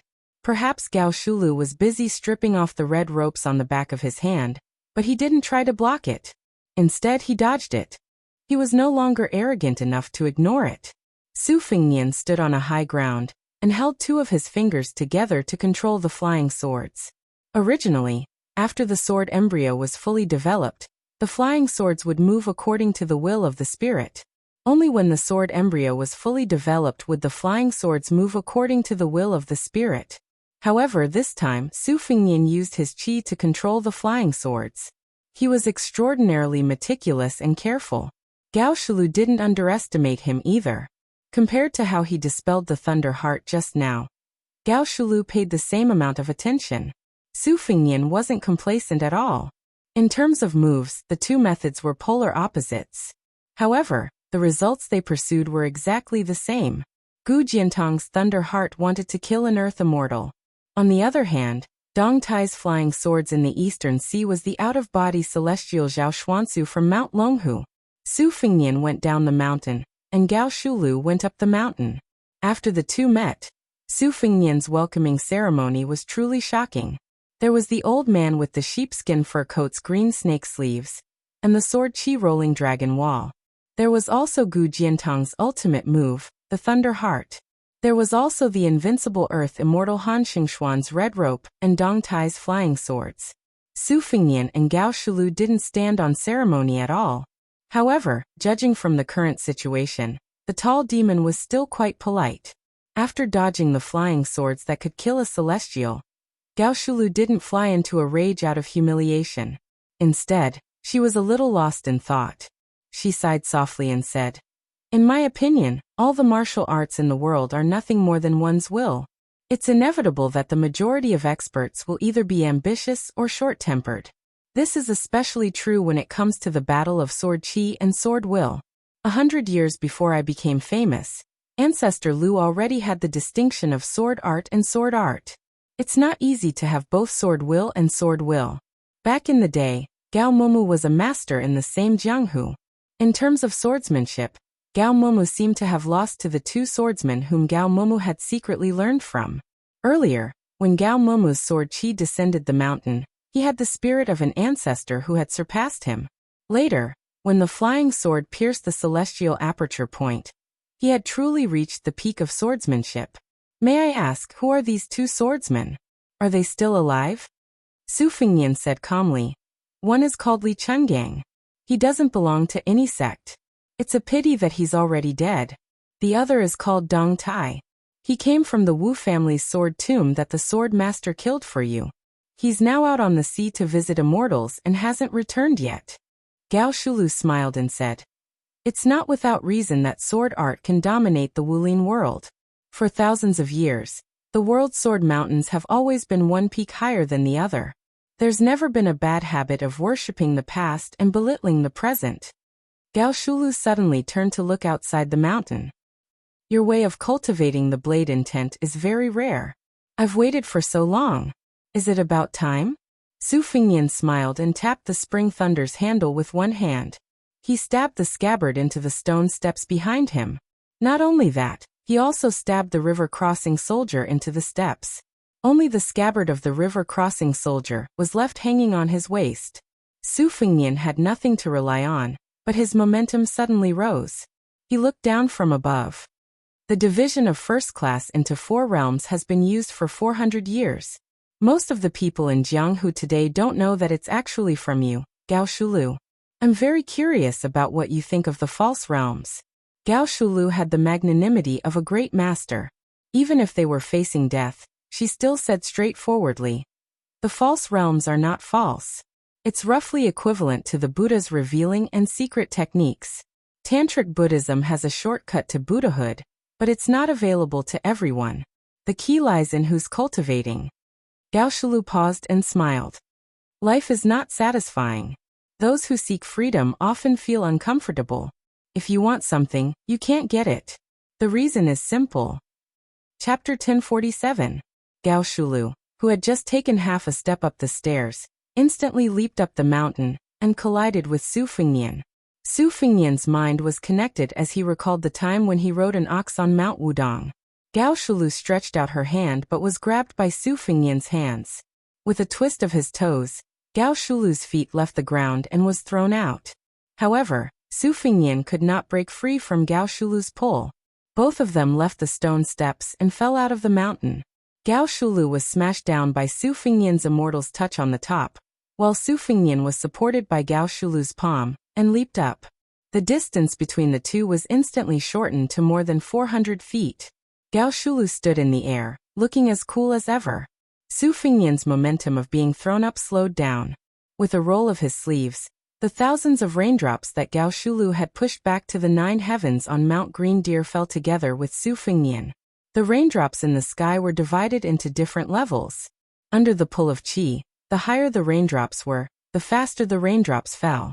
Thus, the raindrops were strung together into a sword. If only a line of raindrops formed a sword, it was nothing more than the Finger Xian realm. However, when thousands of raindrops were strung together into a curtain of beads, it was undoubtedly the magnificent spirit of the celestial realm. Not only that, Su Fengnian stretched out his hand and pulled the curtain of rain. The tip of the sword was pointed at the side of his hand. Following Su Fengnian's falling figure, it pointed at Gao Shulu, who was looking up with her hands behind her back. Borrowing the power of heaven and earth was often not up to oneself. This was also the reason why there were earth immortals above the celestial realm.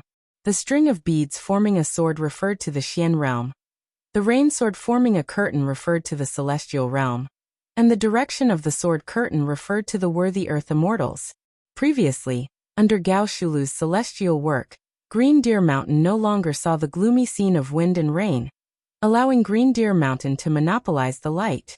At this time, the sword screen covered the sky above, a dark mass, and the heavy rain destroyed the mountain. The people of the Green Deer Cave Academy did not hear the sound of the wind, nor did they hear the sound of raindrops hitting the eaves. They already thought it was too wonderful for words, and now they stopped flipping the books and whispering to each other. They walked out of the room together, and saw the sword or a tornado falling down the mountain rapidly. They were so shocked that they looked at each other in dismay, and all of them turned pale. Yu Wandao hurriedly ran out of the academy, and stood beside the fence with Hu Kuei and Huang Fuqing. He raised his head to look at the young vassal king who was guiding the tornado in the sky. The young vassal king who was the proudest of the Guangling world was gone. Yu Wandao's heavens earth's ants. SSSSSs. Gao Shulu twitched the corner of her mouth and yawned lazily. She was finally out of her body. Gao Shulu's body landed on the ground instantly. Gao Shulu, who should be called astral being, came to the ninth heaven above the rain curtain. The person on the ground raised a palm, and the person in the sky slapped down. You Su Fingnian have thousands of swords, but I Gao Shulu only have one sword. In front of this sword, is there any earth immortal? Is there any earth immortal's sword? This was similar to Luo Yang's one-line sword of heaven and earth. Su Fingnian, who was temporarily at a disadvantage, was not afraid at all. He smiled gently. Do you really think that I have not seen the scenery above the ninth floor? Su Fingnian snapped his fingers. The thousands of raindrops lost their traction and fell down in disorder. He sat cross-legged in the sky with one hand supporting his cheek and closed his eyes. Gao Shulu, so what if you are a heaven and earth? I have been waiting for you to do this. Su Fingnian waved his hand gently, as if he was facing a desk. He pushed away the debris on the desk with one hand, and then he raised his arm 5 more times. It was exactly the same as his Xiao Yaoyu after the battle with Wang Xianji. He said softly, mountains, rivers, towers, grass, sun, moon, all living beings. Everyone retreat. Between the two Gao Shulu, the heaven and earth was distorted. The rain swords were all smashed. But this chaos, after Su Fingnian said one sentence, it became a prophecy. The thousands of rain swords gathered again. Sword come. The thousands of rain swords, only one sword was left. One sword became a talisman. The talisman sealed the mountain. 400 years ago, there was a talisman to open the mountain. 400 years later, there was a talisman to seal the mountain. This talisman came from Li Chuangong's 2 swords 2 wishes, from Dong Tai's riding a donkey to see the mountains and rivers, from Luo Yang's rain sword, from Lu Haoshi's thunder pool, from Han Xingxuan's matchless finger, from Song Nianqing's earth immortal sword before his death, from Xianyuan Jingqing's facing death, from Chao Chongqing's ceremony of Grand Peace City, from Jiang Ni's riding sword straight through 18 gates, and so on. It came from all the romantic things that Su Fingnian had encountered in his life, and also from his 10th trance. He sat on Kunlun to see the sea, he trained his saber to cultivate his will, he invited Jinwu Great Emperor to come down from the Spring God Lake, he saw her 400 years ago when he was in a trance, and that talisman of himself. Once the talisman came out, Su Fingnian did not care anymore. He also entered an astral state, and sat down beside Gao Shulu. This astral wanderer was not flustered and exasperated. Instead, he looked at the heaven and earth leisurely.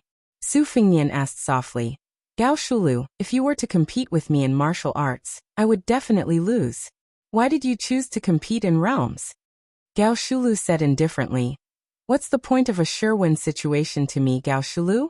400 years ago, I had not tasted defeat. What's the point of having another battle after 400 years? Su Fingnian shook his head. Gao Shulu said calmly, when I was climbing the mountain, I only wanted to know if this generation's oblivion could really forget their worries. To be honest, I did not think highly of you before. If you could forget your worries, there would be no one in the world who would be worried. Back then, when I chose to enter Qi deviation to forget everything, those who did not know me would say what I wanted. Those who seemed to know me would say that I was worried. In fact, they only knew half of it. In these 400 years, you are probably the only one who truly knows me. Su Fengnian said slowly. You Gao Shulu were once a prince of the Defeng dynasty who was about to ascend the throne 400 years ago. It was just that you wanted to become an immortal, and did not want to be the emperor of the human world. Then you visited the ancestral court of Taoism, Wudong Mountain, and asked a question. What is the meaning of the word immortal? At that time, Ancestor Lu reincarnated, and had not yet enlightened his orifices. You went to Longhu Mountain, but no one could explain it.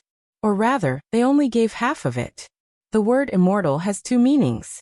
Now there are two mountains, Wudong and Longhu. The former explains half of the word immortal, while the latter explains half of the word mountain. Longhu Mountain wants to become an immortal, so they have to go up the mountain and be a mountain person. They want to become an immortal, and ignore the matters below the mountain. Wudong Mountain inherited the will of Ancestor Lu. They cultivate on the mountain, but obtain the Tao below the mountain. They cultivate themselves and others, which is more in line with what you Gao Shulu want.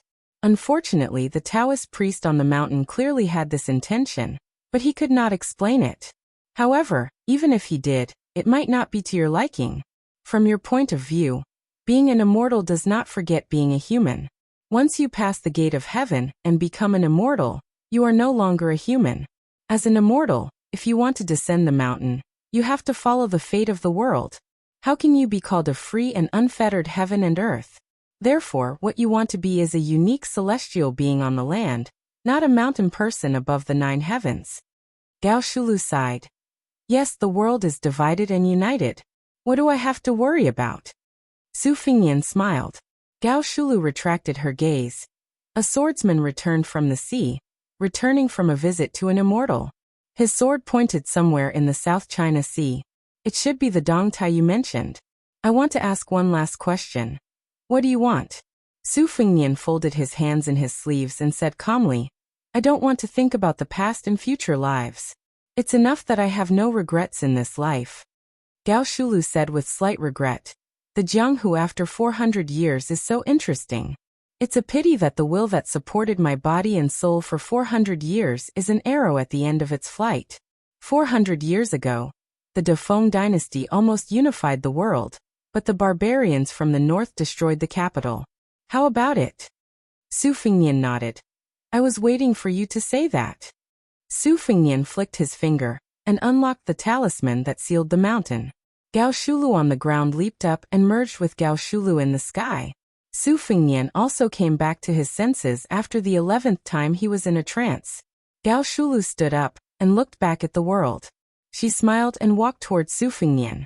400 years ago, Gao Shulu, who was truly the leader of the entire Jianghu, brushed past Su Fengnian and disappeared just like that.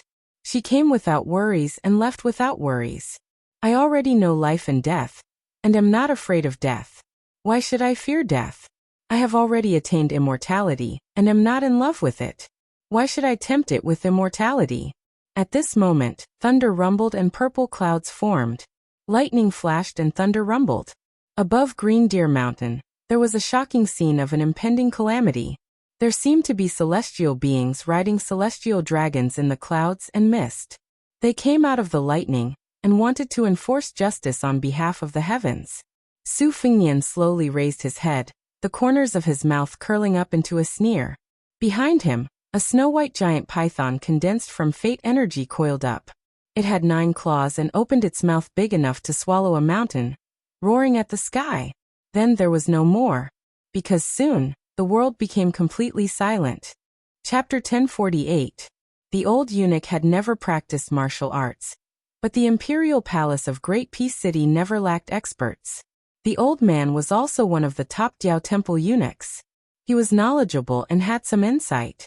The old man inhaled sharply as he watched the immortals fight on the mountain. The wind and rain at the end of spring in Bailiang were especially bone-chilling. Zhao Siku found it even more difficult to endure, especially when the old man saw the slender figure slowly walk down the mountain. Each step seemed to step on his already heavy heart. He felt his teeth hurt. When the young man with the blade walked to the foot of the mountain, old Diao Temple jogged forward with a tragic feeling of dying early and reincarnating. He was about to say a few words of flattery, He did not expect that this king of Bailiang would not hit a smiling person. It would be good to have an easy death under his hands. Unexpectedly, the other person waved his hand and spoke first. This king thanks old Mr. Zhao on behalf of Bailiang. Our place is not as prosperous as Great Peace City, but this king can give old Mr. a place to rest in his old age. Zhao Siku stilled. He heard the person who had come close continue to say with a smile, "The Su family owes Zhao Chongling too much, but they cannot repay him. Since old Mr. is an old friend of Zhao Yongkai of Bailiang, and you risked your life for Bailiang and did not disappoint this king's master, old Mr., do not worry. This king has said so much in hopes that old Mr. will be assured." The old man smiled freely and said with slight self-mockery, "Our family is a eunuch that everyone curses. Is he worthy of being called Mr.? Wang Ye's words. Do you want us to work ourselves to the bone again? If that's the case, then the word Mr. is not enough." Su Fingnian laughed and said, "I knew that old Mr. Zhao would not be assured." The old man bent down and asked doubtfully, "Can we really live and die however we want in Bailiang?" Su Fingnian nodded with a smile. Zhao Siku sighed heavily and looked up at the top of Green Deer Mountain that had become calm. He said softly with the unique sharp voice of a eunuch, "Since your highness is kind, then I will be bold to say something disgraceful." Back then, the young master favored Chen Jibao. After all, the soldier immortal in white did not control Bailiang. We can't say that the young master misjudged him. But if the young master could live until today, he probably wouldn't be too angry. Su Fingnian shook his head and said, "If Zhao Chongling does not die, this king will have nothing to do with Bailiang." Zhao Siku looked deeply at the young vassal king and said emotionally, "I cannot see through your highness's personality right now, but your words are true and comfortable to hear." The old eunuch turned to look in the direction of Great Peace City. The people there like to be shrouded in clouds and mist. No matter how good the weather is, people will feel gloomy. Su Fingnian did not make a judgment and said softly, "Bailiang is windy and sandy all year round. The winters are hard to endure. But standing there, the view is wide. If you stay for a long time, you will feel gloomy. When the wind blows and the snow presses down, it will lessen." The old eunuch smiled from the bottom of his heart and said, borrowing the king of Bailiang's auspicious words, "Originally, I thought I had completed the young master's last wish, and was content. I had not thought I could live a few more years." Su Fingnian turned and saw the empty-handed Hehe Mississippi. The young girl was shaking her wrist in boredom. Su Fingnian said to Zhao Siku, "Sir, why don't you go up the mountain to see the scenery? When the time comes you can go down the mountain with Kuei Hu, Huang Fuqiu, and the others." The old man smiled and said, "Yes, I have to walk and see more while my legs are still nimble." The old eunuch brushed past the young girl. The old man said to himself, "When the Qin dynasty lost its deer, the heroes of the world chased after it. 800 years of separation and unification. 400 years ago, the Great Feng dynasty showed signs of unifying the north and the south. But in the end, the barbarians of the north invaded the central plains. None of the dynasties after that were free of worry about the north. This dynasty is no exception. The Grand Secretary, Zhang Jilu, had been in charge of the imperial court for more than 20 years. Half of his time was spent watching the northern land's border. Even if he joined forces with the Grand General, Gu Jiantang, he could only pull the disadvantageous situation to a stalemate. Now that Li Yang is going to commit suicide, what will happen to the world? Alas, I have never understood this world. Scholars can't tolerate eunuchs, scholars can't tolerate common men, and scholars can't even tolerate scholars in the end. I have read all the classics handed down by the sage of the Zhang family, but I can't see such a reason. After thinking about it, I think it's probably because those at the top must be worse than those at the bottom. I really want to open my eyes and see if the scholars here will be slightly different." Su Fingnian laughed softly and said, "As expected of someone from Zhao Chongling's family." The young girl tilted her head. Su Fingnian took her hand and said softly, "Let's not think so much." She said softly, "Old Huang thinks even more." Chapter 1049. Su Fingnian pulled her into the carriage parked at the foot of the mountain. Su Yambing, who had not acted from beginning to end, studied Su Fingnian. The two nodded without speaking. Su Fengnian was finally able to catch his breath. He said casually to the young girl, "For a strategist, the size of one's weapon is one thing, and one's position is another. Yuan Bunxi's ranking among the strategists of the spring and autumn period has always been higher than my master Li Yishan, Yang Kai Zhao Chongling, and Nailan Yusi behind the king of Yen. In reality, it may not be that Bunxi's talent is higher than the others, but his position means that he has more room to plan, and he can hold more things in his hands. This is like a housewife who has enough firewood, rice, oil and salt. The food she makes will naturally be more sumptuous. On our side in Beiliang, we have Su Beiji and Chen Shiliang. If Beiliang is not trampled by Beimang, their future achievements will not be low. But it is difficult to say how high they will be. Lu Su of Xiangfan City is the same. This is also why Sun Yin, who studied the dragon slayer art, was not willing to stay in Beiliang. There were pythons but no dragons in Beiliang. He did not want them. However, being in the imperial court of Liang had its advantages and disadvantages. The disadvantage was that there were too many people under the emperor's nose. Even if there were talented people like Su Beiji and Chen Shiliang, it would be difficult for them to stand out as quickly as they did in northern Liang. Secondly, as the Zhaodiao temple said, scholars could not tolerate scholars and scholars looked down on each other. There were many rules in the imperial court of Zhao. Many scholars' lofty aspirations could not be fulfilled, and most of them groaned for no reason. However, there were still some people who were born at the wrong time and did not get the chance to appreciate their talents. If Huang Longshi was born in the present, I'm afraid even becoming the Grand Chancellor of Shangyin Academy would be as difficult as ascending to the heavens, let alone becoming the great devil of spring and autumn, Huang Sanjia. Su Fengnian glanced at the girl and said helplessly, "What are you glaring at me for? I am not speaking ill of your old Huang, I am praising him. My master said that he is an extraordinary person, an extraordinary talent. I do not dare to underestimate Huang Longshi." Su Fengnian's thoughts immediately drifted away. This Zhaozhu's luck is good to the point where it can be considered good luck, to be able to make Huang Longshi, Northern Mang's imperial preceptor, Daoist Qilin, Yuan Qingshan and Nailan Yusi, these three people take notice of him at the same time. Zhao Kai, who had died outside the Iron Gate, only had two masters, Yang Taisui and Han Shengxian. Compared to Zhao Zhu, he was much weaker. As for the fourth prince, Zhao Zhuan, he is already the crown prince of a country. Anyway, the ownership of Liangjiang Mountain depends on these two. On the way back to the general's mansion in Yuzhou and Iha City, they encountered two groups of assassinations that were like throwing eggs at a rock. They were intercepted and killed by the spies even before the driver, and the three people sitting in the carriage did anything. Beiliang's folk customs were already valiant, not to mention the loyal men of sacrifice who were raised by the family. Most of these men of sacrifice were staunch and unyielding. They did not regard other people's lives as valuable playthings, and even did not regard their own lives as valuable. They all believed that if you raised me for 10 or 20 years, I would repay you with my life. They were willing to regard this as righteousness, heroism, and chivalry as the most important thing. Outsiders could not say whether this was right or wrong. Su Fengnian lifted the curtain and looked at the pair of eyes lying in a pool of blood. He did not have any compassion, but he thought of many things outside of Beiliang.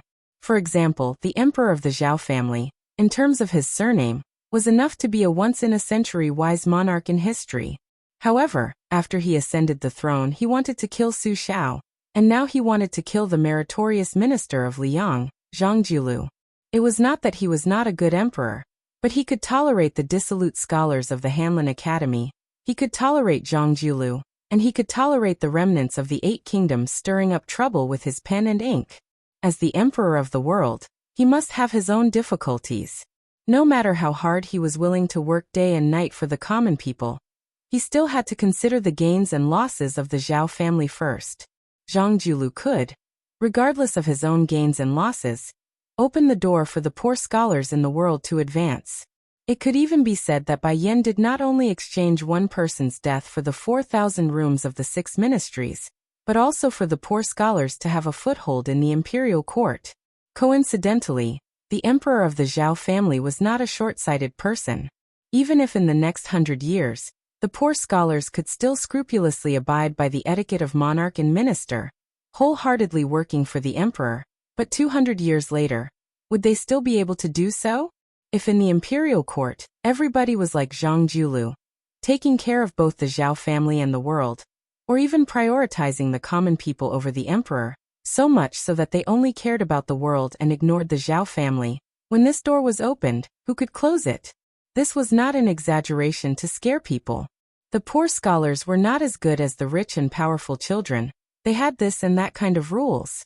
The rich and powerful children were used to wearing good shoes, so they were reluctant to take them off. However, the poor scholars were barefooted. If they did not care, they had talent and learning, so who didn't help them? So much so that they might as well sit on the dragon chair themselves. Therefore, the emperor of the Zhao family killing Zhang Julu was indeed killing the number one meritorious minister of the Liang dynasty, but it was also an act of helplessness to close the door that was wide open. Master Li Yishan could see these things, and so could Huang Longshi and Yuan Bunshi. Zhang Julu himself was even more so. As for whether it was good or bad, Su Fengnian was not the emperor, so he did not have to worry about it. Su Fengnian muttered to himself, "With Yuzhou in such a mess, the people of Liang should think that a mouse carrying a knife is a bully in its nest. I just happen to need some time to rest. Yes, I do need to recuperate." The young girl stretched out a hand, staring straight at Su Fengnian, whose gray hair was turning darker. Su Fengnian smiled and shook his head. The young girl bent a finger, her eyes inquiring. "For?" Su Fengnian still shook his head. She slowly bent another finger. Su Fengnian continued to shake his head. When she was about to close her two fingers, Su Fengnian smiled and said, "I haven't fought Tuoba Bodhisattva, so it's hard to say who will be second or third." The young girl was in high spirits. Su Fengnian said softly, "But as long as Wang Xianji is alive, it doesn't matter whether it's second or third, or if it's the bottom 10.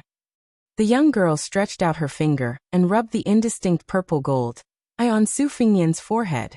It was not quite like the golden color of sunflowers in summer or autumn, but she still liked it.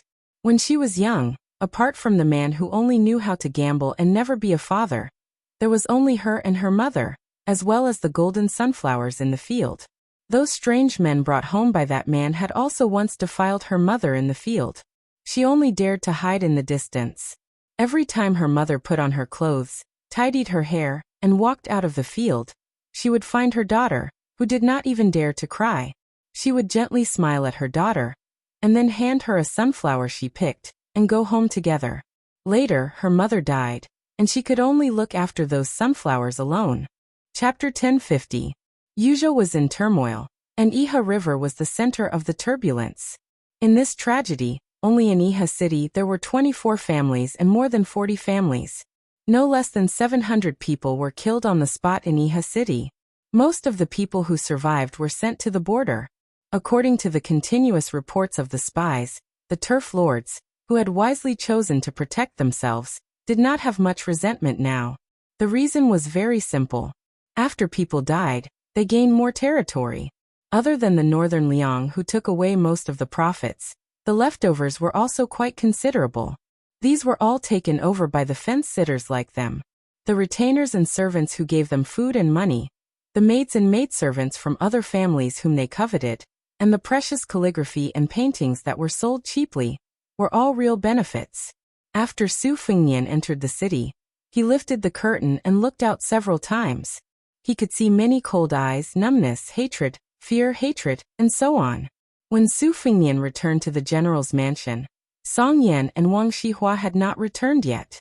The two senior officials of Lingzhou who were temporarily transferred to Yuzhou did not directly intervene in the specific affairs of Iha River. Instead, it was mostly managed by General Huang Fujin and Provincial Governor Wang Peifong. Su Fengnian did not know how these two political rivals could get together. At that time, he made up his mind to bring them to Yuzhou. He intended to let Song Yan serve as an assistant to the new provincial governor, Hu Kuei, who was a military general. It was not that he did not trust Hu Kuei, who had made outstanding contributions as the provincial governor of Liangzhou, but that in the future, the four provinces of Beiliang would complement each other and balance each other. This trend was not limited to the positions of general and provincial governor on the surface. As for Wang Xihua, who was outstanding in literary knowledge in Beiliang, it was a bit like the auspicious event in Yuzhou where there were endless bloody storms. Moreover, the Green Deer Cave Academy also needed a literary expert to hold the fort. Everything was difficult at the beginning. It was impossible to stuff all scholars into the officialdom of Beiliang at once. This was a relatively gradual process. Moreover, there were many scholars who were just there to make up the numbers. Su Fingnian sat in Huang Fujin's unusually simple study. There were not many books, and even the decorations were lacking. It was a dull and gloomy room, which was indeed similar to Huang Fujin's character. Su Fingnian was flipping through a mediocre physiognomy book. Without raising his head, he said, "Come in." The person who entered the room was surnamed Lu, the head of the spies in Iha City. He reported to the king of Beiliang what he had seen and heard today, which were all bits and pieces of the conversation between Song Yan and Wang Xihua. It turned out that after witnessing the bloodshed in Yuzhou and learning of the cause of the matter, the two of them had no objection to the punishment of the Huang family of Iha. However, they had a serious disagreement over the matter of the restaurant's property being confiscated. Wang Xihua insisted that the 65 storytellers, regardless of whether they were commoners or tyrants, did not deserve such a heavy punishment from the king of Beiliang. On the other hand, Song Yan, who had always advocated legalism, believed that everyone deserved to be punished. The two of them had rushed to Yuzhou. Originally, as expected, Song Yan would assume the position of Yuzhou's prime minister, while Wang Xihua would be in charge of the provincial administration. The two of them could not come to an agreement, so they made a bet. If Wang Xihua won, the two of them would exchange positions. Song Yan, on the other hand, said that he would definitely win, and that his position would remain the same. However, when Wang Xihua saw him in the future, Song Yan would have to pay respects to his superior. Upon hearing this, Su Fingnian put down the book and said with a smile, "The two of you are really leisurely and elegant. Don't tell me you investigated the 65 people one by one." Spy Lu said softly, "That's not the case. Wang Xihua only picked 3 people." Su Fingnian nodded and said, "A scholar's spirit is because he is afraid of winning an unfair battle. Go on, tell me which 3 people he picked." The unremarkable Iha spy said respectfully, "They are Chao Sheng, a disciple of the Chao family of Iha, Qi Fingnian, the shopkeeper of Qiji Silk Store, and Han Laikai, a villager. Among the 3, Chao Sheng is a regular customer of Jingyi Xian restaurant, while the Chao family is a low-ranking family of Iha. Qi Fingnian is a live-in son-in-law and has a good reputation in Iha West Street. Han Laikai, on the other hand, pretended to enter the restaurant to buy wine. In fact, he was embarrassingly short of money, so he hid in the back and took the opportunity to listen to the storytellers. Regarding these matters, Song Yan and Wang Xihua carefully went through the files after the bet. Wang Xihua picked 3 people within the time it takes for a stick of incense to burn, and Song Yan nodded in approval. Su Fingnian stood up and said, "Wang Xihua believes that the human heart is good, and that everyone has a compassionate heart. What Song Yan learned is that the human heart is evil. The battle between the two is not a battle of moral essays. In the end, it is a battle of the human heart outside of books. If I were to guess, the loser is definitely the moral Wang Xihua, but the one who won an unfair battle is the old fox Song Yan. If we were to switch places and look for good deeds among the evil people, the loser would naturally be Song Yan. It's just that Song Yan would not agree to such a bet." The spy leader surnamed Lu hesitated for a moment, but he still gathered his courage and said, "In my humble opinion, Song Yan did not win an unfair battle. Apart from Chao Sheng's 2 murder cases, the rich merchant Qi Fingnian and the villager Han Laikai, according to the law, should be imprisoned." Su Fingnian shook his hand. "In a place like Beiliang, chivalry is strong, but chivalry is not necessarily strong. It is easy to commit crimes, but difficult to not commit crimes." The spy was silent. Su Fingnian smiled and said, "This time there are many clans in Iha City who are busy fishing for profits. Lu Jingxing, why don't you seize some gold and silver from their hands and treat it as a reward for your brothers? There is no reason for you to work hard and stare at them while those who don't work hard to take advantage of you." I think they won't dare to not open their mouths and spit out some fat meat. However, this king will tell you in advance that this is just a special case, not a new rule for you to do things in the future. Lu Jingxing grinned and laughed. He still didn't have the slightest craftiness of an outsider's impression of a shrewd spy. Instead, he became more and more honest. He didn't look like a cold spy who called Song Yan Wang Shihua by his name. Su Fengnian continued to pick up the book, and Lu Jingxing tactfully said goodbye. When he crossed the threshold and gently closed the door, he caught a glimpse of a little girl from the corner of his eye. From beginning to end, Lu Jingxing didn't notice such a girl. She had a golden hairpin on her head, and was squatting beside a blue and white porcelain vase that was half the height of a person. She was looking at Lu Jingxing.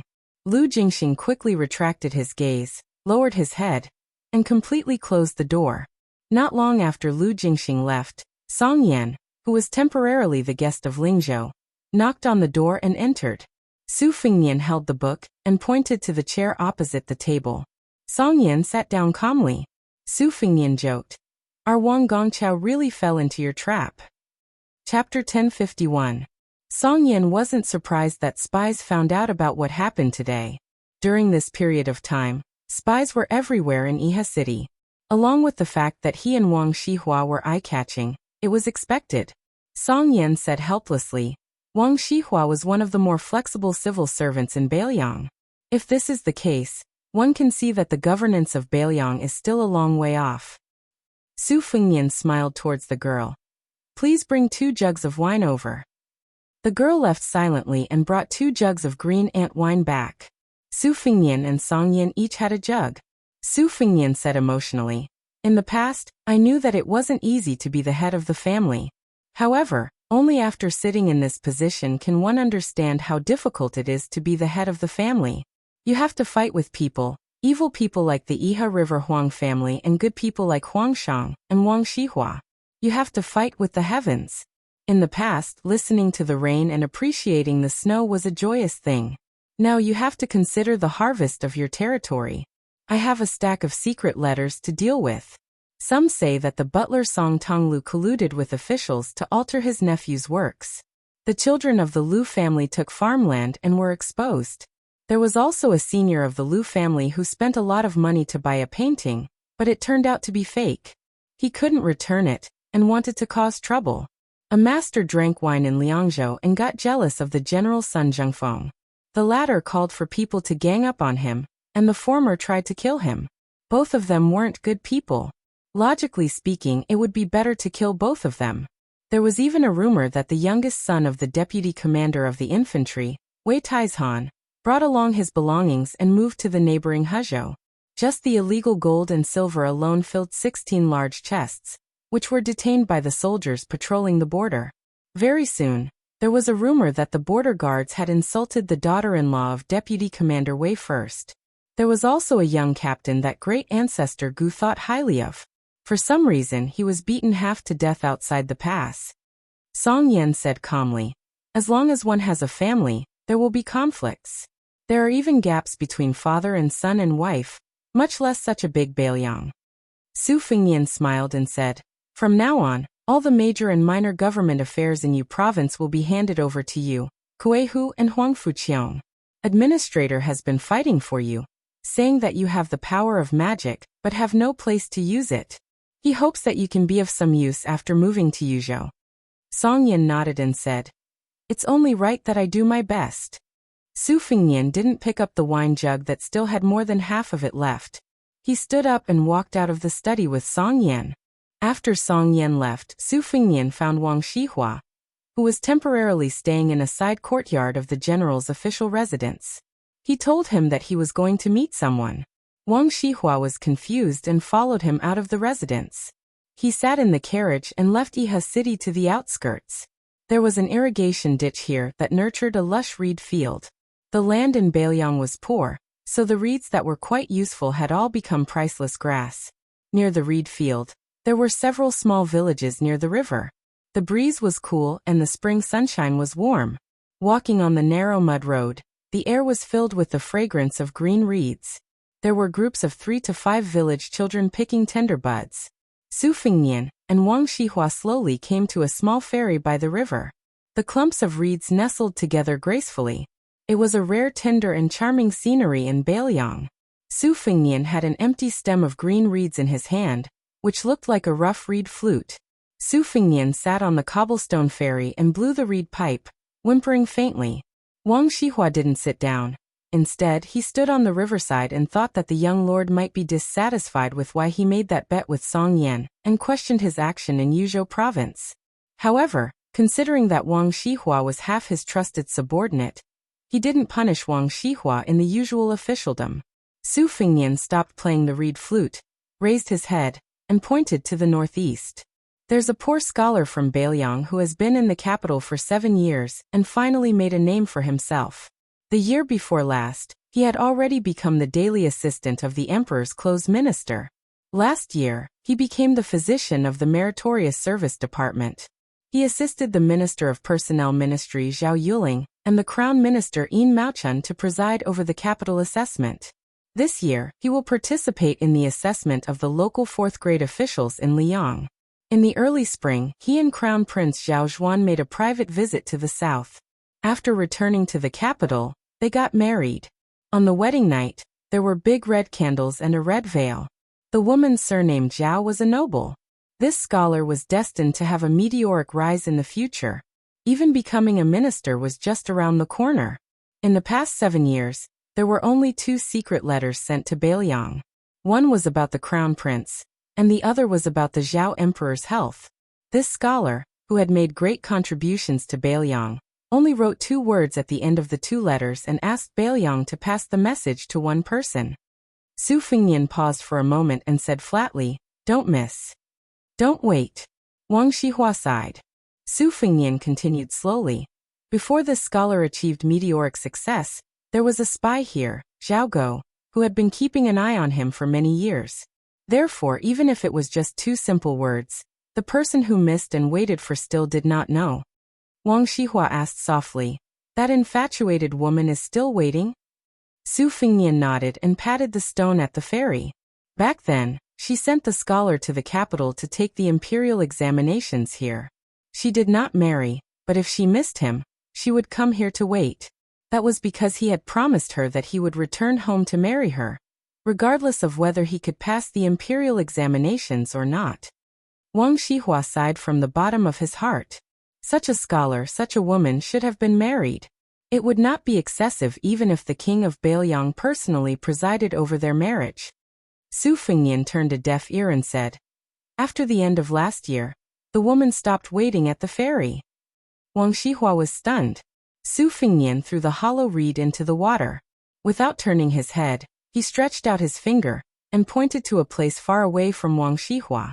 She died in the reed marsh and was buried there. Su Fengnian put his hands into his sleeves. "I came to Yuzhou, to the Yi River, to kill people.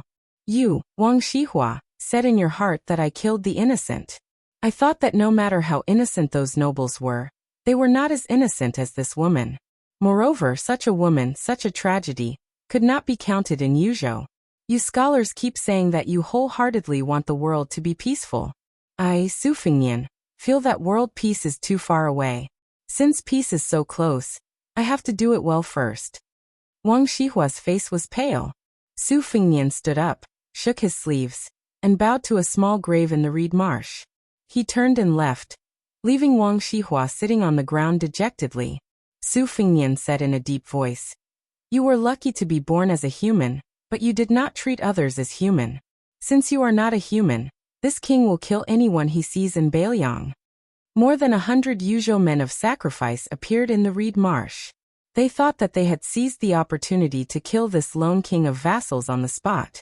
Su Fengnian put his hands behind his back and in one breath, dismembered the 100 men.